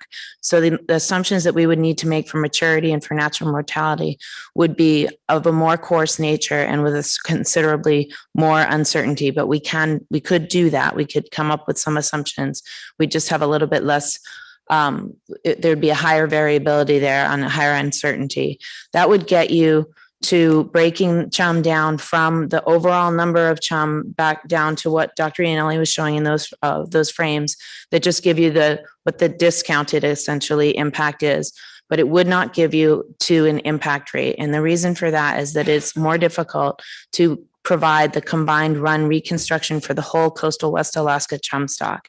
Currently, the run reconstructions are only available for the Yukon River summer and fall CHUM and the Quinnipiac River CHUM salmon. So what happens is that you exclude substantially large populations in the Kuskokwim, Bristol Bay, Kotzebue Sound, Norton Sound.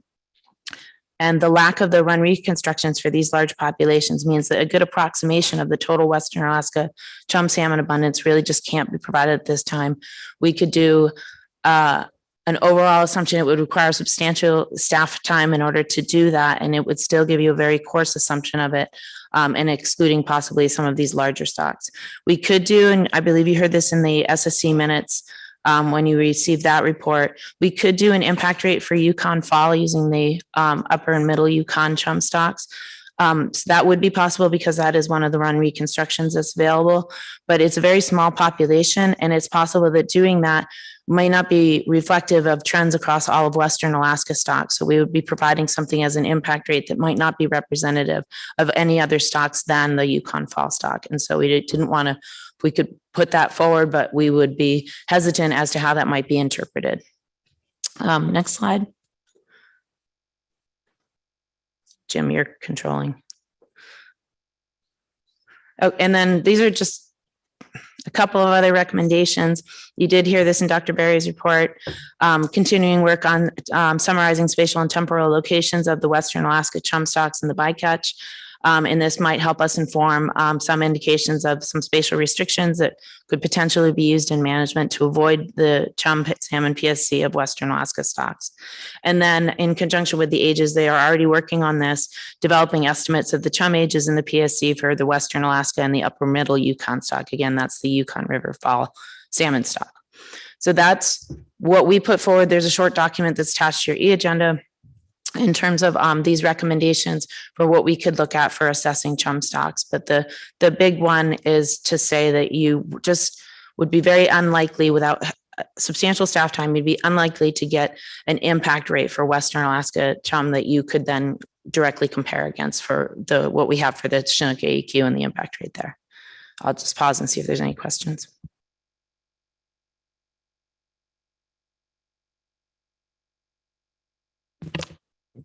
Okay, Mr. Chairman, that would conclude the staff portions of these reports.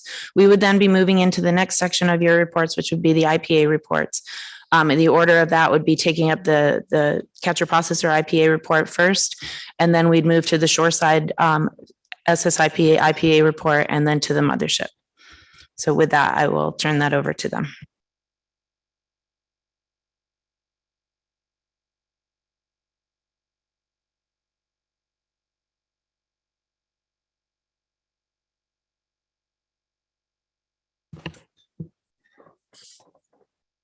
Good afternoon, Mr. Estabrook and Ms. Madsen. Good morning, Mr. Chairman, members of the council. For the record, my name is Stephanie Matson. I'm Executive Director of the At-Sea Processors Association. And for purposes of this presentation, I am the IPA representative. Austin's going to walk us through it, but before we start, just a quick overview of what you're going to see. Kind of a couple of 2 slides, kind of reminding everyone about what our IPA does and how it works. A little bit of information about this last year, about the number of closures, number of vessels that are excluded from those areas, and some performance ideas that we've had to try to demonstrate that the IPA has been effective by changes in behavior that we've been tracking. I think he's going to walk you through in a little bit more detail than I did in April about the IPA revisions that we discussed. Those IPA revisions were submitted and have been approved by the National Marine Fisheries Service. So they will be in place for this bee season with our fleet. And then finally, I think he's going to go over a little bit of research that we've been doing that you may be interested in.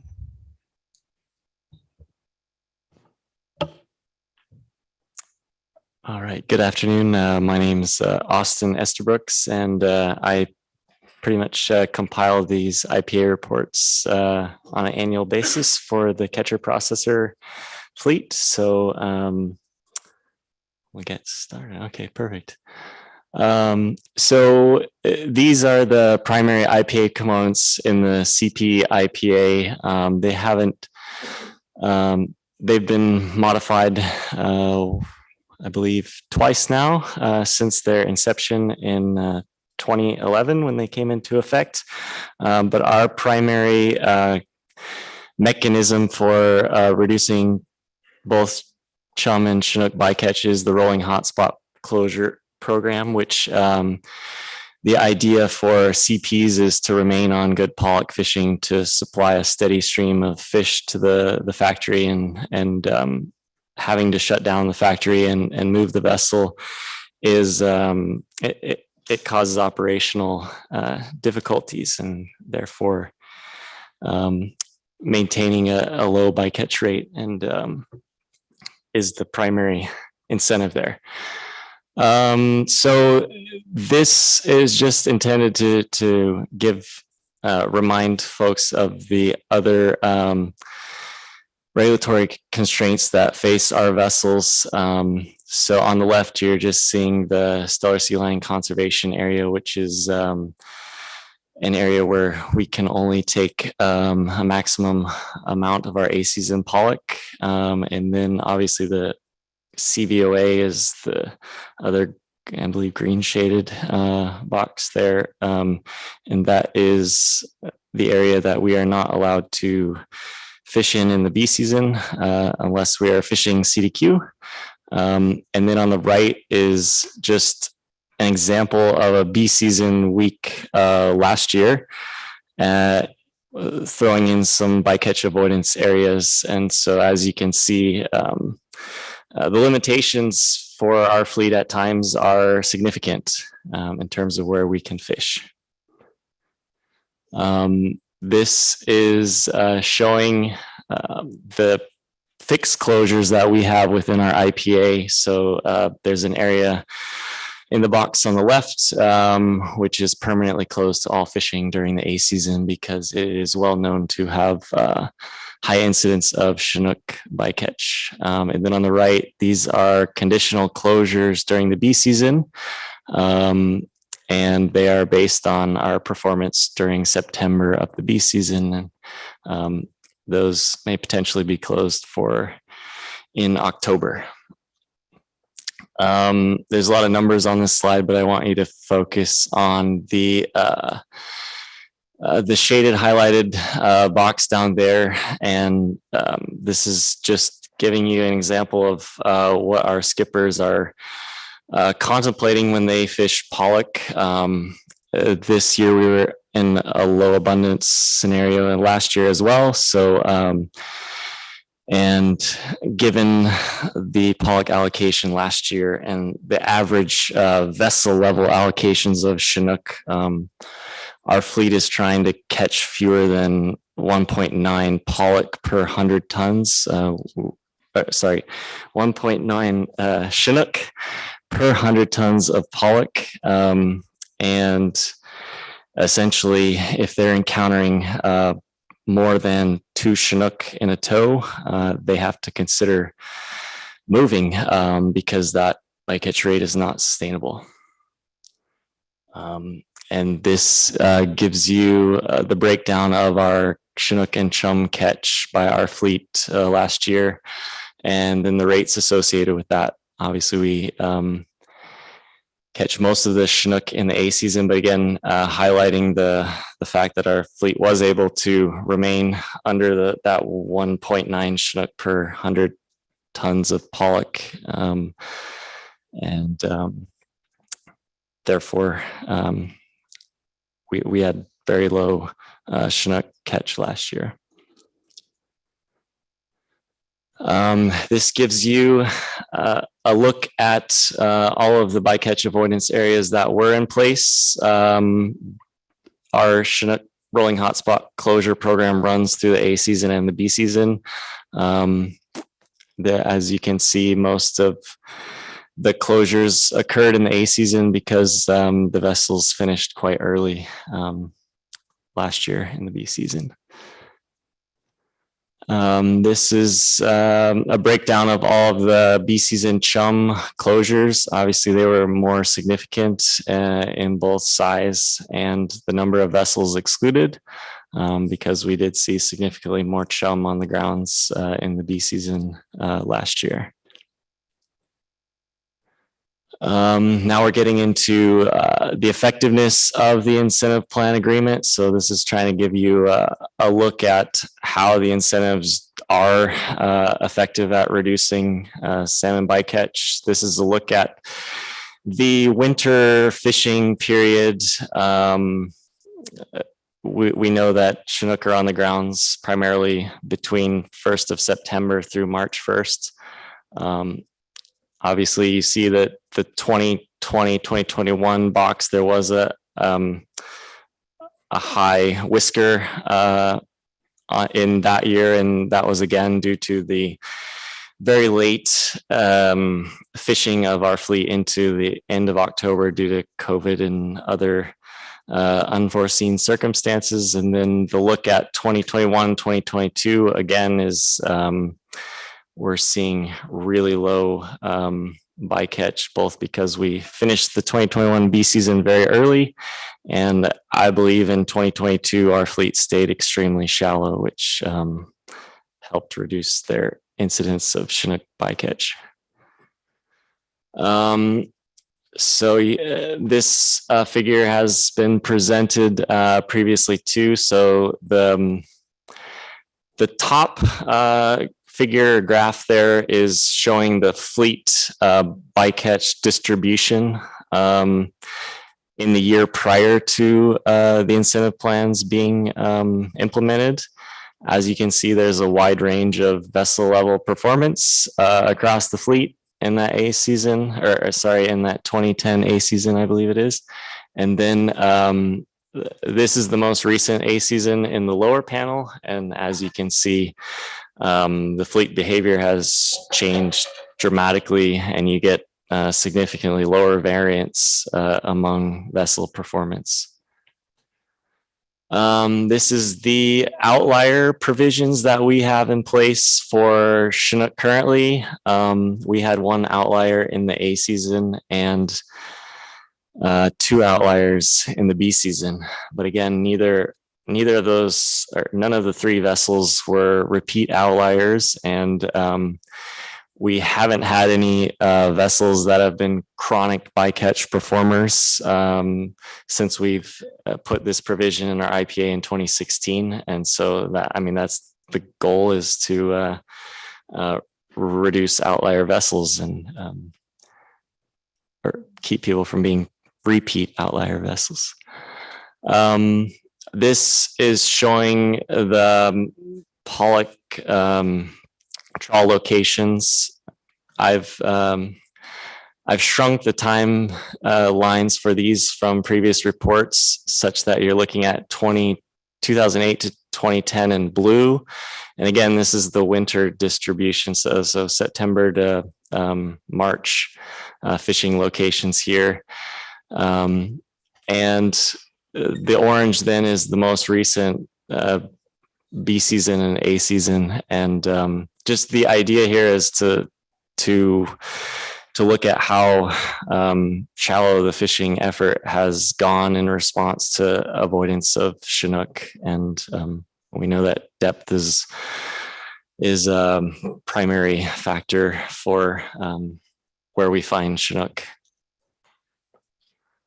This is an overview of the research. You've gotten a lot of this already from the genetics folks, but just want to highlight a few things. We have funded recently shipside salmon stock identification project with Patrick Berry, who you've heard from, and that's just looking at mitochondrial DNA sequencing using these handheld minion devices to try to sequence chum in real time on board and see if that's feasible.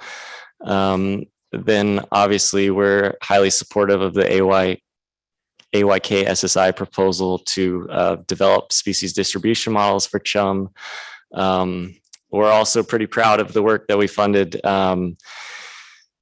to be able to create a database so that we can link some more environmental covariates and other hall level information to our chum genetics, which Patrick Berry again has done a great job. And I believe that link there has been rolled into the ACFIN database already, if I'm not mistaken. And then last but not least, our recent project is funding Sabrina Garcia at ADFNG to develop a species distribution model for Chinook. And she's primarily going to be using a lot of tagging data that we've also funded through the PCCRC and Dr. Andy Seitz there. So again, research and gear development, we continue to use salmon excluder devices. We haven't had the opportunity to do a lot of field work simply due to restrictions on our vessels due to COVID.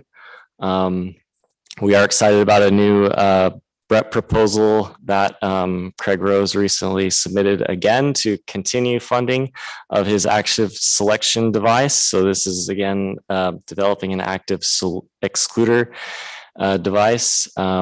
And that funding for the original project was exhausted, and we would like to continue to trial that device on our vessels. So we're seeking additional funding to be able to do that. And again, most all of our vessels operate with a live feed Simrad FX80 camera system. And this gives them a lot of great information in real time to avoid salmon. Finally, we did recently get approval from the agency last week, or this past week, to make 3 new amendments to our IPA, primarily in response to a chum bycatch avoidance measures that we thought would help reduce our chum bycatch. The first is just being more responsive and reactive by implementing new closures on Mondays as well as Thursdays. So we're looking at the data twice weekly instead of once weekly.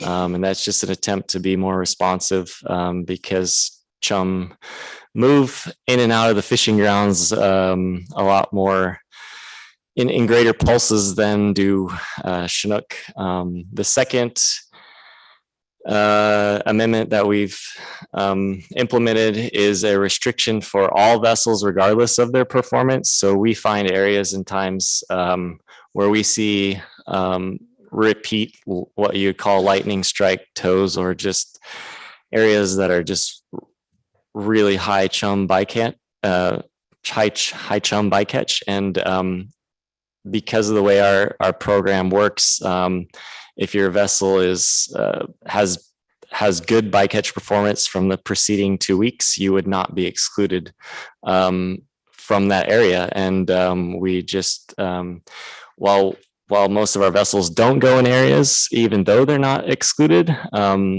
this eliminates that possibility altogether.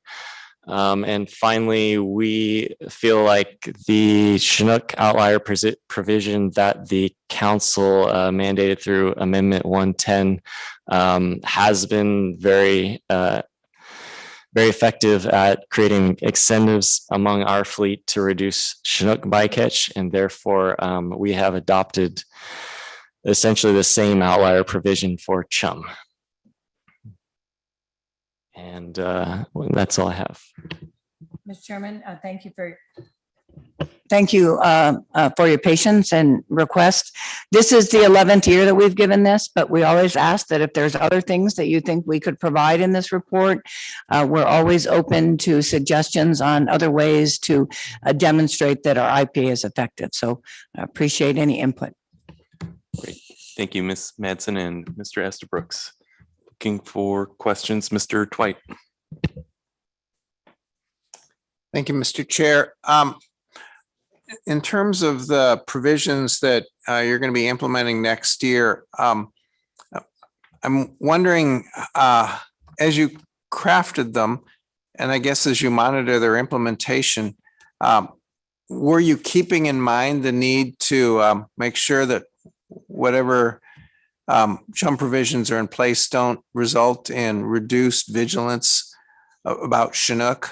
And what happens if, say, the third one, if the outlier provision that's new now for chum results in skippers getting a little more worried about not being a chum outlier and a little less worried about Chinook? Will you be able to detect that? What would you do if that were the case? Mr. Chairman, Mr. Twite, good questions.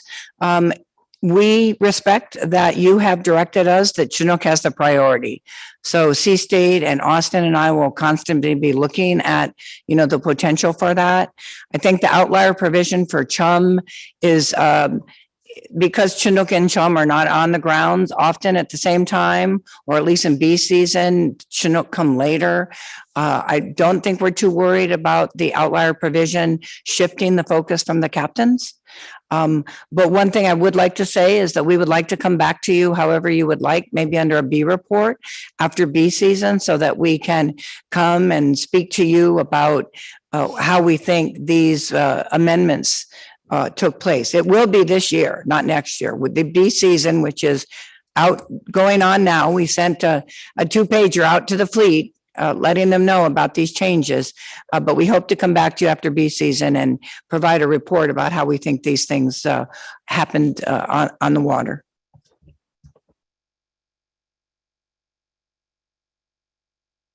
Ms. Baker. Thank you, Mr. Chair. Thank you for the presentation. And following up, Ms. Madsen, on your reminder that this is the 11th year of these reports, and the reports are focused obviously on the previous year. And I think my question has to do primarily with the rolling hotspot part of your incentive plan agreement. And have you, as part of that rolling hotspot program, how have you looked at how consistent the annual closure areas are from year to year? Is there any consistency both for Chinook and chum? I'm guessing that might be different. And are you seeing any really high level patterns there in terms of your ability to identify those closure areas in certain conditions or in certain patterns of the way the fishery operates? Have you looked at that at all? And is there anything you can share about that?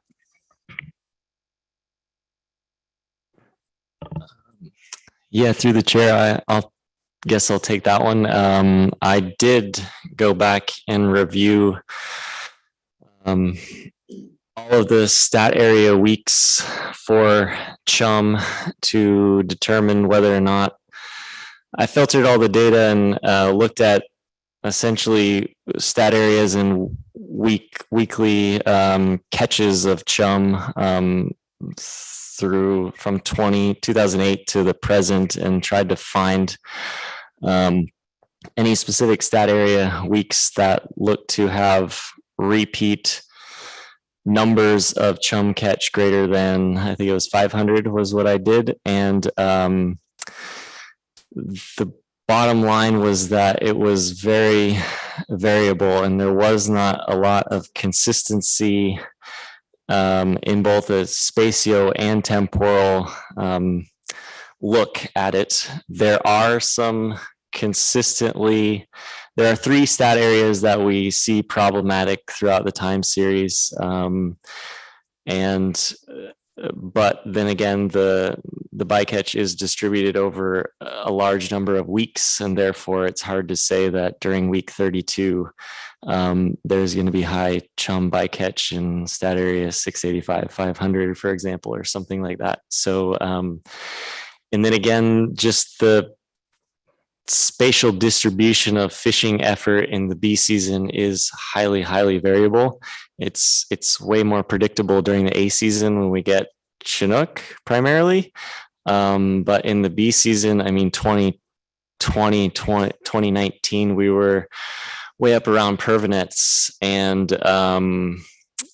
there was not a lot of fish that we found west of the Pribs, for example. And then this past year, there were no fish if you run all the way up to, we had boats run all the way up to pervinets. And then the primary pollock fishing effort was just off to the east of Zemchug, and that's where the fleet stayed essentially all B season and caught all their pollock at relatively low chum rates relative to what was happening down in the CVOA or south of the Mushroom. So yeah, again, it's, I would say the short answer is no, we don't see areas and times where we can predictably predict where the fleet's going to fish, as well as where we know that there's going to be high Chinook or chum, apart from, like I said, about 3 stat areas in the B season for chum. Thank you for that response. My second question does have to do with the incentive plan agreement changes that were just approved. And my question is, thank you, Ms. Mattson. I guess I, as one council member, would be interested in hearing reports back from that, since you were able to implement those with this B season. Have you thought about what you will be able to determine in a relatively short period of time after the B season, or whenever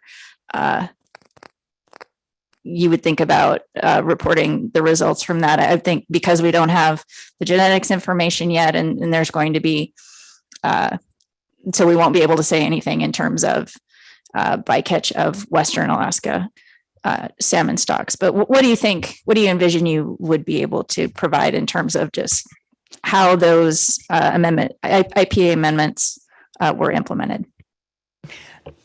Mr. Chair, I'll let Austin correct me if I'm wrong, but I think we would be able to come back and tell you whether there were new closures that we initiated on Monday, because before we didn't initiate new closures. So we would be able to come back and enumerate the number of times that new provision had been acted upon. We would also be able to tell you if there were extreme high bycatch areas that were identified this B season, which will require all vessels to stay out of it. And then, of course, we'd be able to come back and tell you whether there was an outlier in this B season. And that's a 1.5 standard deviation from the rest of the fleet. We wouldn't be able to tell you yet if there was repeat offenders yet, but we'd be able to tell you whether we identified an outlier. And don't know if Austin has any other ideas on what else we would be able to share.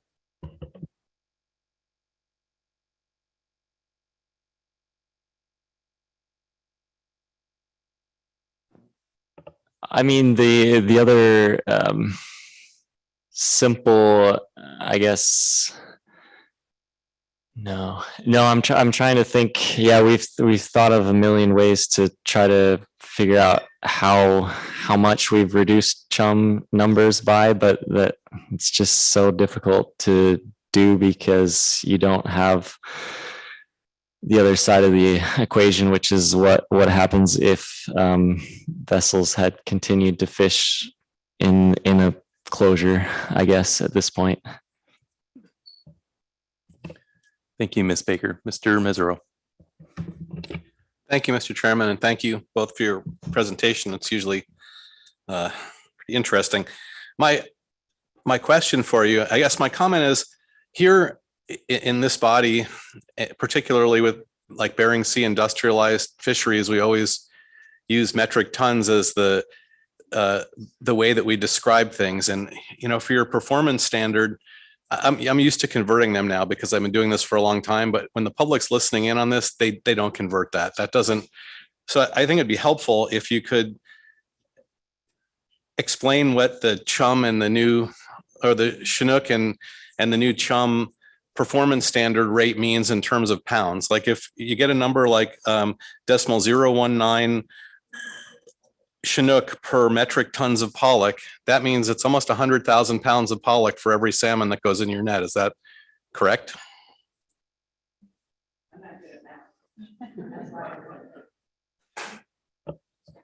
So yeah, just doing the math quickly through the chair is like 1 metric ton is 1,000 kilograms, which is 2,200 pounds, and then 1.9 salmon per 2,200 pounds would be roughly 1 salmon per 100,000 pounds of pollock. Yes.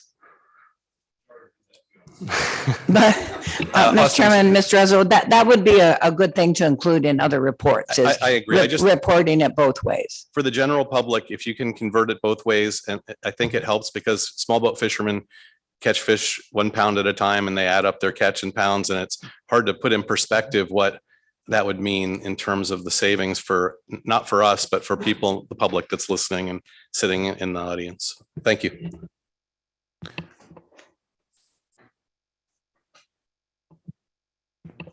Any further questions? Ms. Kimball. I have a question on the first part of the new, the changes you're making to what you're going to do this bee season. And it was just, if you could better explain to me the difference between, it's your first bullet, implementing the closure areas on Mondays versus what you're doing today. Can you probably re-explain why that's important or what that will do? So what we see currently is that Sea State announces closures, new closures on a Thursday that get implemented on Friday. And so obviously you see in response to those closures, movement of vessels into new fishing areas. And often we see new data, therefore catch data come in over the weekend that maybe either reinforces that the closure was in the correct place, or in other times it indicates that the closure was perhaps in the wrong place. And therefore, by relooking at the data again on Monday and seeing where the boats have moved to and what they've caught in those new areas, we're going to again then be able to remove closures and move them on a Monday that'll be then implemented on Tuesday. And so hopefully move the fleet sooner rather than allowing them to fish through Friday, essentially in the same areas that they may or may not have found a lot of salmon in over the weekend. I think, Mr. Chairman, Ms. Kimball, I think the main difference is authorizing Sea State to impose new closures. Our previous IPA allowed them to revise or remove closures on Monday. So now they are allowed to implement new closures on Monday. So looking at that data and trying to be more responsive. So that's kind of the difference between our current IPA and the change. Well, thank you for that. It really helps. And then I'm really just wondering why we weren't doing this before? Is this just a brand new idea, or was there a reason we weren't being this responsive previously? Mr. Chairman, Ms. Kimball, well, Chum didn't crash before, and there wasn't the concern about Chum as the council looked at 191 and then 110.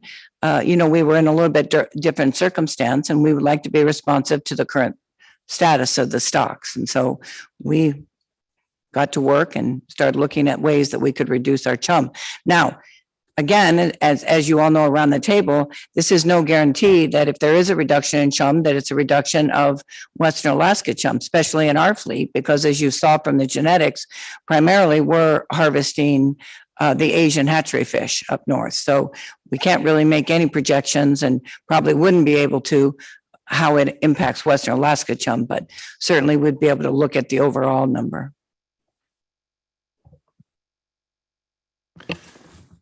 Further questions? Mr. Twite.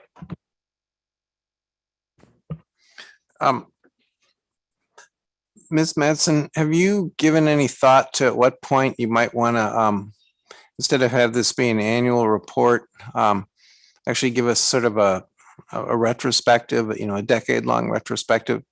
And one reason I was wondering about that was I was thinking about the pretty dramatic difference that you showed between the performance of the fleet regarding Chinook avoidance at the beginning of the program and now a decade later. And two very desirable things have happened. One is they've all become similarly proficient, and the other is they've all become much more proficient. The overall average is a lot lower, and they're all clustered pretty tightly around the average. And those are both really clearly consistent with the council's objectives. And to be just, these aren't things we have to know, but I think for all of, because we're experimenting with a really new type of bycatch management program, it'd be interesting to see how long does it take to change the behavior of a fleet that much? Did it happen within the first couple of years, or has it taken quite a bit longer, and maybe some consistent nudging from both the association as well as their peers, as well as company owners? Or, it'd just be interesting to look at some of those things over time. And maybe that's the most salient one, but just see how long does it take for a program like this to become truly effective, where the people who are most responsible for it, the skippers at sea, are all really doing exactly what you hope they would be doing. And in this case, you showed very clearly that certainly they are now. How long did it take to get there is kind of the question. And that's what I think might be interesting out of a retrospective look. Mr. Chairman, Mr. Twite, we can certainly, start taking a look at it. We were kind of hoping that, the one presentation that we were hoping to make, kind of looking back at that, was for COVID. So we weren't able to do it in person, and we kind of moved away from that. But next year will be 12 years that we've been giving these reports. Maybe that's the time to look back and try to do some of the things that you've mentioned. So we'll take that back and try to present a portion of the presentation on that perspective. Any further questions? Thank you. Okay, next up is John Gruber with the Catcher Vessel report.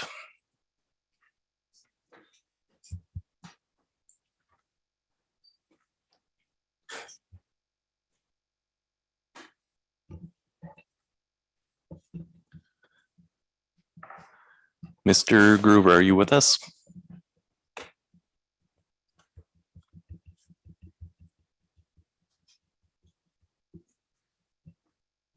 We're not getting any audio.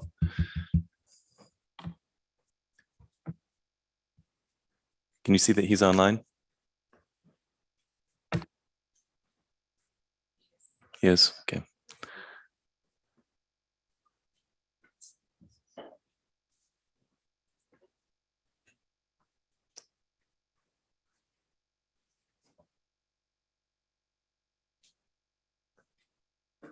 Still no audio, Mr. Gruber. Keep trying.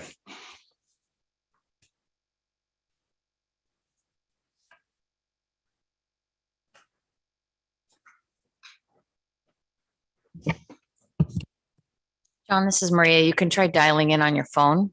The phone number is on the e-agenda.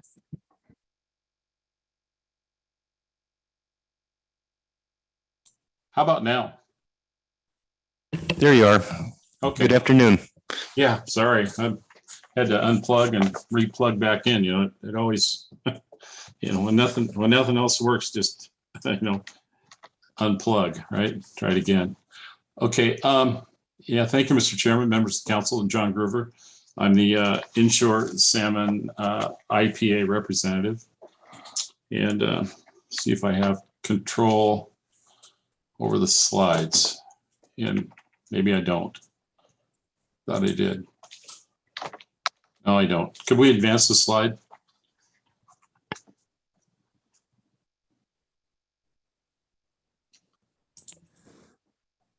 Looks like Shannon is working on it. Yeah, thank you, Shannon. Yeah, so for the inshore sector, all 6 of the AFA inshore cooperatives participate in the inshore salmon safety incentive plan agreement.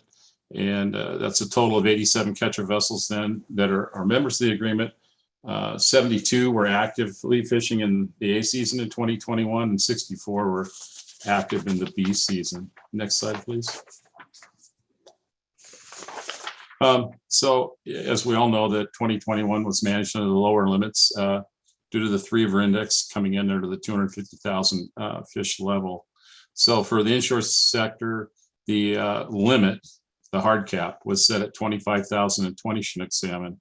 And the performance standard was then 18,525 Chinook salmon. The total 2021 Chinook salmon bycatch by the inshore sector was 6,977 fish. The A season was 4,434. B season was 2,543. And one thing that is to note, and it's been talked about, is that people were able to get their pollock in a little earlier last year than in 2020, and that did make a big difference in bycatch compared to 2020. So, however, the chum bycatch was higher, and the inshore sector took the 342,161 fish. Next slide, please, Shannon. So here's a retrospective, go all the way back to 2005 of bycatch by the inshore sector. You can see that 2021 was actually the lowest year since 2010 for Chinook bycatch.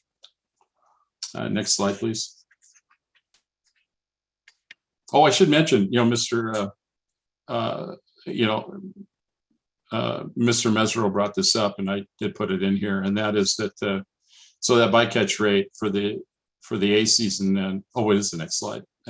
Anyway, was the pollock harvest was 259,819, and that's 58.6 metric tons per Chinook, but that's 129,191 pounds in the A season of pollock harvest per Chinook salmon. The B season, pollock harvest was 337,208 tons, which works out to be 292,333 pounds of pollock per bycatch Chinook salmon.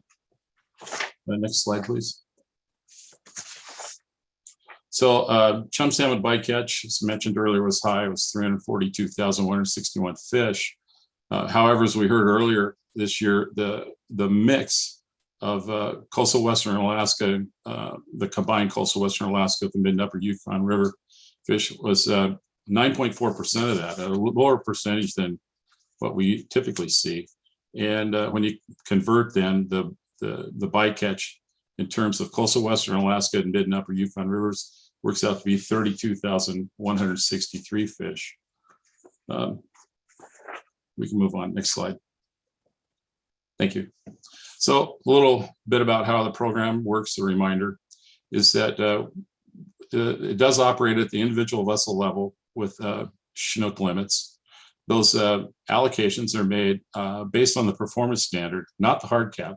So we take 500 Chinook salmon off of the inshore performance standard, and then we allocate pro rata to pollock to each of the vessels.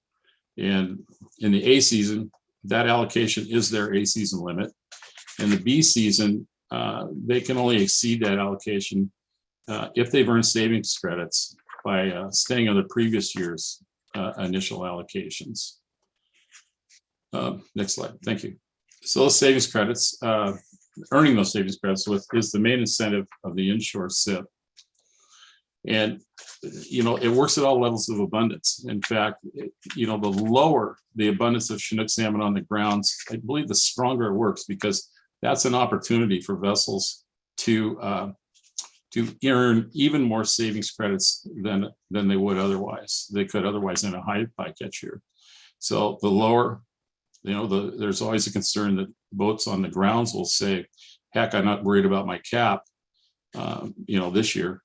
And maybe towards the end of the season, not do as well as they could. But under the SIP program, that's actually an opportunity to earn more savings credits for years coming ahead. In other words, boost your insurance because you don't know what the next year is going to bring. Could be a high Chinook year. You as an individual vessel could have a problem like a breakdown and end up having fish later in the season. There's many things that could happen that can make you want to maximize those savings credits in your account. So next slide, please. So quick summary for Chinook is that none of the vessels exceeded their Chinook allocations made under the performance standard. So nobody used any savings credits in 2021. The inshore Chinook bycatch fell 11,548 Chinook below the sector performance standard. And we were 18,043 Chinook below the inshore sector hard cap. Next, please. So chum salmon, we manage under a rolling hotspot program. And I should mention, we do have rolling hotspots for Chinook salmon as well. They serve both closures for higher bycatch vessels, just like chum salmons do. For vessels with lower bycatch, they seem to avoid all these areas anyway. And this is, excuse me, this slide is of all the hotspot closures we had last summer. So we had an event that took place last summer in these areas that are, I don't know if you can see my pointer, probably not, but below the mushroom. So actually in the center of this picture is an area where we caught 200,000 chum salmon in about a 3-week period. And rolling hotspots shut that down. But it takes a little while for that to happen sometimes. And so, not sometimes, it does. You know, you think about a catcher vessel has a high bycatch and in an area, and they get to shore and they deliver that fish, and maybe it's 2 to 3 days later before it actually gets enumerated and enters the observer program, and we can see where the bycatch occurred through the C-State website, and then we enact rolling hotspot closures. And so it can take but you know, and then so we close a small area, and that's what that small box in that area is. And then we put in a bigger closure the next week if fishing around there is just as bad, and then we can put in a massive closure if fishing continues to get worse. And that's exactly what happened. And we shut the bycatch down, but 200,000 chums were caught in that 3-week period. And you'll hear in public testimony today about a program that's not in our IPAs, but it's going to be experimental as to how to get ahead of rolling hotspots, which do a great job of reacting to bycatch and where they occur. But you know, we want to try and anticipate it and use less data than an enforceable hotspot closure area requires. So you'll hear more about that later. But it's not going to be in the IPA. It's sort of an experiment at this time. So yeah, thank you. Next slide. We also have a salmon excluder requirement. All the inshore vessels have to use a salmon excluder in the A season and after August 31st in the B season. There were fears when we wrote this program originally that there could be pollock loss in some cases in the over the course of the summer when pollock fishing can be the best it can be with very low bycatch. And this came up, I know, in some questions earlier, and the idea being is to maximize your pollock bycatch when it's the best, so that you don't move any later into the fall than you have to when Chinook start to show up. So we have October fishing restrictions, and each catch a vessel, regardless of how many Chinook they may have in their account still, they got to maintain a rate below 0.103 Chinook per metric ton of pollock harvest to fish in October.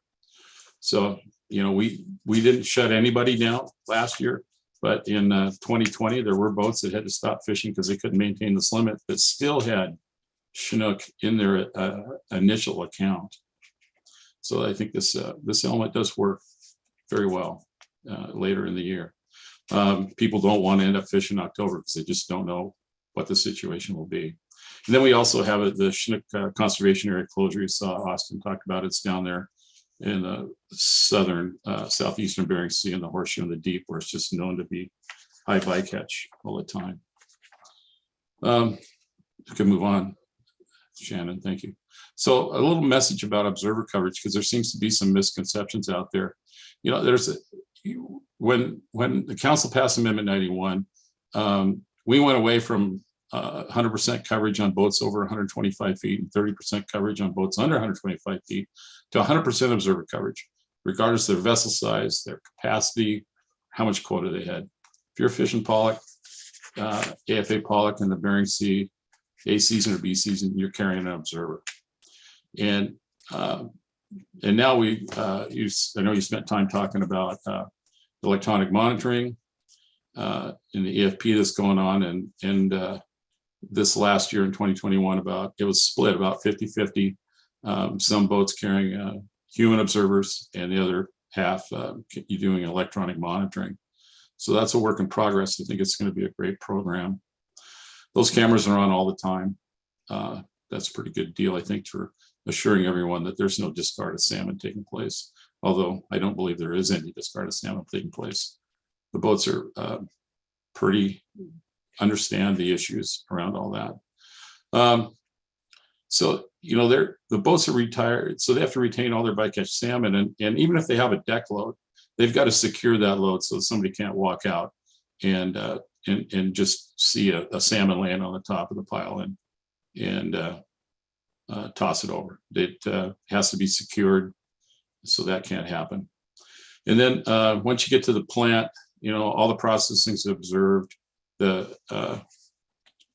If the catcher vessel has to move pollock between fish holds in order to offload, that also it has to be monitored. They stop at the plant, and the observer comes and watches the transfer of that fish. So some of the boats are like a factory trawler. They have a live tank that they can't offload out of, and they have a conveyor belt in the boat that they empty the live tank onto the conveyor, and they transfer it into their regular refrigerated fish holds. And so often when those boats are in town, they also keep fish in that live tank, and they have to transfer it on this conveyor belt to a regular fish hold to get offloaded. And so that process also is observed.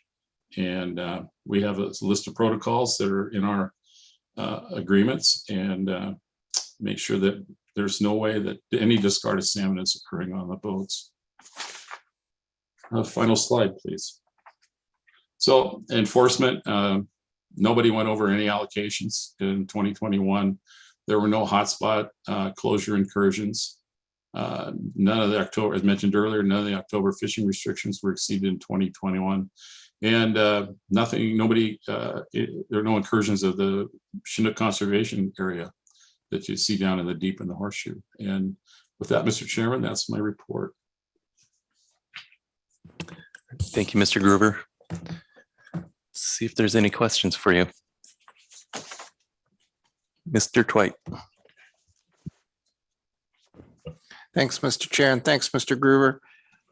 You made the point that the way the catcher vessel SIP is designed, one of the attributes is that even at low occurrences of Chinook, there's positive incentives for skippers to continue to avoid those. And certainly from a theoretical standpoint, your argument made sense. I'm wondering now, after you've got a decade's worth of data, is there a way to mine the data and show whether that kind of behavior, whether that sort of positive incentive is actually working? Yeah, Mr. Chairman, Mr. Dwight.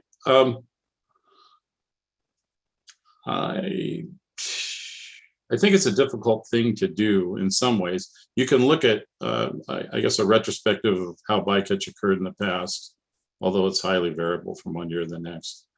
And what goes on now, you could look at whether, there's boats that on their last trip or two just somehow aren't doing as well as they did previously. But I think it would be pretty fine scale. I don't know that we could really tease out to show the differences. A lot of it is just like, at Thanksgiving dinner and your uncle's standing at the table and he's telling about the fish that got away, and he stands up and he holds his hands, apart with an empty space between them. And a lot, we ran into this problem when we did rolling hotspot reports for years to the council prior to Amendment 91. I think it's, Carl and I spent a lot of time talking about it, and better minds than mine, like Carl, looked at ways to do it. And we ran into the same roadblock all the time. And so we could take another look at it and see, but I think at this point, the proof's in the pudding, right? Bycatch is low. People don't fish in the fall any more than they absolutely have to. But yeah, we can take a look at it, Mr. Dwight. Ms. Baker has a question. Thank you, Mr. Chair. Thank you, Mr. Groover. I have a question about something you mentioned in your report, and I think this has really to do with incentives, and there's the performance standard within your program and then the overall cap. And I think the council often receives input, at least from the public's perspective, that the overall cap, and in this particular bycatch management program, the performance standard is really the incentive for your fleet to perform. And that is the limit, and that's really what's going to provide those strong incentives. And can you just help us understand a little, when you showed us the bycatch performance of your fleet in 2021, which is the year that we're looking at, your overall salmon PSC was quite a bit lower than even the performance standard. And so is the cap the most important part of the incentive plan agreement for your sector? Or what is it? What are the dynamics and the incentives that are at play besides the cap, if that's not the main one? Yeah. Yeah, Mr. Chairman, Ms. Baker, thanks for the question. It's a good one because it is the performance standard. It's not the cap. We operate the individual vessel level, and vessels get a number, and it's based on, actually, we hold some of the performance standard back for an insurance pool, 500 fish. So they actually get a little less than the performance standard each. And that's the number they work off of. And that's their goal, is to stand to that number. There's been no significant use of savings credits since 2011, and which was, showed how the system worked. That there were guys who earned some savings credits, because we ran the program in 2010 just for people to develop some savings credits, and there was a little use of savings credits in 2011, not widespread, but the takeaway message was, you shouldn't use those. You should stay below the performance standard, because you don't know when you're going to need them, and you don't know how many you need. And quite frankly, in a year that you go above the performance standard, you don't earn any savings credits. And when you can only save them for 3 years, that's a zero. in your savings account, you know, if you've gone over the performance standard, you've got nothing to show, you know, for 1 year going into the future. And our guys are they're very aware of that. I know they'll often talk about, when asked about how many salmon they caught, they'll actually talk about the response is, well, you should ask me how many I avoided below the performance standard, because that's how that's the incentive here. So I think that's lost a lot of the time here on how this program works, because it is complicated process. I know we saw this I gave this presentation to the task force subcommittee, and I think it was very difficult. You have a limited amount of time. It's very difficult to explain, and it's a hard concept to understand. Hard caps are really easy to understand, but incentive plans and how they actually function are much more difficult. But it is absolutely true that the performance standard is the number here, and that's the goal by the vessels that operate. They want to be under that number. It's in a low abundance year. I talked about this. It's like being able to buy cheap car insurance. If it's a low encounter year, that's an opportunity to get your insurance at a reduced rate. Not say, what the heck, I can get in a fender bender. So there's a lot. It could be a really long-winded answer, but I hope that covers the main points. Thank you, Mr. Gruber. It did. I guess my question then is, following up on that, if the performance standard is really the driver for the incentive, why wouldn't we just lower the performance standard to provide more incentive to reduce salmon bycatch? Yeah, Mr. Chairman, Ms. Baker, it's a great question. There's a balance between what makes things work. And, originally under 91, we developed this whole SIP program under a ratio. And there's a point where the ratio, if you lower the performance standard too low, the ability to earn the savings credits or develop the incentives, right, of getting this insurance for being able to fish above the performance standard becomes lost to someone. I think it's just plain old human nature. And if you lose that relationship of where it actually makes sense to people, they could very easily throw their hands up in the air at some point and say, what the heck here? This isn't even possible anymore.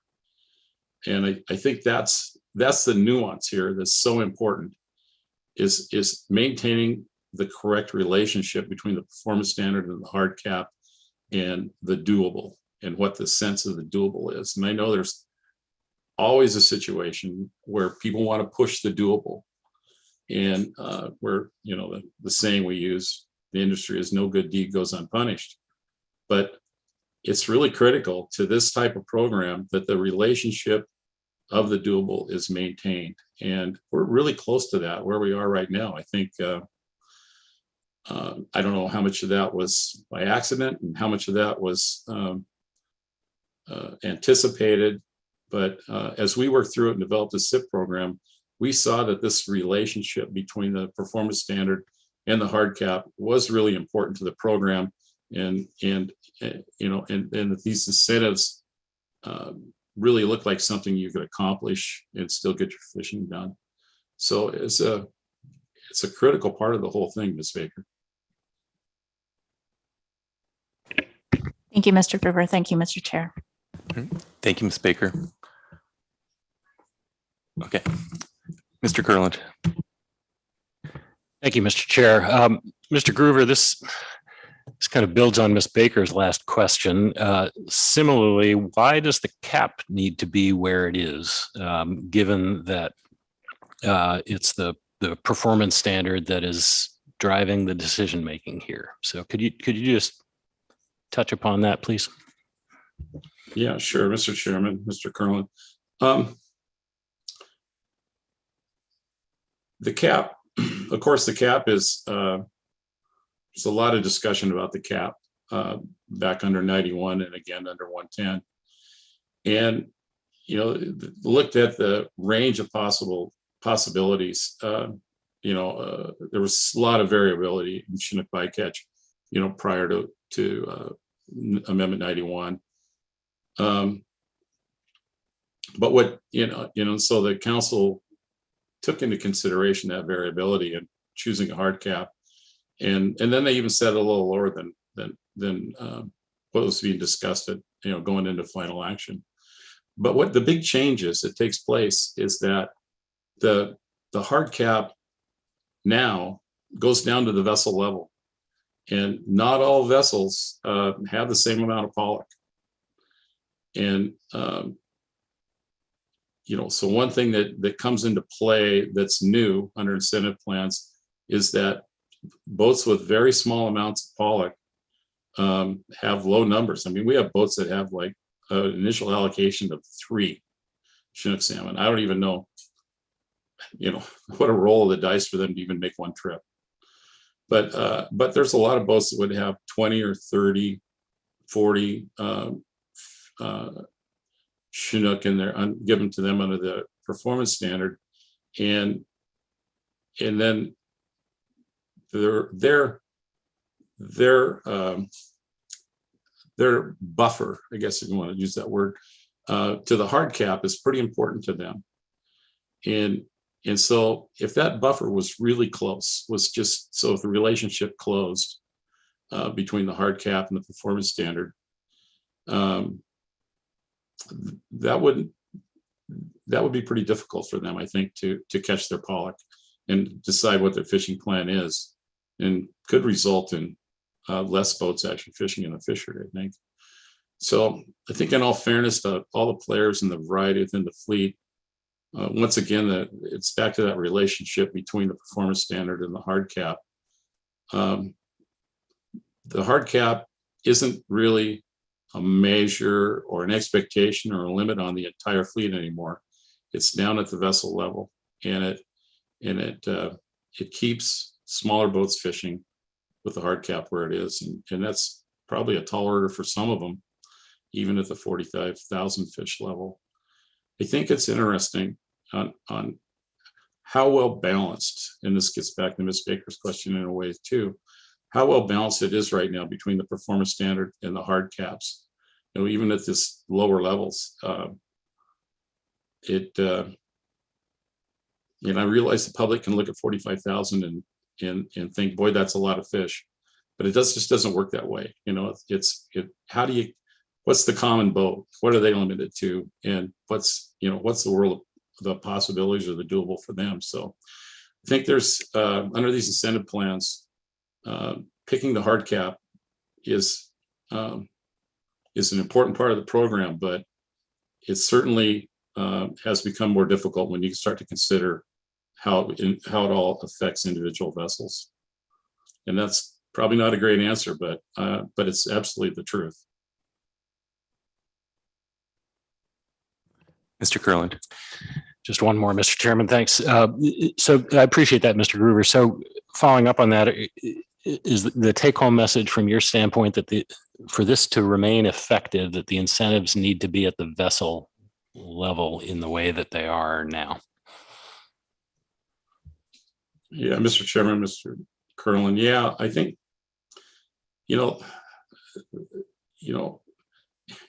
this is a unique program, and it's pretty darn good, I think. There's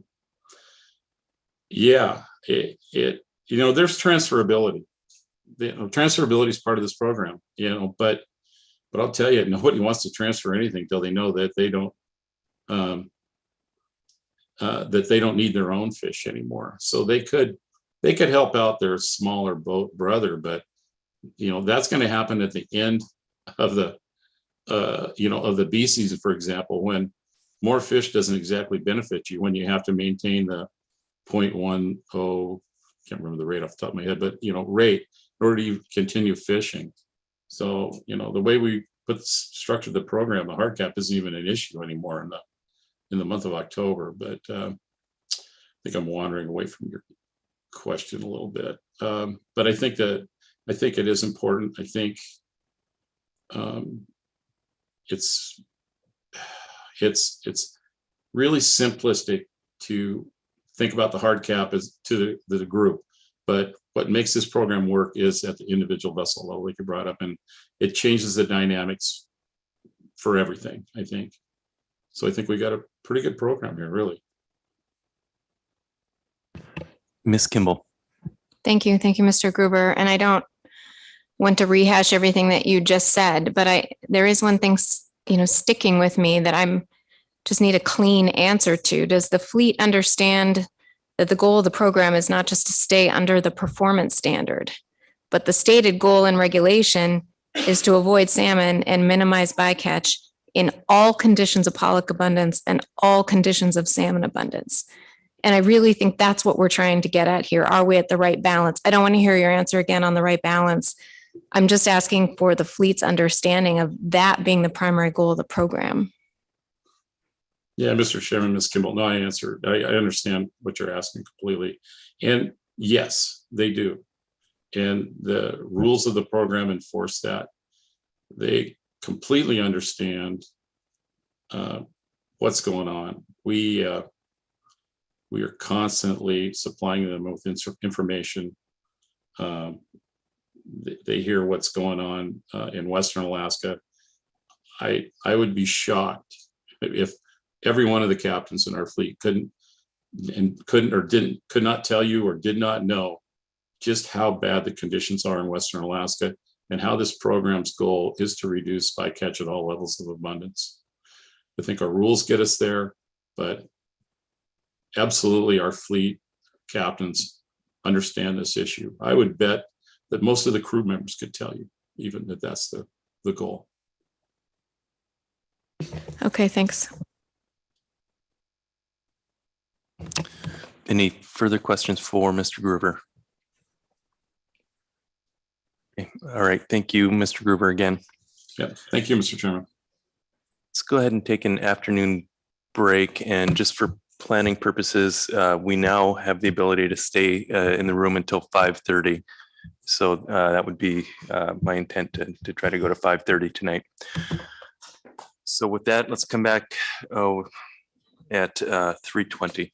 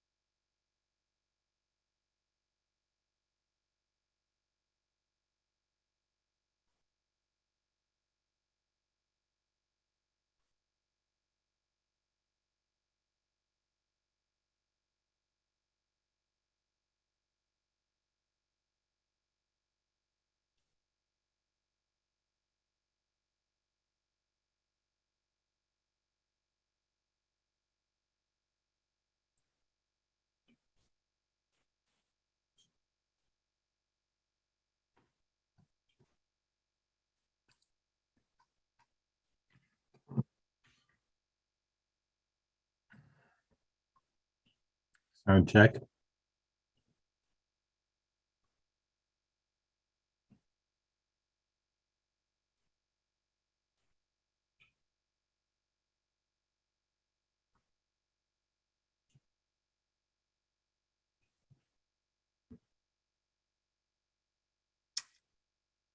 Sound check.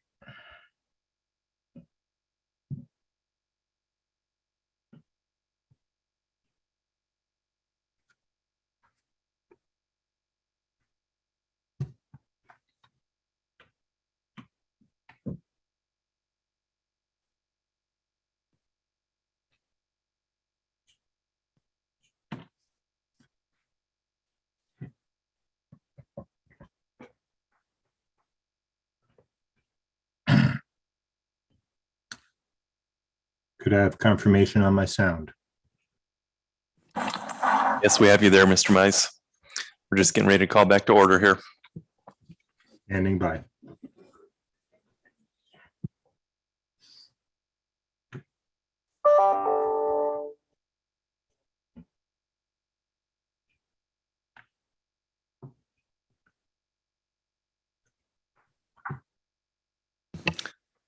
Council, please come back to order. All right, next up, we will hear from James Mize, the 2021 Mothership IPA report. Good afternoon. Good afternoon, through the chair, members of the council. My name is James Mize. I am the IPA representative for the Mothership Salmon Savings Incentive Plan. This presentation is to review the 2021 MSSIP report, and I'll just get into it. And I'm not seeing how to, oh, there it goes. All right. Well, I want to start by giving an overview of the MSSIP. It is a fleet-based IPA, which is to say that it is organized around individual vessels that are affiliated with an individual mothership, because that is where the decisions are made for fishing. Fleet is a number of different harvesters affiliated with the mothership. I've heard it compared to a mother duck and a baby ducklings swimming across the Bering Sea. The ducklings always seem to return to mother duck. As it is, the incentives within the program are applied at the fleet level. We have some advantages with our fleet operations, and the primary advantage that we have is that we have very rapid information of what is in each tow that we have, as the tows are delivered to the mothership and are immediately reviewed with observer coverage to where we know what is in each bag. The incentive measures that we've developed within the IPA are primarily based on a credit program. This is similar to what you heard in the inshore program. We also have a rolling hotspot closure program, which you heard in both of the prior presentations. But we also have third, which is unique to our program, is a set of best management practices which form a sort of code of conduct for any of the participants within the MSSIP. Within the report format, we describe how these incentive measures play out in the prior year, in 2021. As far as the salmon savings credits go, we earn credits. The fleets earn credits for salmon that they don't catch. And so the fewer salmon that they catch, the more credits they earn. And in last year, there was a total of 732 salmon savings credits earned. There's a discount on the number of salmon, so it's not a 1-for-1. It's a ratio. I don't recall off the top of my head what the ratio is. The rolling hotspot closure program operates, as you heard with the other two presentations, where we have areas of high salmon bycatch are closed for participation. There were 7 closures in 2021.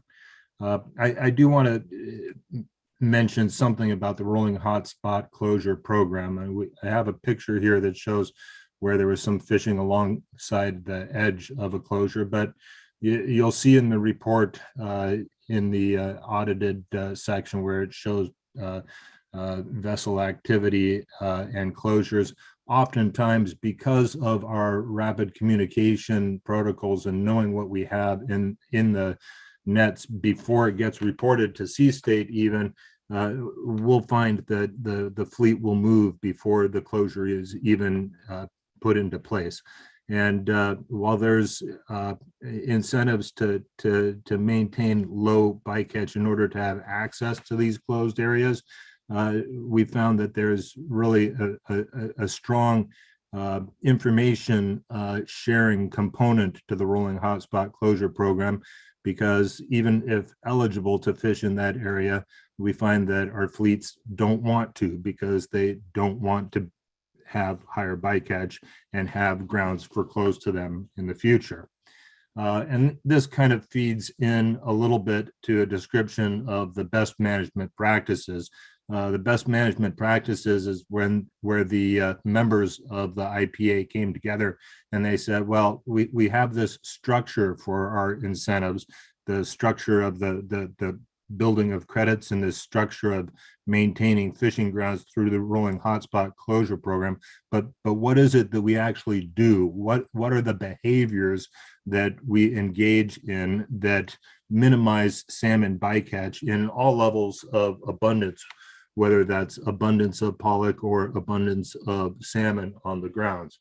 Well, I say both because abundance of pollock matters. The more pollock you can get out of the water when there's no salmon around, the quicker you can get out of there and avoid catching salmon. But when there's scratchy fishing and there's salmon around, you need to engage in different behaviors to minimize your salmon bycatch under those conditions too. There's a recognition in the best management practices that this is a dynamic system, that environmental conditions are highly variable on the grounds. And the most important thing that our fleets can do is communicate regularly and promptly as to what those conditions are and adjust their fishing practices in a manner that minimizes the salmon bycatch to the maximum extent practicable. This includes things like rapid communication protocols, as I alluded to earlier. It includes mandatory use of salmon excluders, and there's a recognition for contingencies if there's any kind of a mishap with a salmon excluder, which also allows for experimentation and continual improvement, because not all salmon excluders are created equal, and we want to make sure that we are constantly making those excluders better. There's also provisions in there for monitoring the effect of cod end size or of short wire time, and very practical things that are used on a toe-by-toe basis for on the grounds responsiveness. Whenever moving to an area where fishing fishing conditions are not known, there's a test tow protocol. It's not that all the fishing boats go and set their net immediately. They take turns over nominating one to put in a bag, pull it up after a very short period of time, and seeing what they get and whether or not this is a good place to fish. And so these are the kinds of things that go into the best management practices that result in the kind of reduction of salmon bycatch in all levels of encounters. We're asked in our report to give an evaluation of effectiveness. This is a difficult thing to do. It's very difficult to count the salmon that you don't catch. So we do the best we can by reporting what salmon we do catch and how does that relate to the reference numbers that we have in the structure.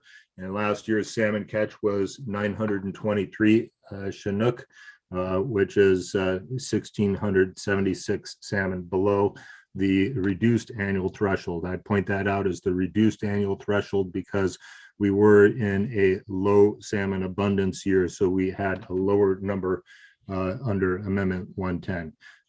As an additional evaluation of effectiveness, we have, since the beginning of the MSSIP, contracted with a third party to review our rules, review our program, review our effectiveness of our mechanisms in order to make sure that we do what we say what we do. So we have that appended as well to the report.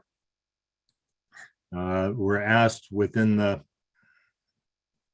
excuse me a minute, there we go. We're asked within the rules for the reporting to review the allocations and the catch. There's a slide in there for that. You can see that we have quite a bit of pollock allocated throughout our catcher vessels within the fleets. And then we also have the actual catch of Chinook salmon as compared to the pollock. And one thing I want to note from this slide is that we've had a reduction in our bycatch from the previous year. So that's a good thing. Other things in the report contents, they ask if there are any amendments. We made no amendments in 2021. We made no in-season transfers among the fleets, the co-ops, other entities, or CDQ groups. We had no in-season transfers among vessels in 2021. I believe you have in your packet a copy of the report, and I'd be happy to take any questions that you might have on the report. Thank you for your report, Mr. Mize. Any questions? Don't see any. Oh, Mr. Jensen. Thank you, Mr. Chair. Thank you for your presentation. I just trying to wrap my head around the pounds and metric tons thing again. And on page slide 4 in the A season, there's Excellence/Phoenix. That apparently is a couple of the boats, and they had 402, I think, is it pounds of Chinook salmon? Is that what that means alongside, or is that 402 number? That is numbered. That's a number side. Perhaps I should have used an N instead of a crosshatch. I could see where that crosshatch could be considered a pound. My apologies for that ambiguity. Yeah, I was just trying to wrap my head around it. And 35,000 metric tons, like 70 million pounds. I have to admit that I'm not as fast as Mr. Estabrooks in doing calculations in my head. My background's more social sciences and law, and so I was trying hard to avoid math. Yeah, I did it on my little calculator. It said came up like 77 million pounds. So I was just trying to match them up. I don't know what the average Chinook salmon weighs during that season, but Chair, Mr. Jensen, I think what you're getting at is that it's a very small number of salmon for a very large amount of pollock. And I do have a few things that I could say about that. It's that if we look back at our prosecution of our fishery and our individual tows that we are calculating, the most common number of salmon that we will find in a bag that is delivered to a mothership is 0. And over 2/3 of our tows have that number 0. And the second most common number is 1, where you will have a single salmon in a 50 metric ton bag of pollock being delivered to the mothership. Our catch of Chinook salmon is actually a rare event, and there's only a very few number of tows that have more than 3 or 5 salmon in them. And so the bulk of the number of Chinook salmon that you see there come from a very small number of tows, which is why our rapid communication protocols and our closure program is so effective at reducing salmon bycatch because we're able to respond quickly. Yeah, thank you for your help. Thank you. Thank you, Mr. Jensen. Any further questions? All right. Thank you, Mr. Mize. Thank you. Okay, I think the last report we will take then is a C share report. Got Jim Harmon here to present.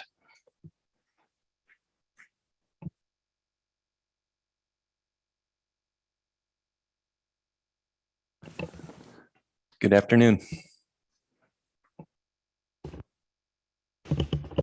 Good afternoon. Thank you, Mr. Chairman. My name is Jim Harmon. I'm the Executive Director of C-Share.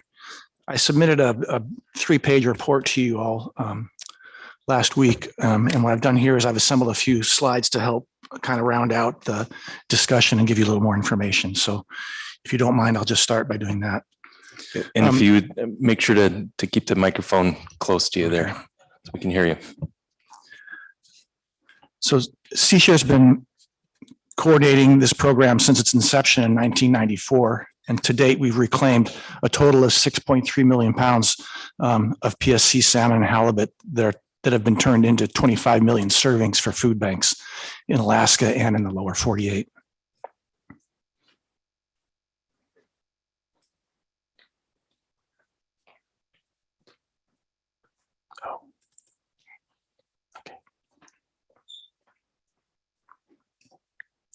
So the way the program works is NMFS authorizes C-Share every 3 years to administer the program for salmon and in halibut, for the BSAI and for the Gulf of Alaska. And then it's our job to go out and recruit the partners to coordinate. We coordinate, finance, and track the donations from each entity. Participation is all voluntary at all levels.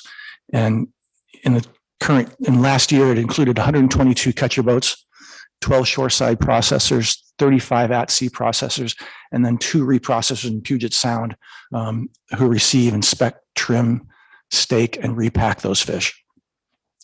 It's important to note that no one's advocating for bycatch. I spent the day here listening to people in the great lengths that all of you go to minimize it, and I definitely appreciate that. What C-Share tries to do is utilize valuable fish when they aren't avoided, and there's a lot of cost involved and effort involved, and the fact that these boats and plants are willing to take the extra time to retain and clean those fish for us speaks to their respect of the resource.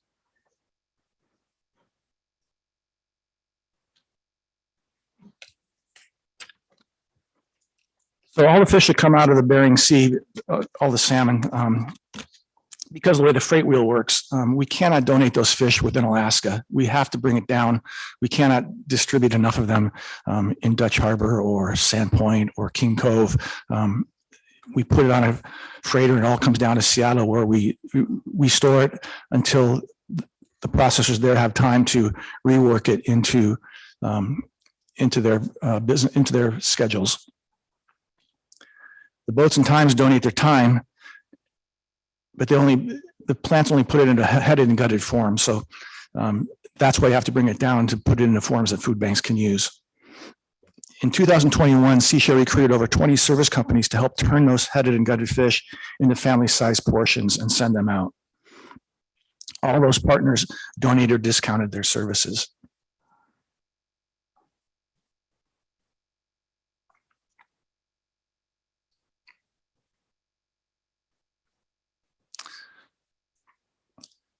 So C-Share receives no government funding to administer the program. We rely on donated and discounted services to minimize all the downstream costs. And pre-pandemic, we were paying as high as 49 cents a pound to turn bycatch into finished packaged servings that food banks could distribute. Over the last 2 years, those costs have increased to approximately 62 cents a pound, and I'm not sure where it's going to be in bee season. Part of the increase happened because last year there were so many bottlenecks in getting fish shipped out and getting them worked into the supply chain that we ended up storing a lot of fish. And we paid more for trucking and packaging, so it went from 49 to 62.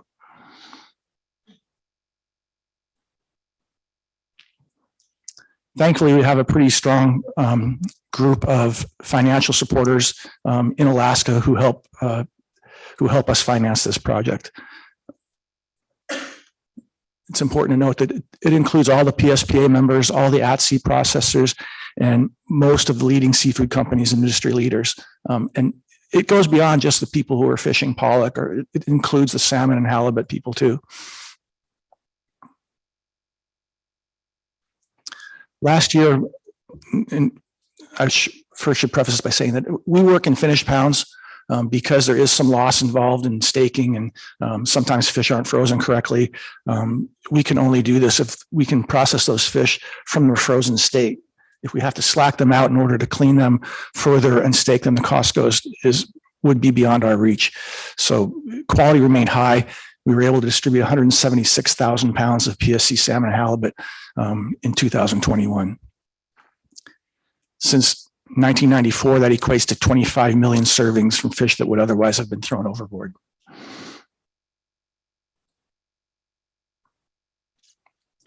This is a picture of our finished product being repacked at Food Lifeline, the largest food bank in Seattle. Food Lifeline in Seattle, the Oregon Food Bank and the San Francisco Food Bank generally take a good portion of this product. And it's important to us because when we incur 62 cents a pound, we need the food banks to help us fund that. So those food banks in the lower 48 who have appreciation for seafood are willing to help reimburse us for a portion of our costs. We couldn't do the program without that. Everything we distribute in Alaska is at zero cost because the Alaska food banks never have any money.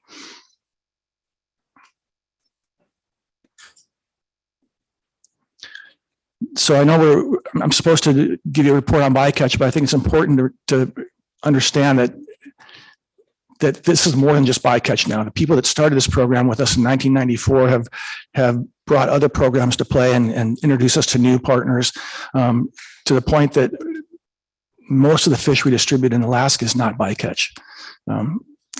Last year we distributed, maybe it's on the slide. So last year we distributed 2 truckloads of canned salmon to Fairbanks and Anchorage. We distributed a truckload of breaded pollock portions in Anchorage.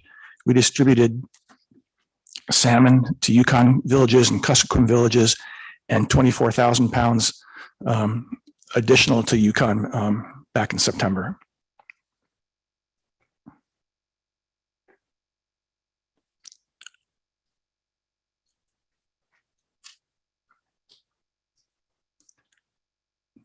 This was the first year we did this, and we're talking about if we're needed to do it again in 2022, we're ready and willing.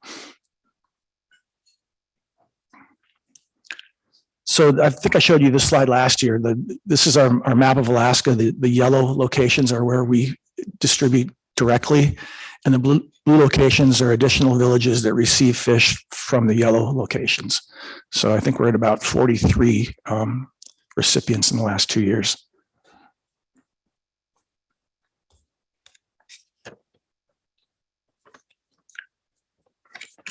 So I spent a lot of time in Alaska. We do a lot of work in Alaska. It's a big part of our job day in and day out, but nationwide, it's important to keep this in context.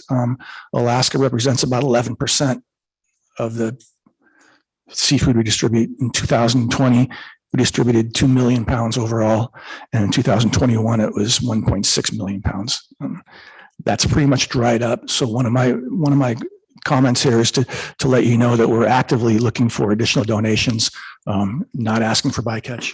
But if you have ideas for additional resources that we could use to feed hungry people, I'd love to hear about it.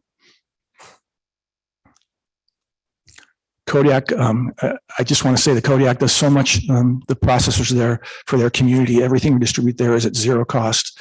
And when we have extra fish, we can send them up to other locations if they're willing to accept those fish. So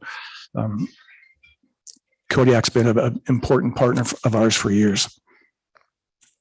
We appreciate the support that NIMS and this council provides.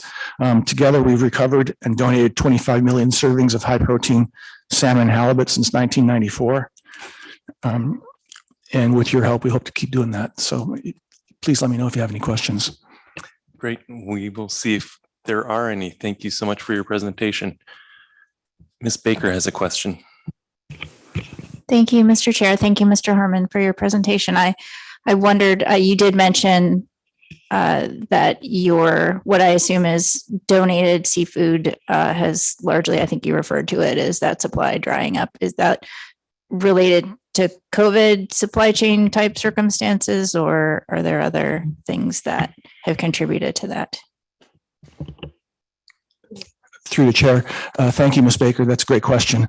You know, we actually did a real good job in 2020 in securing some additional funding from grants. I think it was like $700,000. They enabled us to access another tier of product that we normally wouldn't be able to afford. So we did that in 2020, and that's what got us to 2 million pounds. In 2021, based on that success, we got a second set of grants, and we did the same thing with that funding. Enter 2022, we still have funds, but we've taken the tier that we used to be able to afford at 40 cents a pound or 49. We've actually gone up to almost $1 a pound, and we've cleaned out everybody's inventory.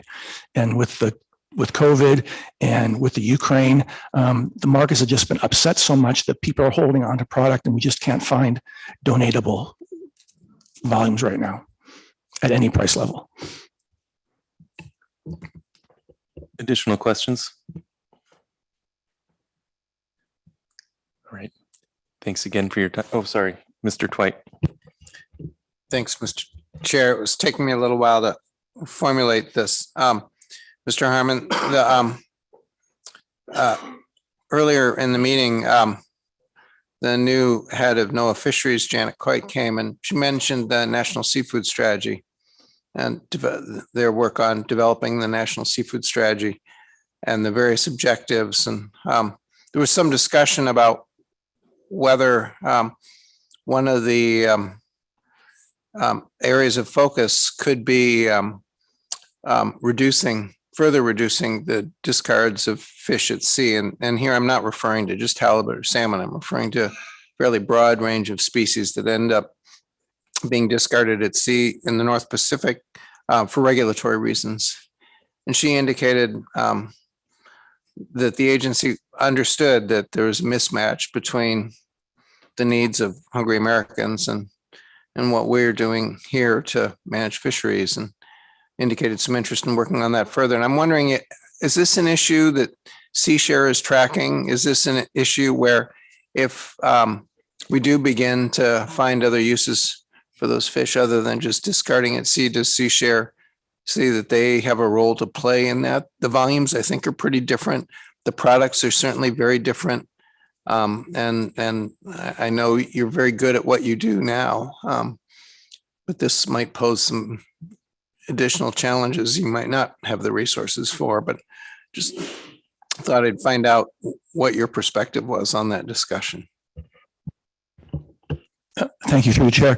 Mr. Twit, I think that's a great question. We are trying to keep abreast of those developments and discussions.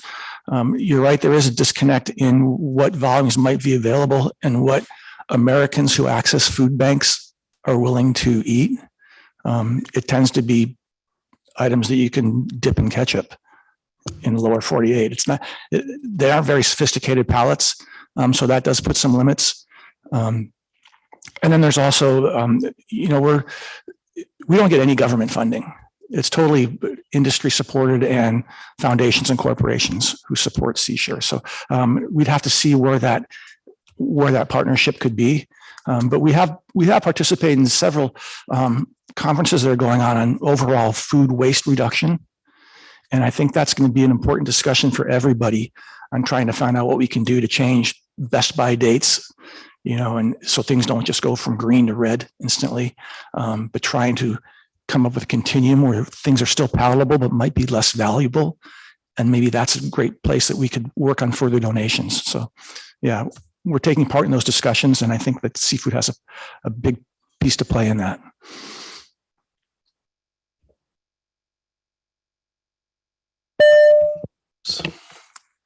Wrong button. Any further questions?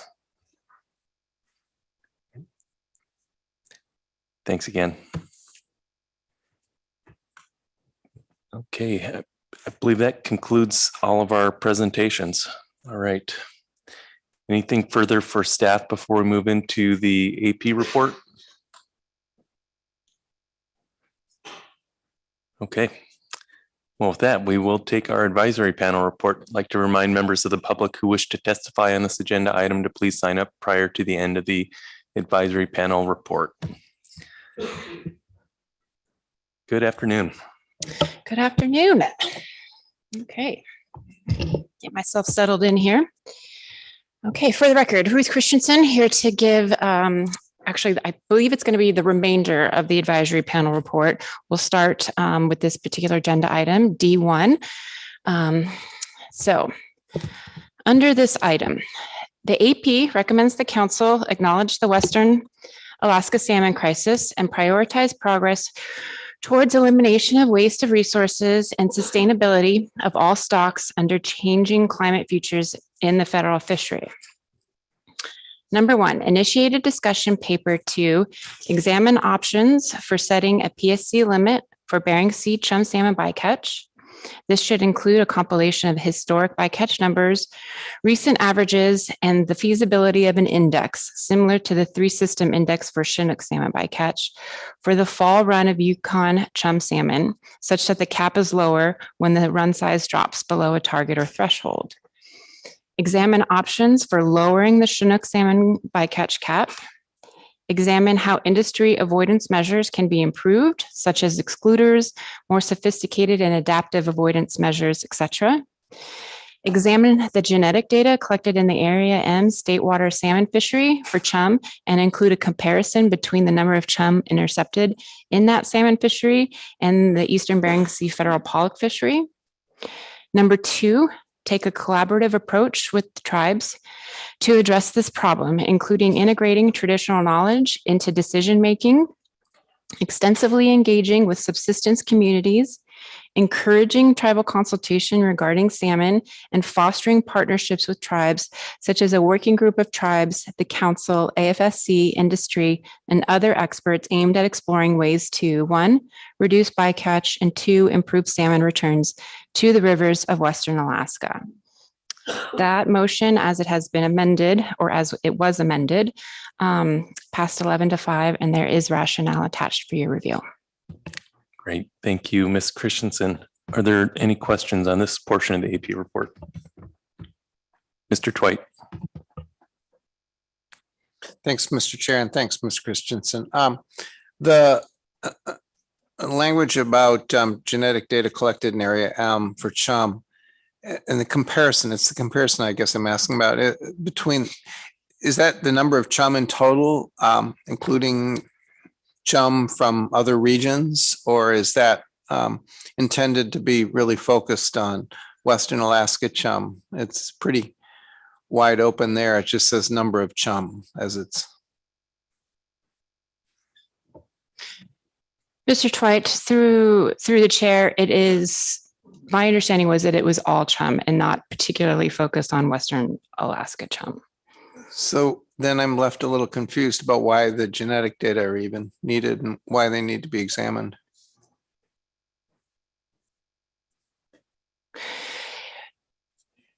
The AP had some extensive discussion about the importance of the genetic data and how informative it can be. And so I think even though it would be looking at all chum collected, just like, you know, with the incidental catch in pollock fisheries, understanding those proportions, I think is the point here. Even though it would be all chum, understanding the proportions of the different stocks is an important piece of that.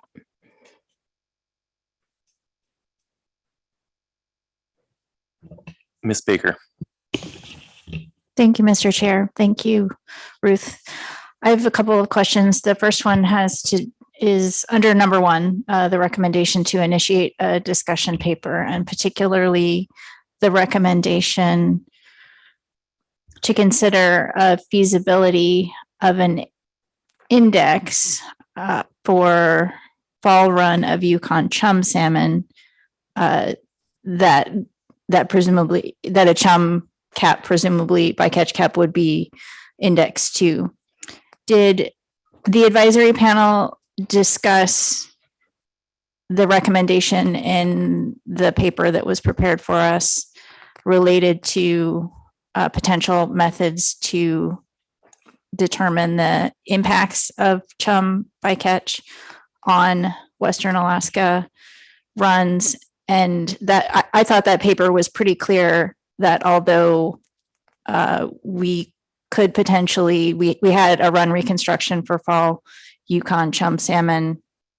That was really the only river, and we just did not have comparable information for the other rivers. So I guess is the AP really recommending that we would implement a Bering Sea chum cap that was indexed to just the fall run of Yukon chum salmon? Because we heard in that paper that may not be representative of all coastal Western Alaska rivers. Ms. Baker, through the chair,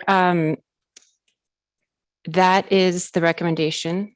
That was the solid recommendation for many members of the advisory panel. But we did discuss, there was a lot of discussion about the exact point that you raised, that it might not actually be feasible. And that was a concern by other members of the advisory panel. So we did have that discussion, and we did, and that was based on the staff reports that we received. Thank you for that. My second question relates to the second recommendation in the AP motion for a work group with broad representation. And it looks like the AP is recommending that work group be tasked with exploring ways to reduce bycatch and improve salmon returns to the rivers of Western Alaska. My interpretation of that would be that this would then be that's a fairly general charge. So did you discuss, is this intended to be a long-term standing working group or with those general charges, or was there any more discussion about the specific tasks of that work group at the AP? Ms. Baker, through the chair, we didn't actually discuss, we did not get into a discussion on the real specifics of the working group, like whether it would be a standing working group or any further detail that could be, included in both of those number 1 and number 2 recommendations. So it was a very specific to the development of that working group. It was a high level discussion. Thank you, Ms. Baker. I've got Ms. Vanderhoven and then Mr. Mesereau. Thank you, Mr. Chair. Thank you, Ms. Christensen. With the Amendment 3, the Area M amendment, did the AP discuss other state water intercept fisheries, or was this really specific to Area M? Ms. Vanderhoven, it was specific to Area M. Mr. Mesereau. Thank you, Mr. Chairman. Thank you, Ms. Christensen. I'm stuck on Area M too, to be honest with you. So basically, most of the public comments have acknowledged that climate change may be a mitigating force in the chum salmon returns, but one of the things that we can do as a council is to look at bycatch reduction as a way to put some more salmon in the river to provide some opportunity if that's the direction this council chooses to go. Typically, when we get reports like this, the motion is a logical outgrowth of the reports that we get. And I know that there's nothing in the reports that really speaks to Area M or state waters fisheries at all, because we don't have the ability to control what happens in state water fisheries. So what I'm wondering is, was there any discussion at the advisory panel about the fact that even if we examine genetic data, and even if it told us that 100% of the chum salmon caught in Area M were from Western Alaska rivers, that there's absolutely nothing we could do about it, which leads me to the second part of my question. Why would we consider what's happening there when it has no relevance to what this body is capable of doing to mitigate the problem? Mr. Mesereau, through the chair, to get to the first part of your question, we definitely had extensive discussion at the AP about the jurisdictional issues. And there was recognition that regardless of the information, this body doesn't have that authority. So that was recognized around the table. So the inclusion of it, it was meant to provide information on another source of chum salmon mortality that occurs. If we're looking at all sources of mortality, this is one of them. And even though it wasn't part of the reports, given the knowledge around, of the people around the advisory panel, they're aware of the fishery. And so even though the intent is that even though the council doesn't necessarily or does not have any type of authority over the state water area and fishery, the information could be useful if the council were to choose an action related to chum salmon bycatch. Thank you. Any further questions? All right, I don't see any, so we can go to the IFQ committee report.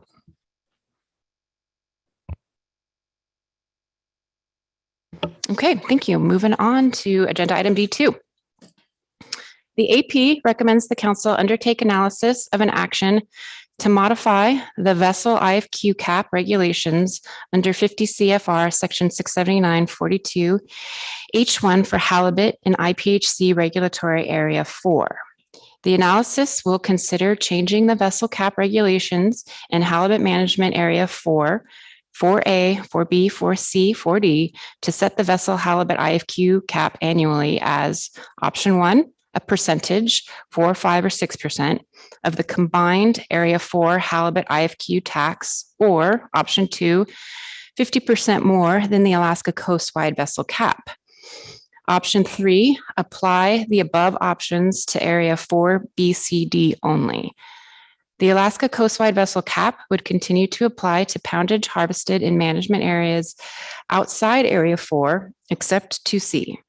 For vessels fishing in both area 4 and in areas outside area 4, the area 4 vessel cap and the coastwide vessel cap are not additive. Additionally, the AP recommends the council analyze the following options to change the vessel cap for harvest of area 4B IFQ halibut derived from quota share held by a CQE. Option 1, a percentage, 4, 5, or 6% of the combined area 4 halibut IFQ tax, or option 2, 50% more than the Alaska coastwide vessel cap. The action will be reviewed 3 years after implementation to determine whether the conditions that necessitated the action continue to exist. And that motion passed unanimously. Thank you for that report. Any questions? Mr. Twite.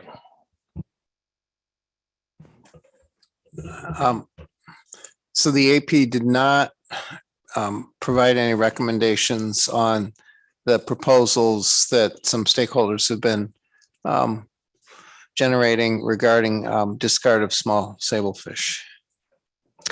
Through the chair, Mr. Twite, that came in motion number 2 that I haven't read yet. Okay, sorry. I thought maybe you were done with the whole IFQ. I apologize. No, I'm sorry.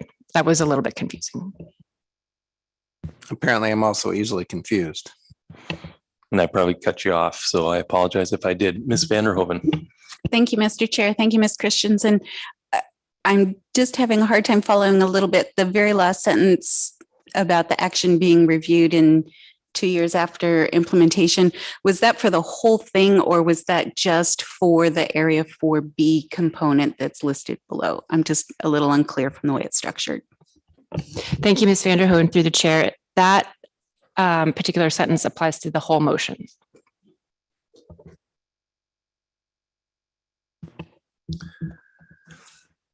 Okay, I don't see additional questions. So the second motion then.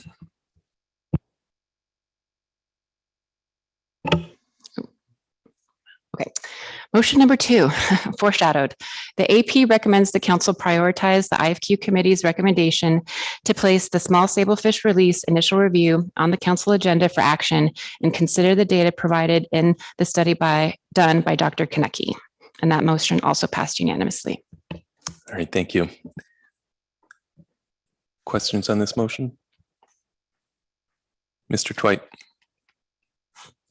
So this is an action that has in the past not always been unanimously supported, and now it is. I'm just wondering if, and as I looked at the rationale, I was trying to see sort of what some of the arguments folks who had concerns or did not think it should move forward, and I'm not seeing those anymore. And I'm just wondering if can give me a sense maybe of from the AP's perspective of what's changed. Why is there at this point a fairly unanimous acceptance that this should move forward?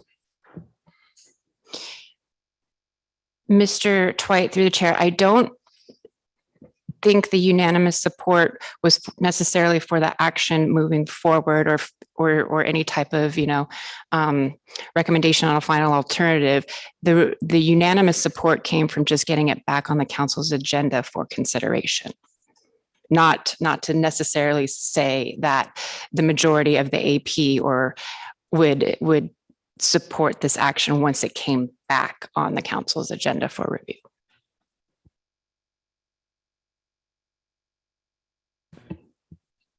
Any further questions? No, okay. Staff tasking then. And for clarity, there are two motions under staff tasking. So I'll start with the first one. The AP requests that the council take the following actions to implement the EAG facility use cap exemption as soon as possible. Number one, separate the EAG facility use cap issue from the Aleutian Islands Golden King Crab start date issue. Number two, accept the background document as the discussion paper for the EAG facility use cap issue. We believe that the background document is a complete functional equivalent of a discussion paper. Number three, adopt the attached draft purpose and need statement. 4, adopt the attached alternative. And number 5, schedule final action as soon as reasonably practicable. Purpose and need. Since the implementation of the BSAI crab rationalization program in 2005-2006, the number of active EAG processing facilities has decreased while the number of independent PQS stakeholders has increased, and new market opportunities, particularly but not exclusively markets for live king crab, are developing. The council has taken previous action to exempt custom processing from the calculation of facility use caps in all other crab rationalization program fisheries except golden king crab and Western Aleutian Islands. The council is now considering extending this exemption to include EAG with the intent of creating opportunities for increasing the value of the fishery and promoting cooperation among stakeholders, while also protecting the sustained participation of the affected fishery dependent communities. Alternatives. Alternative 1, status quo.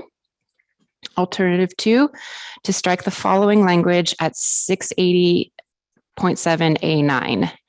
And that the stricken language reads, for any shoreside crab processor or stationary floating crab processor east of 174 degrees west longitude to use more than 60% of the IPQ issued in the EAG or WAI crab quota share fisheries, unless the IPQ meets the requirements described in 680.42B8. That motion passed unanimously. And I can take questions on this one. I don't see any. Motion 2.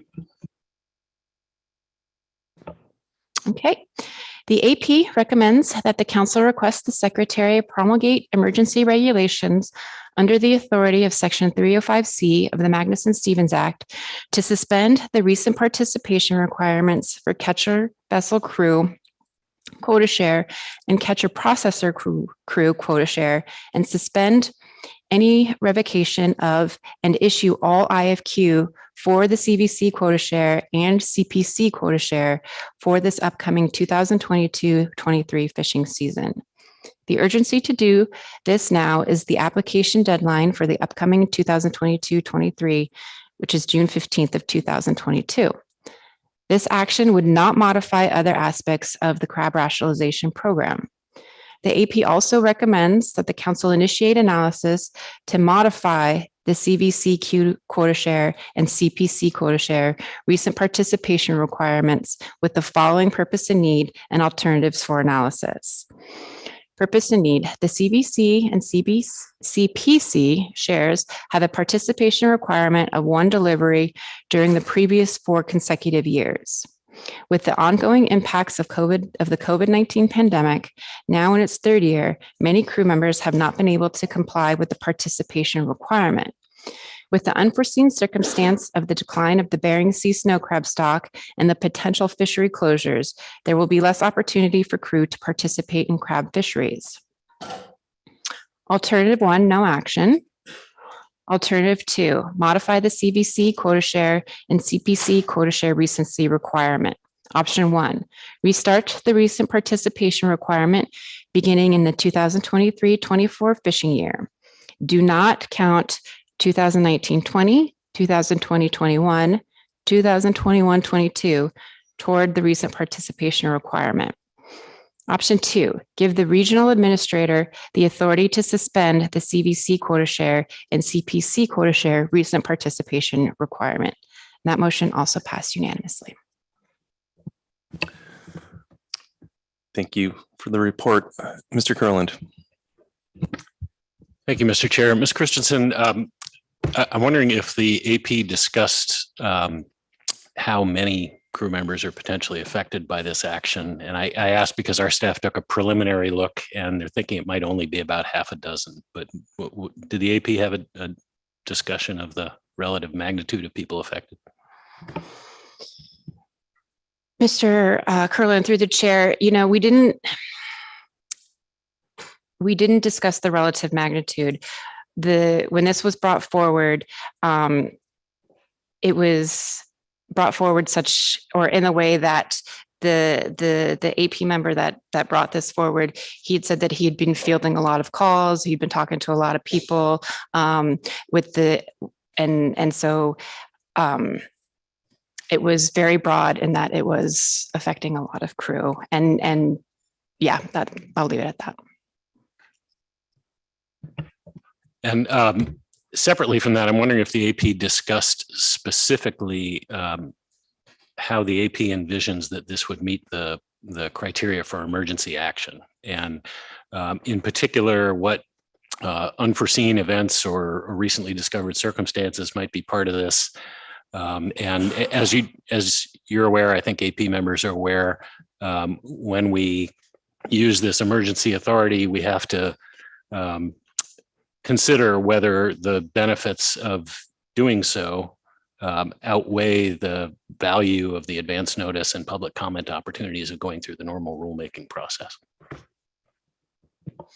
Mr. Kurland, the advisory panel actually did not get into a specific discussion about how we've thought that the 3 emergency criteria would be met. It's in general, we try to almost avoid that, knowing that, not because we don't want to, but knowing that any paper that comes as a result of this potential request would go into the detail about how or why either the criteria are met or they're not met. Okay, thank you. Any further questions? Okay, all right, thank you very much. We'll see you in October. Okay, Council, that concludes our AP report. So we are ready to move into public comment on our salmon item. There are 37 members of the public signed up to testify. We already had 2 of them testify. First up is Eric Jordan. Just a reminder that individuals and companies have 3 minutes and associations have 6 minutes. Not seeing Mr. Jordan. And of course, we'll circle back around after we have run through the list. So testifying remotely is Vivian Corthuis.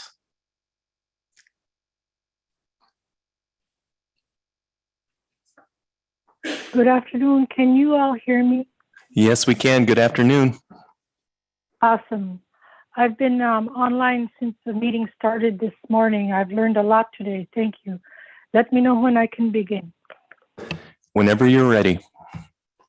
Thank you. Good afternoon, everyone. My name is Vivian Corthius. I am the Chief Executive Officer for the Association of Village Council Presidents.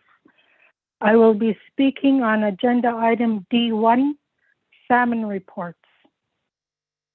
Our tribal members are suffering now from an unprecedented salmon crash, and our tribes are demanding immediate action from the North Pacific Fishery Management Council.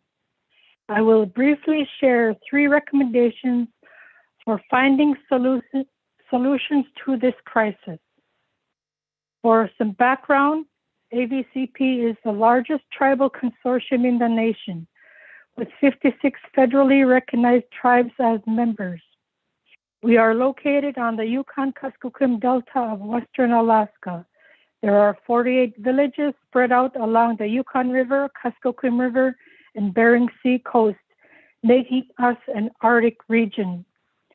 The YK Delta has approximately 27,000 residents who are primarily Yupik, Chupik, and Athabaskan. Subsistence is our way of life. 70% of our households in the YK Delta harvest game, and 98% harvest fish, salmon. Salmon is the main fish our families rely on to feed us throughout the year and into the winter. Regarding the crash, the reports provided to you and your experts from the Alaska Department of Fish and Game have shown that Western Alaska Chinook salmon runs in 20 and 21 are the lowest they've ever seen in 30 years. 22 projects the same forecast. At this point, there should be alarm bells going off all over, not only in our communities, but all over the state and federal government agencies.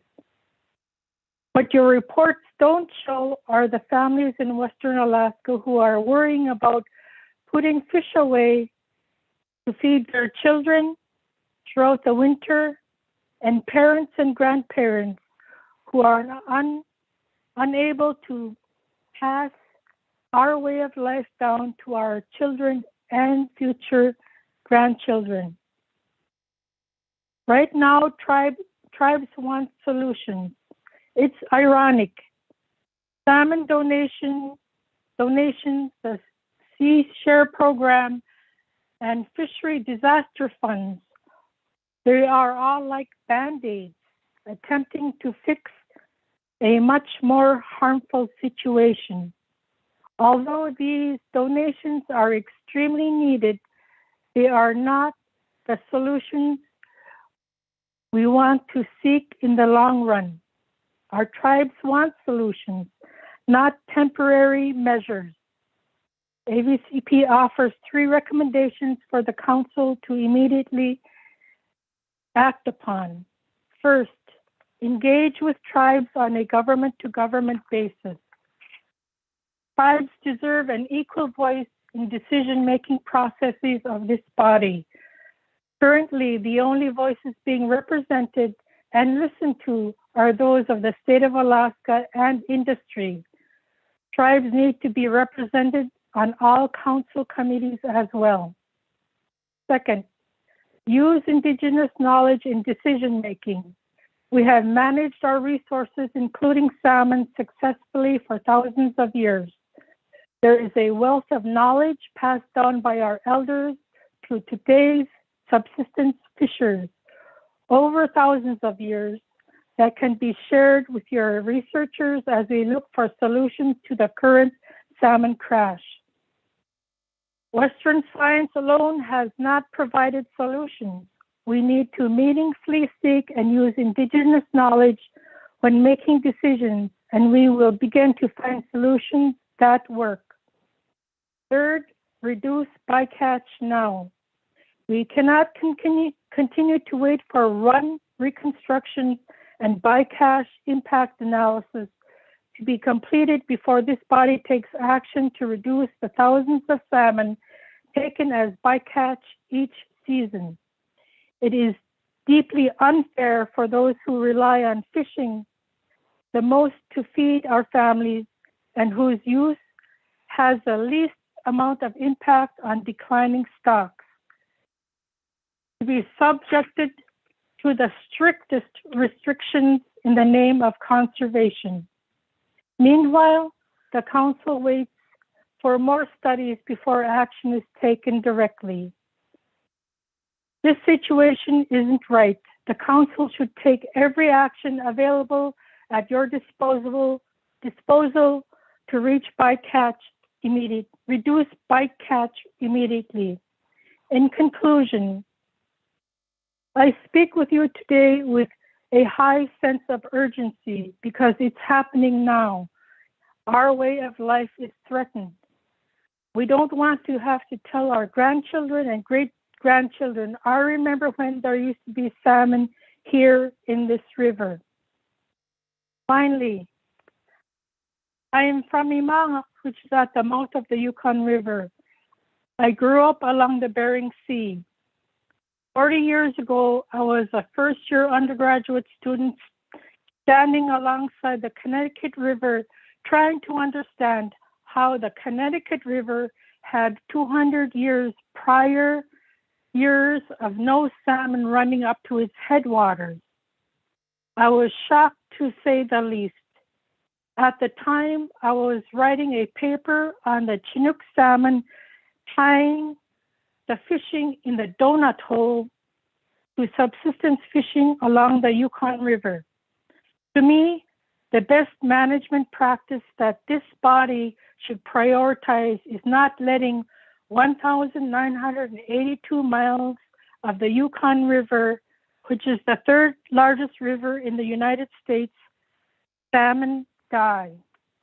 That is shocking.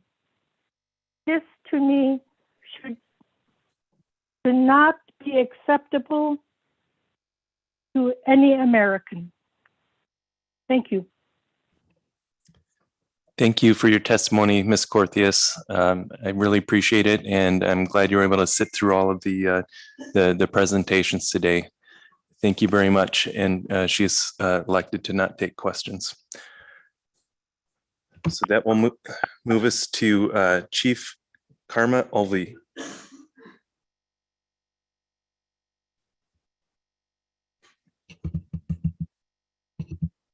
Good afternoon. This is Karma Olvey. Can you hear me? Yes, a little quietly. Good afternoon. This is Karma Olvey. Can you hear me better? It's still fairly quiet. I don't know if staff can help with that. I think we might be able to help address that on our end. Oh, okay. All right, you're coming in clearer now. Whenever you're ready. Oh, thank you. Thank you so much. I have also been on morning and I have learned a lot. I really appreciated the presentation. My name is Chief Karma Olvey. I'm from the native village of Eagle. My tribe is the Han Athabaskan. We're located on the Canadian border where the Yukon enters Canada. Thank you for hearing my concerns today. My tribe and many tribes up and down the Yukon have been in these waters for thousands of years. We take what we need and we don't waste anything. We use every part of the fish. Our families, duck and chum salmon are so important to us. They are a healthy source of food. They are more economical than having to ship stores to our homes from hubs. They offer emotional well-being for our people. We take pride in cultural activities, which offer healthy lifestyles, less drugs and alcohol abuse, and we are able to maintain our salmon and living a subsistence lifestyle is in our heart and soul. I'm very concerned with the salmon decline. Many times our village is located at the end of the Yukon, and our seasons are cut short because too many tribes are hurting, but we have chose to conserve a small percentage of salmon harvested. We know there are many reasons for salmon decline: disease, warming oceans, food, bycatch. The one thing that we can be controlled and conserved is the bycatch limit. We are in a salmon crisis. We are conserving on the Yukon, and yet there are still thousands of Chinook and chum salmon killed and disposed of. I would ask the council to please lower the caps on Chinook salmon bycatch, at least to 10,000. Implement a chum salmon bycatch with the 10,000 limit. We are asking for more research on excluder nets and to make mandatory for all ships. My last request would be to include tribes in a working group along with industry, the council, the Alaska Fisheries, to collaborate to reduce bycatch. Our tribe, many tribes are really feeling the absence of fish in our communities, not able to spend time with the elders and the children and teaching our traditions down to the younger generation. So I sincerely ask for your consideration in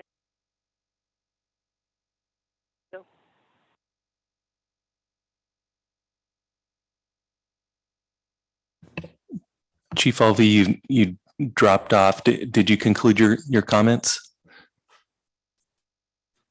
Yeah, I just, the last comment was I sincerely ask the council to consider lowering the bycatch on Chinook and chum and giving us this. Okay, I think we caught that, a request for 10,000 for Chinook and chum and excluder nets in a work group. So I think we caught your testimony. And thank you very much for being with us today, sharing your comments and listening through the presentations. Let's see if there's any questions. Okay, I don't see any questions. Thanks again. Okay, next up is Gabriel Canfield.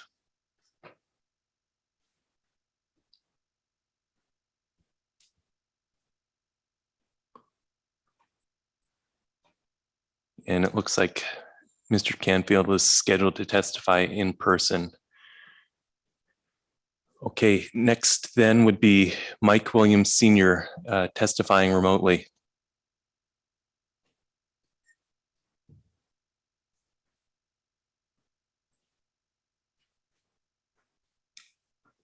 Mr. Williams, are you with us?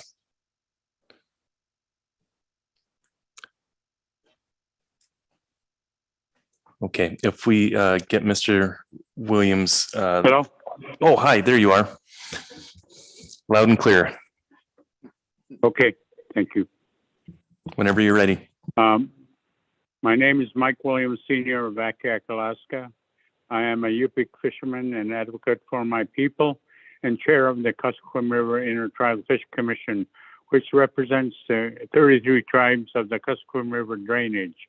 I am speaking for the Fish Commission today. Since 2015, the Fish Commission has collaborated with the federal, state, tribal managers, and regional stakeholders to conserve and rebuild Kuskokwim salmon populations, especially Chinook salmon and more recently chum salmon. Our work is guided by our Yupik and Athabascan values, which call for unity, sharing, and abundance and scarcity, and avoiding all waste.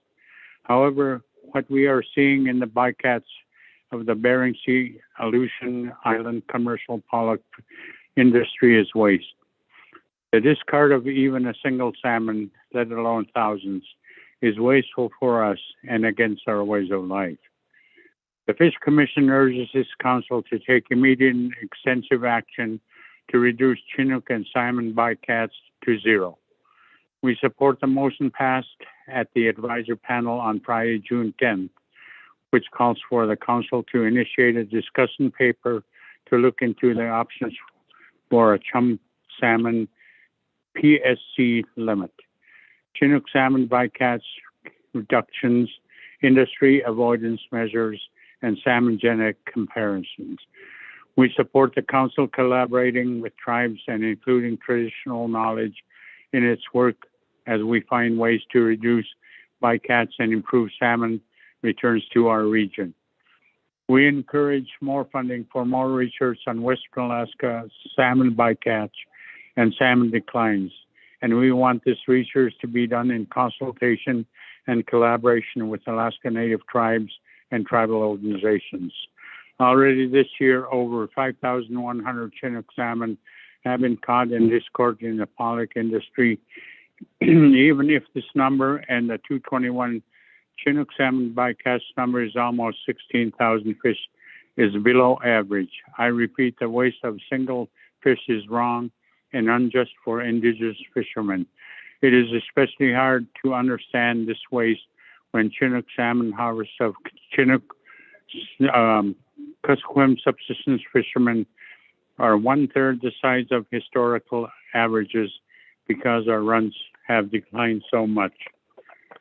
Chum salmon bycatch is far in 2022 is low, but the pollock fleet has just begun its beach season. Over 540,000 chum salmon were caught and discarded in 2021, most of them after the beach season began on June 11th. Meanwhile, in 2021, the subsistence fishermen on the Kuskokwim experienced the lowest return of chum salmon on record. I normally put away 2,000 chum salmon to feed my dog team. Last year, I caught only 2 chums. Chum salmon returns to the Kuskokwim River this year are likely again to be extremely low. So far this year, we have not seen any chum harvest reports from fishermen I know, even though they normally have a couple of chums in their smokehouse by now. The low salmon returns have led federal managers along our tribal in-season managers to implement fishing closures to conserve and protect salmon. These closures are sacrifices to our people who rely on our fish for food, culture, and well-being. In fact, today, June 12th, is the first subsistence drift gill net opportunity of this fish season. Many fishermen wish to testify to the council about the issue of salmon bycatch, but they could not risk missing one of the only opportunities to fish for salmon this season. We understand that is not every salmon caught by pollock fisheries bound for Western Alaska. We understand that other factors like climate change and competition with hatchery fish have impacts on our salmon in their marine environment. But we know that this council has the power to enact regulations and plans to reduce salmon bycatch. Lastly, our goal at the Fish Commission and along the Kuskokwim is to restore our salmon runs to abundance. We ask this council and the commercial industry to please do everything in your power to help us reach this goal by enacting now to reduce the waste of Chinook and salmon bycatch. Oyana. Great. Thank you, Mr. Williams, for your testimony this afternoon. Let's see if there's any questions. All right, I don't see any questions. Thank you again. Thank you. Okay, next up is Walter Morgan. And I think Mr. Morgan may be out fishing and we can try him again tomorrow. Adolph Loopy.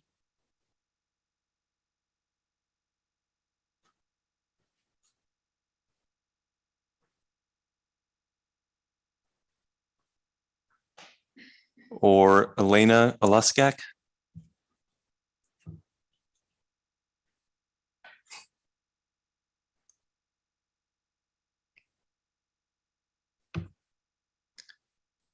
Hello, can you hear me? Yes, we can. Good afternoon. Kuya, nakpa, chak, nakkuy nga lakta ko, Elena Aluskak. I am very, very pleased to have this opportunity to speak from my heart.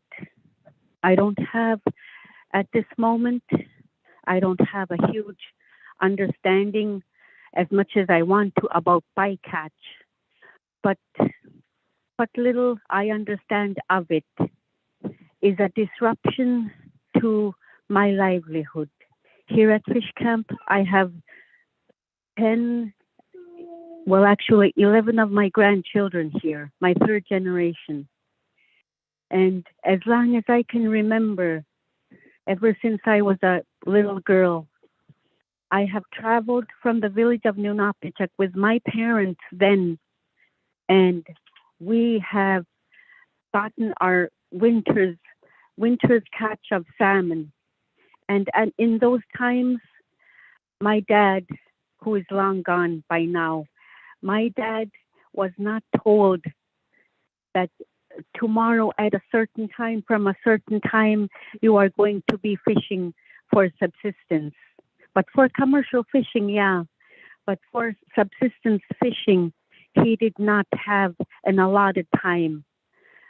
So the families got together and we got our numbers, what we need for the winter.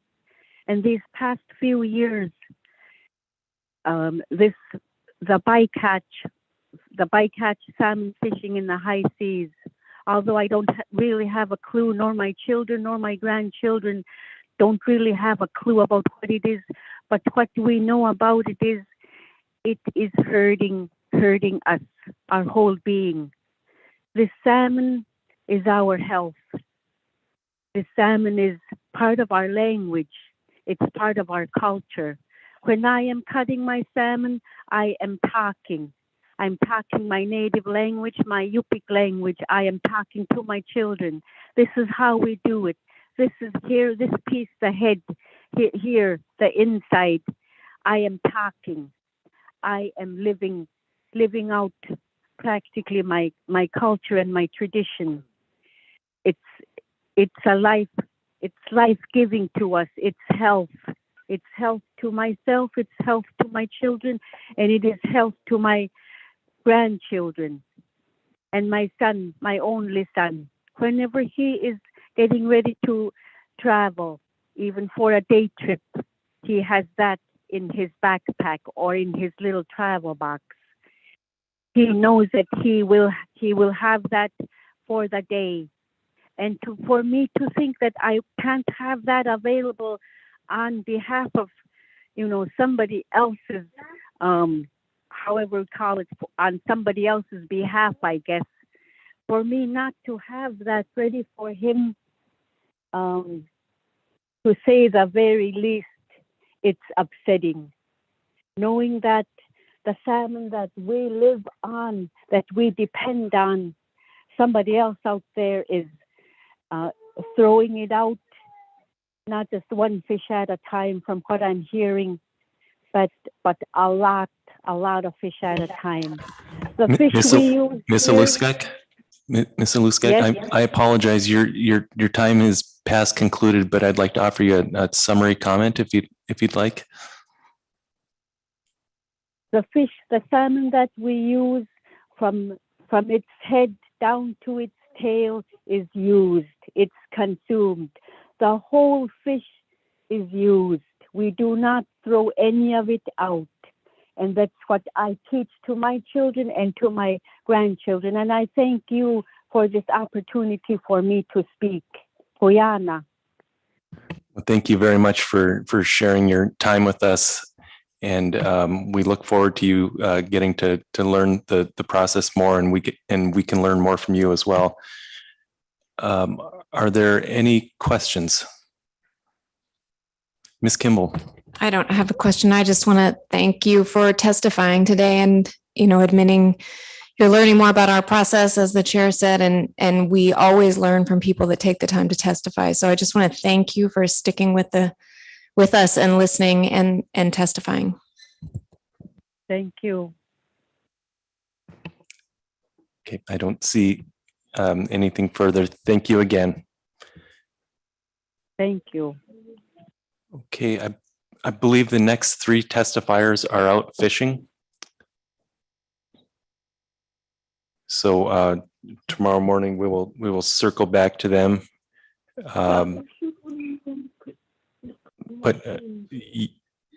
Yago Jacob.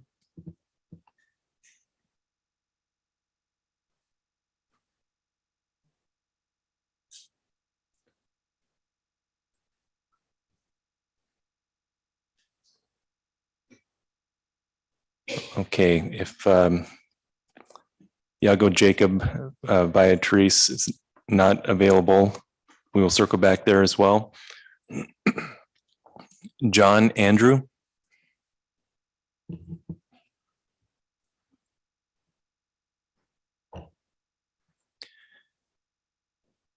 Or I understand Adolph Loopy may be online now. Adolph Loopy, are you with us?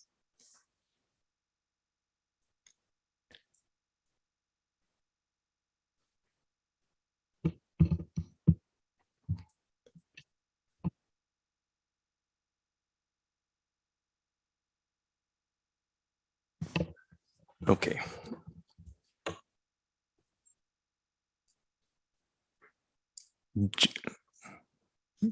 Can you scroll back? Sorry. Jimmy Hurley Sr.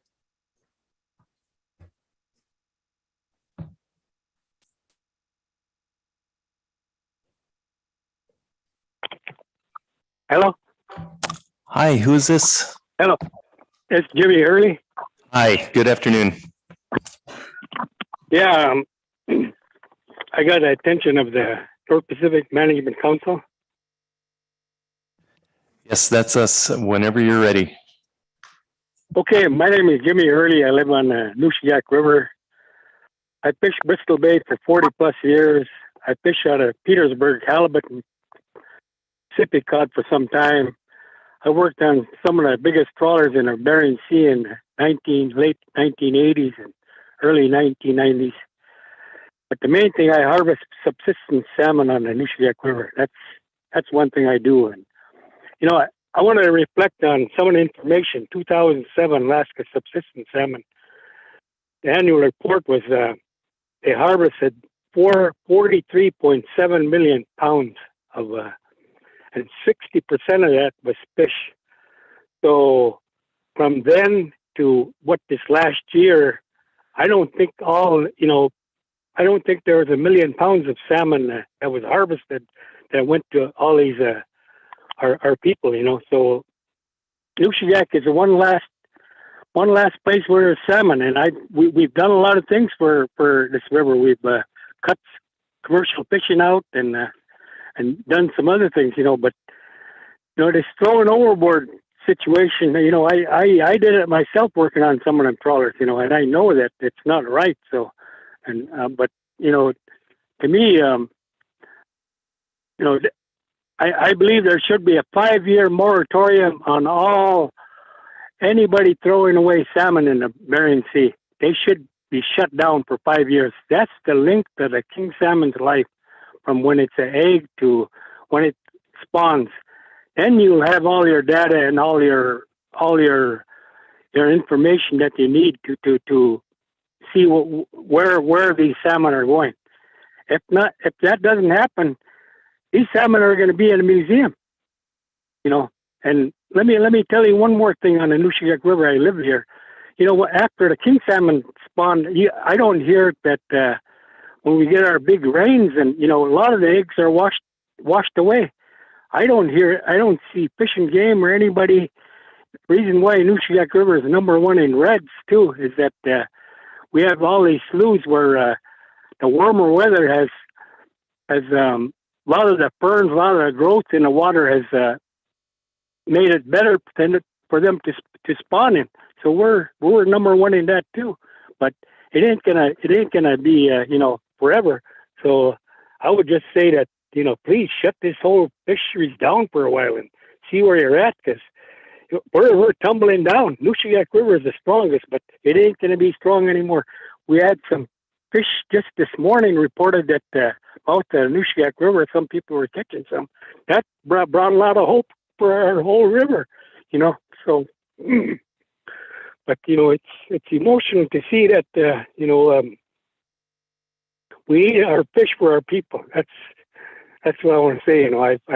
I've fought a lot for this river. I spent most of my life, trying to make it better for our people. But I just hope you guys go in the right direction on this. And I thank you for your time and effort and everything else.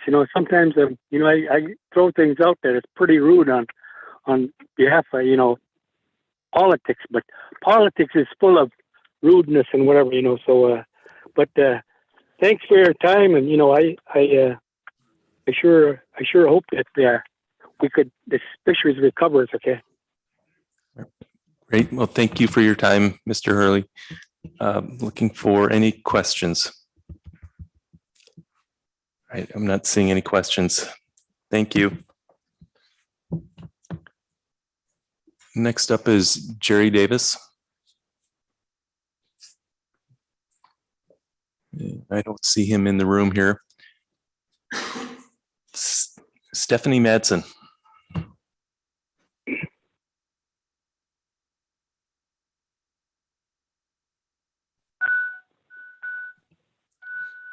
Good afternoon again. Good afternoon, Mr. Chairman, members of the council. Stephanie Matson, Executive Director of the At-Sea Processors Association. Mr. Chairman, I would first like to start out by acknowledging the crisis that the Western Alaska communities are in. It is heartbreaking. Not only are they suffering food security issues, but lack of cultural traditions to be able to be passed on to their children, as we've heard. I've been in Alaska for a very long time, and I've had the opportunity to travel to many of these villages. So personally, it breaks my heart. And I just wanted them to understand that I acknowledge and respect what they're going through. Mr. Chairman, the presentations that you got this morning clearly demonstrate that incidental catch or bycatch is not the driver of the decline. I understand from public testimony and reality that it really is at this time the only thing that is controllable. You can put your hand on the dial and you can turn it down and hope that there will be an impact to those that are in crisis. But Mr. Chairman, I'm concerned that although we are controllable, that dial doesn't have the ability to address all the variables that we have heard today that appear to be causing the decline. Climate change, lack of food, competition with the hatchery fish. This Chinook is a coast-wide issue. And as we heard today, the chum decline is also not just Western Alaska region. So I'm concerned that as you turn the dial down on potentially on the pollock fishery and incidental catch, the results are not what folks are hoping for, and disappointment will continue. We will continue to do what we can to minimize our bycatch. As you've heard today, we have looked at the data. We're trying new provisions in the IPA for chum. We continue to fund research both for Chinook and chum, as you also heard. I encourage the council to look back to learn and look forward to succeed. AFA provided us the co-op structure of through the AFA. The council provided us the incentive structure or the IPA structure in order for us to get to the provisions that we're able today that you heard about. I understand that folks would like to see a reduced Chinook cap. I think you've heard that there's a danger if you reduce it too low that you've removed all the incentives that this unique structure is providing. Our fleet does attempt to avoid Chinook salmon in all levels of abundance of Chinook and salmon. We've heard about caps, and I think you got a good presentation from Dr. Stram, but looking back is never a bad idea. But I think you have to look back or look forward to succeed in what you have today. I would like to acknowledge the comments that I've heard and the interest about using traditional knowledge. We do have a process that's trying to incorporate that, but I would make a plea that if folks online or in the region have traditional knowledge that they think would be valuable to the public industry in designing bycatch avoidance, please reach out. I also understand the need for collaboration, the desire for collaboration. And I would just like to point out that both Chief Karma and I are subcommittee members on the Western Alaska Subcommittee of the Governor Dunleavy's Bycatch Review Task Force. I think that's a platform for collaboration. We've gotten presentations and we are digging into it and we're learning from one another. And I think that that is a forum for collaboration. And I hope that people online and in the room really do take advantage of the task force and the subcommittee work, thanks to Chairman Jensen, to use that as a platform for collaboration and sharing information. And finally, Mr. Chairman, again, I just have to, stress that I believe that my fleet will continue. We, as you know, harvest most of the CDQ, if not all the CDQ in the offshore industry. And we understand the balance in the region. And we hear from it. We hear from our CDQ partners quite often about the stress and the challenges that they're facing. So I don't think you need to worry that we're going to let our feet off the pedal. So I think the structure is there. We'll continue to work and look at the data and the genetics to do our best. So thank you, Mr. Chairman. Happy to answer any questions. Thank you, Ms. Madsen. Any questions? Mr. Kurland. Oh, I'm not sure who that was online. We'll be calling on next testifier after we finish with the questions. Mr. Kurland. Thank you, Mr. Chair. Ms. Madsen, you mentioned the Chinook cap and noted that if it's reduced to a certain point, that could complicate things as far as incentives. But I'm wondering if you could address what the concern would be from your standpoint to lowering the cap to some level closer to the realistic attainable level of bycatch using existing bycatch minimization measures. Thank you, Mr. Chairman, Mr. Kurland. The easiest way I can explain it is you've taken away the incentive to try to reduce a bycatch every haul, every trip, because if you continue to penalize the industry by performing well and getting your numbers down, and then that's an indication that you can perform that way consistently. I mean, we're hopeful that the Chinook runs come back. And then what are we going to do? We have a performance standard. We have a low abundance cap that was initiated in 110 that looks at the Three River system to prevent that very thing, that when the Chinook stocks start coming back, that we are not impacting them and that we continue to have those incentives. And I just think that the fleet is trying. And if I come back and tell them that, you did a really good job, but now you're going to have to continue to have a lower cap, I think there's only so much downward pressure that you can put and expect us to achieve the goal of avoiding Chinook and chum salmon at every level of abundance of both salmon and pollock. And I think that's the unique, innovative portion of Amendment 91 and 110. Thank you, Mr. Chair. Second question, and Ms. Madsen, we discussed this a little bit earlier in the week. I recognize the steps that the pollock industry has taken through the incentive plan agreements to try to continue to be innovative. And I guess my question is, given perceptions, concerns that the industry may not be doing everything that it can possibly do. What can your sector do to better communicate this innovative approach, the work that you all are doing on a continuing basis to try to keep making improvements in this area to address that concern that it may be static and there may not be continued improvements? Thank you, Mr. Chairman, Mr. Curlin, for the question. I'm hopeful that the Governor's Bycatch Review Task Force is an opportunity for the public to learn. We've had many presentations. We've had the genetics presentation. We're having observer presentations. We had a salmon excluder presentation just to do that, to try to get the word out about what the industry is doing, what the department is doing, what the Science Center is doing in efforts to do the very thing. But I don't think you can ever stop trying. And based on the conversation that we had the other day, there's been several of us that have tried to put our heads together about how do we provide information that is communicable, meaning not using our complicated terms, not using metric tons.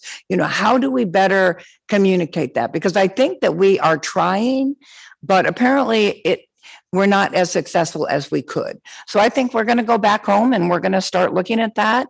How do we communicate? I would also encourage, the Western Alaska tribes to reach out. It's difficult. You have UCB and you have APA and you have the motherships. We're easy to identify.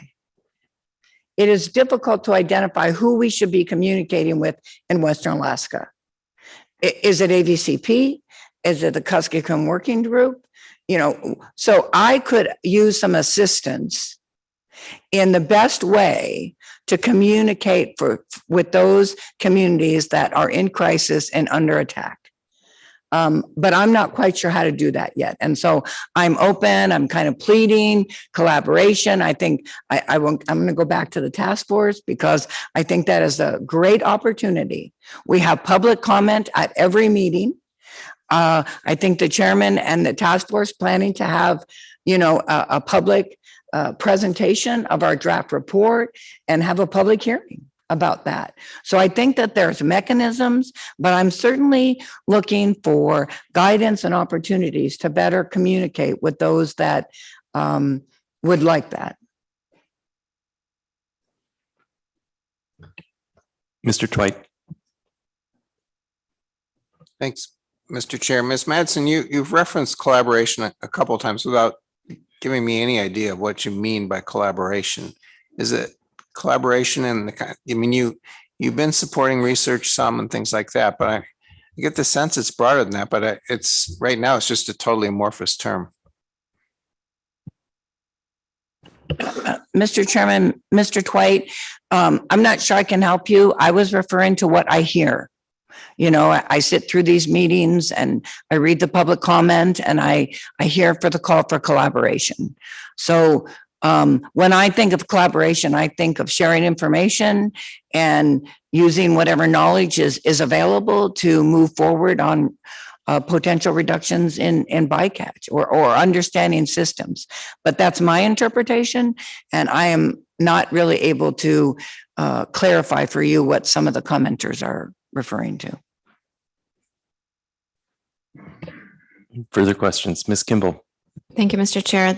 Following on that, Ms. Madsen, the AP motion suggested a working group and lined out specific entities or sectors to participate and some objectives. Given that you're looking for ways to communicate, does that seem like something you would support? Mr. Chairman, Ms. Kimball, well, I'm going to go back to the task force. I think, that you don't want to duplicate a system that's already in there. And I know that it has an expiration date. We're required to give the governor a report in November. So I'm going to make another plea for people to participate. And as you might recall, Ms. Kimball, I was part of the Salmon Bycatch Working Group when we were looking back at Amendment 84. And I certainly think that it is a forum for communication. But I do think if it's a council working group, and you're very good at this, making clear what the expectations and the products are from that working group. So I think that increased communication is always beneficial. But if it's going to be part of this group, I think very clear direction, terms of reference, expectations are likely very important. Any further questions? Thank you. Okay, I'm going to give Adolph Loopy another try.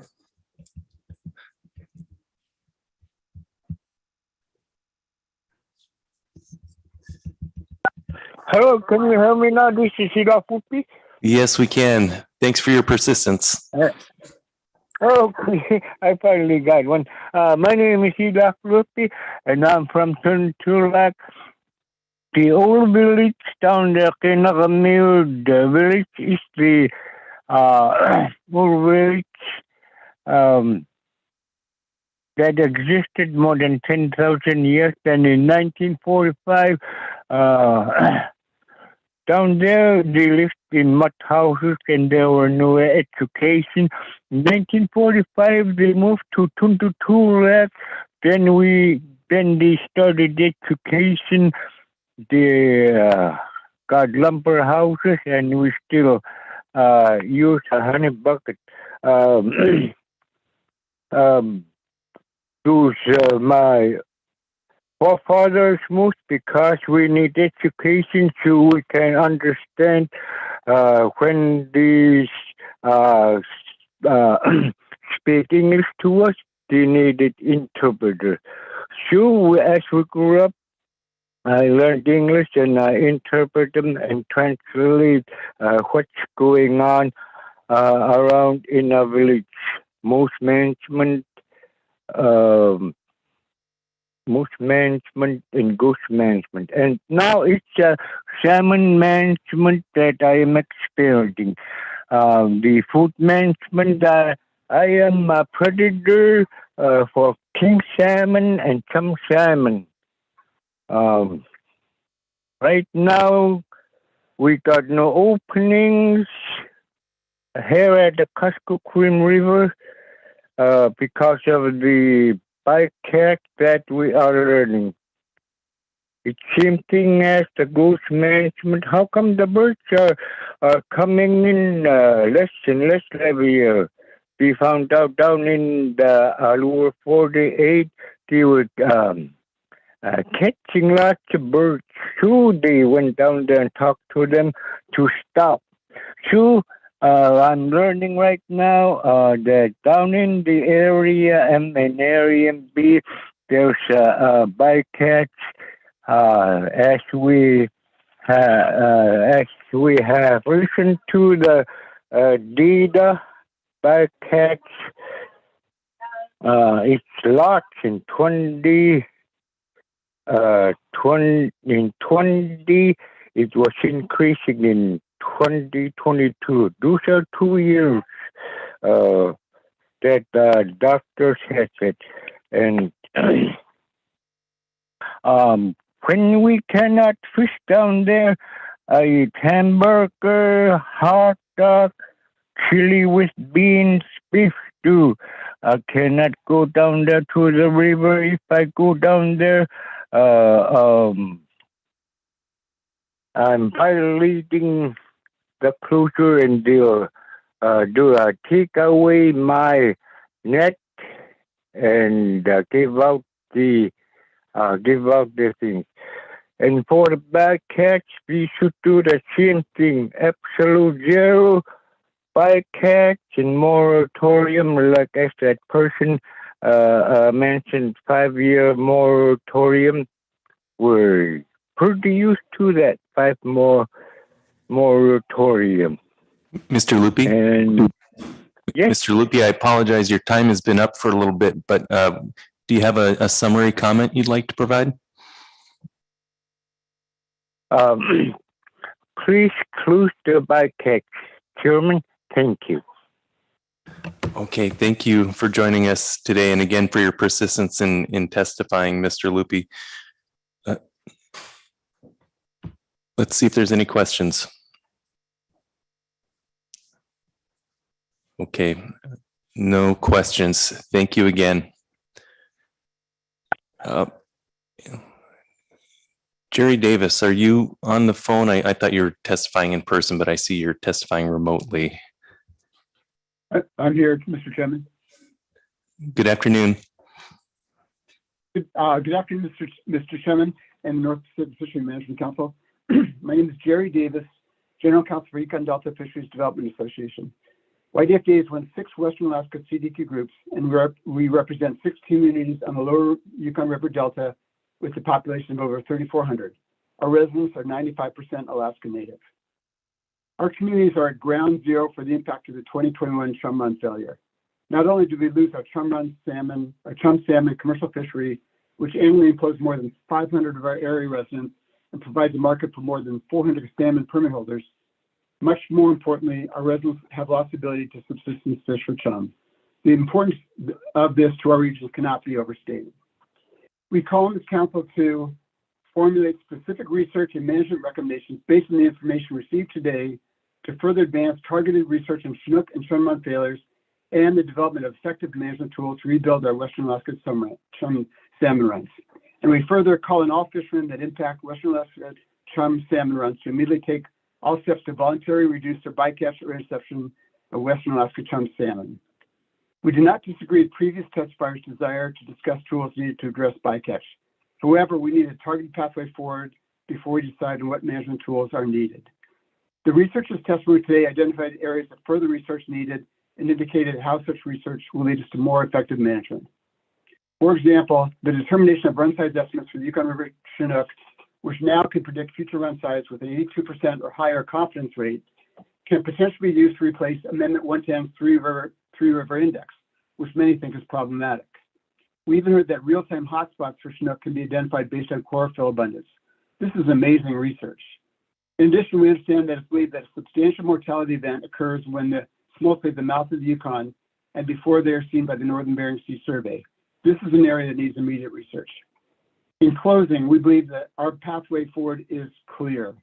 Targeted research to identify run size predictions for Yukon and Kuskokwim chum, identify data gaps with Chinook and chum salmon that indicate mortality events occurring early in their life cycle, and genetic research into existing bycatch patterns to help identify areas of high interaction with Western Alaska chum salmon runs. For immediate action today, we call on all sectors to take all measures they can to reduce their bycatch or interception of Western Alaska chum.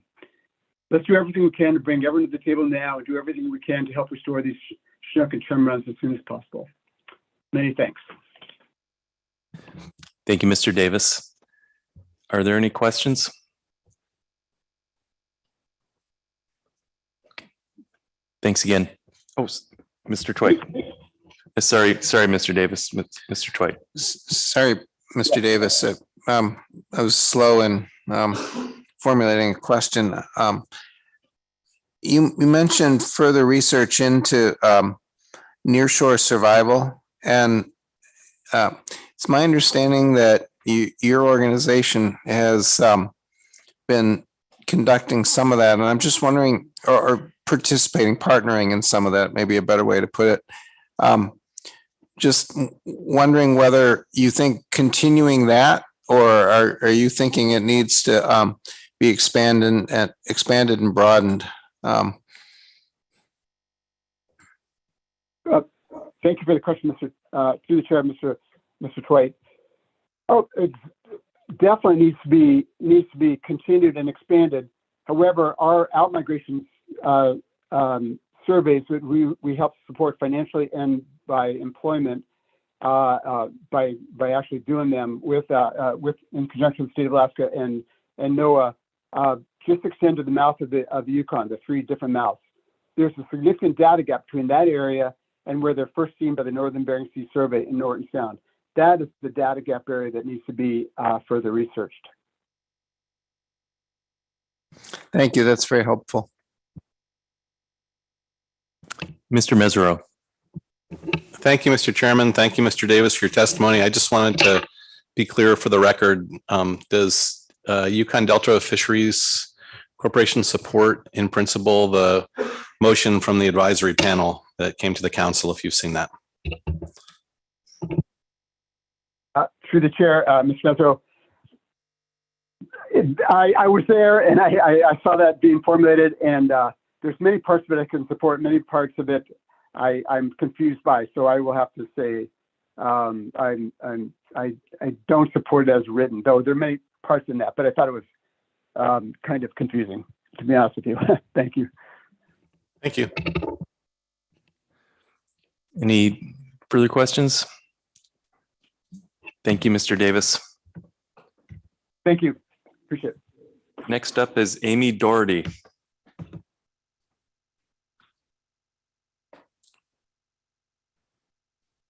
I don't see her. Okay, I do see Brendan Raymond Jacobian.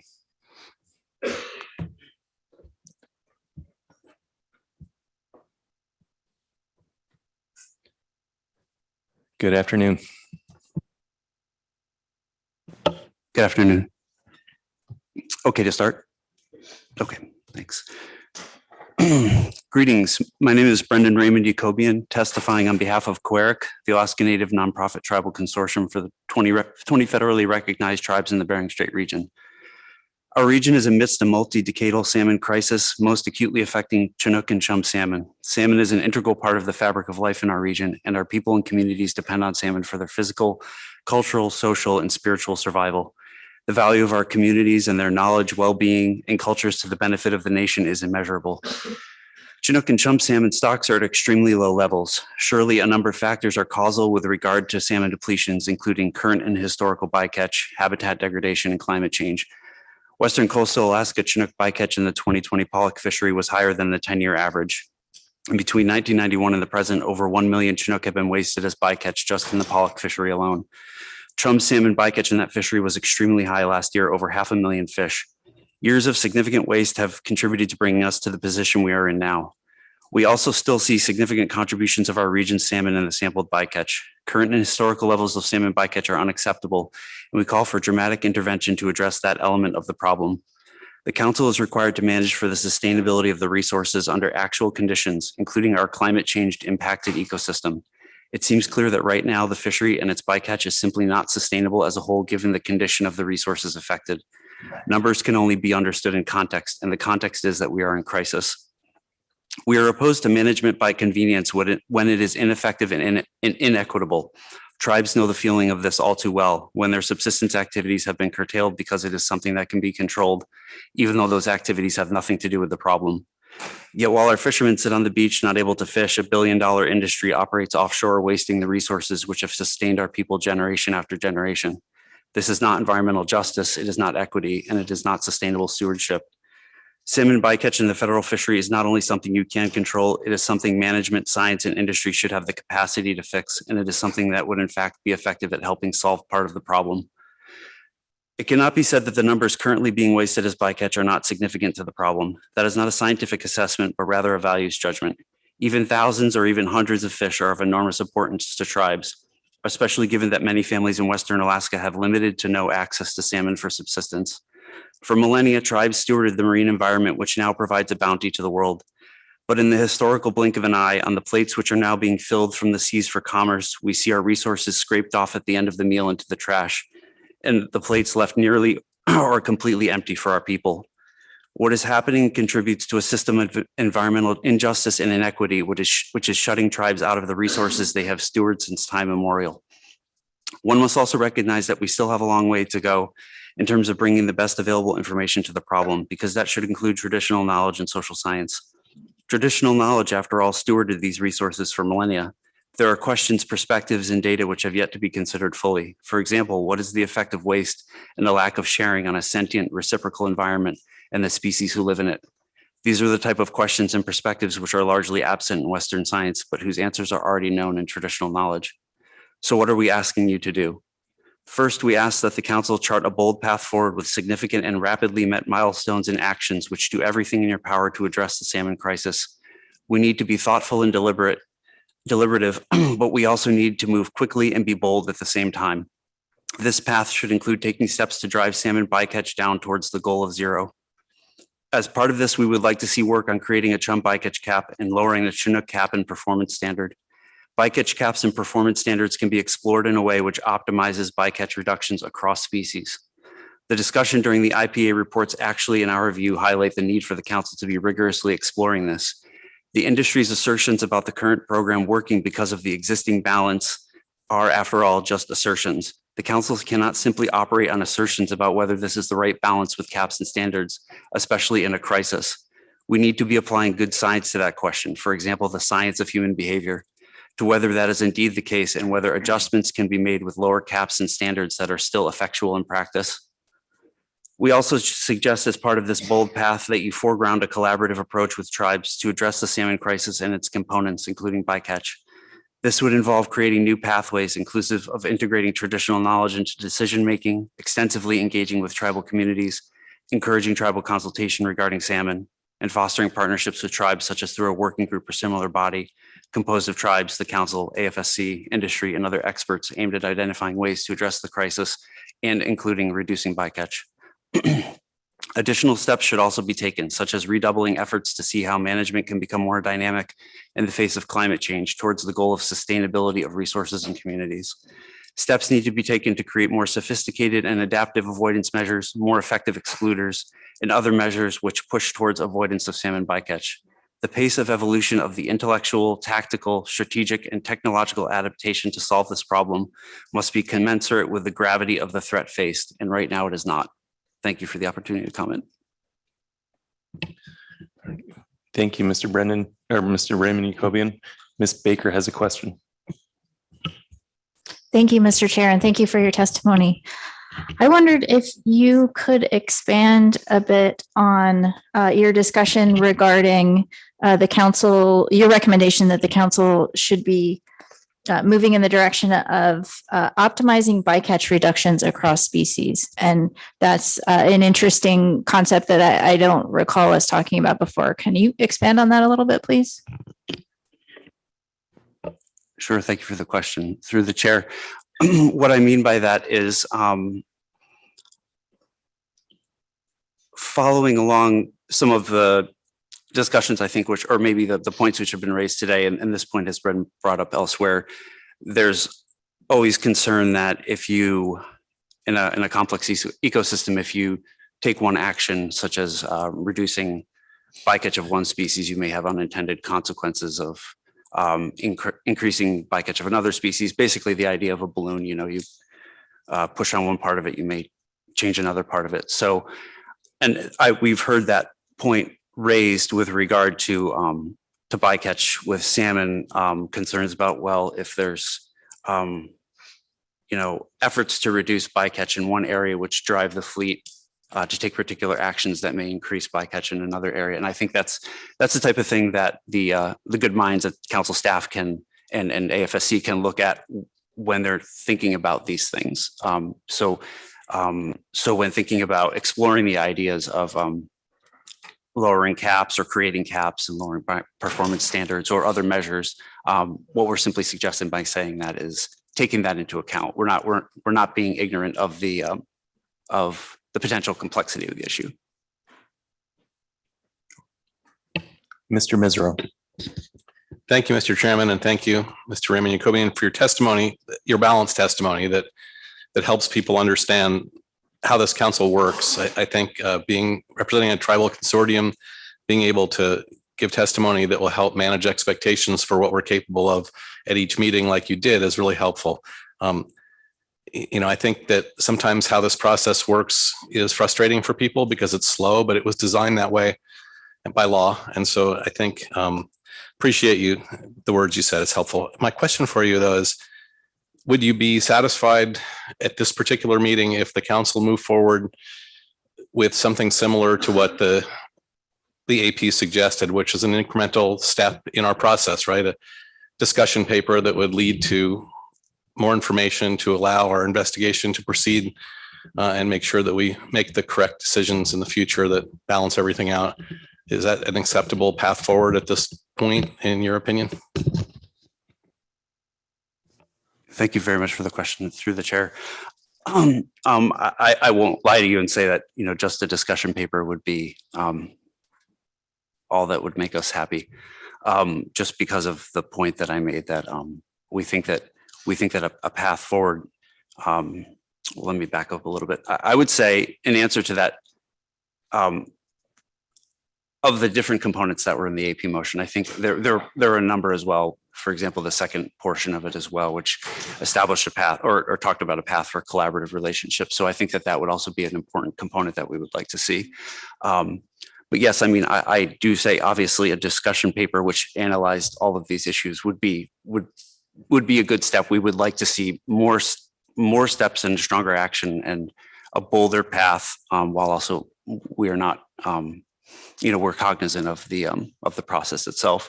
But I think in addition to a discussion paper, in addition to making progress on collaboration and setting a path for that, I think there is just a general idea, and I don't know how this would look like. I think you could craft language to this effect that laid out the goal of making such a bold path and a bold vision. I think that is not, in my understanding, that's not necessarily something that would be in a discussion paper, but perhaps that could be part of the sort of description of what's outlined in it, if that makes sense. It does. Thank you. Thanks, Mr. Mizero. Any further questions? Thank you.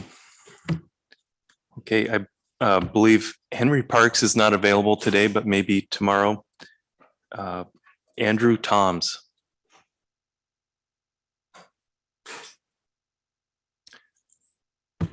Okay. And that brings us to Paul Wilkins. I'm on Zoom. I'm on Zoom. Do y'all have me here? Oh, yes. Great. Thanks a lot. Thanks for giving the opportunity to testify and for allowing a couple different methods and for being flexible with people, especially who are out fishing and working today. My name is Andrew Tomes. I'm the director of the Sitka Conservation Society. We're an organization that was formed in 1967 to protect the natural environment of Southeast Alaska and to work to develop sustainable communities in Southeast Alaska. Today, we work in everything from working with the USDA on Tongass National Forest management and USDA rural development on community development. Our work really crosses over between the economic lifeblood of our communities who depend on the natural environment and the fisheries and the forest and the land around here to management, protection of resources and development of workforce and helping youth step into the future that we face as Alaskans and to occupy the jobs and leadership positions that we need for the state. On this issue of salmon bycatch and the trawlers, I'll just offer my perspective as a Southeast Alaskan, where the trawl fisheries are not allowed. And the decision to not allow trawl fisheries in our part of Southeast Alaska was made by the communities and the fishermen and the native tribes who understood the ocean ecosystem that they took the resources from and understood that if we allowed trawl fisheries, we'd put the ecosystem out of whack and we would cause some consequences that wouldn't be good for the long-term benefits to the communities and for long-term sustainable management of the fisheries. These issues that we've heard about with the impacts on salmon populations in the Yukon-Kuskokwim River and the further understanding of the bycatch issue and the impacts it's having on our Southeast Alaska salmon runs, the British Columbia salmon runs, the Western Alaska salmon runs, as well as the impacts it's had on the halibut fishery, as well as the impacts that it's surely having on the entire ecosystem out in the Gulf of Alaska and the different places where that fishery is allowed, it is leading to the consequences that we're seeing. I stand in solidarity with all the requests from the communities in the Yukon-Kuskokwim River, and I think it's just a travesty what's happening there. As an individual, if I wasted even one salmon, I could get charged with wanton waste. And yet we've got tens of thousands of salmon that are being thrown over as bycatch, not to mention the halibut. And I know that's another issue and another time that y'all are dealing with that. So I just put out there, there's a reason we outlawed trawl fisheries here in Southeast Alaska. These are the impacts that we're seeing. It's not an issue of communication. I'm glad that the industry is trying to take measures, but at some point we've got to decide maybe there's too many impacts on this fishery and maybe we're not able to do this in a way that preserves the larger resources that many of us in the rest of the state depend on. We're going to give the Alaska fisheries a bad name overall. Our fisheries here in Southeast Alaska are going to suffer for that. And the impact that we're seeing to the communities on the Yukon-Kuskokwim River and the people there is just too much. Urgent action needs to be taken. Those caps for bycatch absolutely need to be lowered. And I'd urge the council to take action on that. Thanks for the opportunity to testify. Thank you, Mr. Tomes. Are there any questions? Okay. I don't see any. Thanks again. Okay, that brings us kind of right up towards our 5:30 mark here where we need to break. So let's go ahead and call it a day. We'll come back at 8 o'clock tomorrow and resume with public comment. Just a reminder that Silver Bay's hosting the a pizza and beer party at the Harbor Mountain Brewing Company at 7 p.m. Council members and staff, there will be shuttles at 6:45 and 7:15. 8 a.m.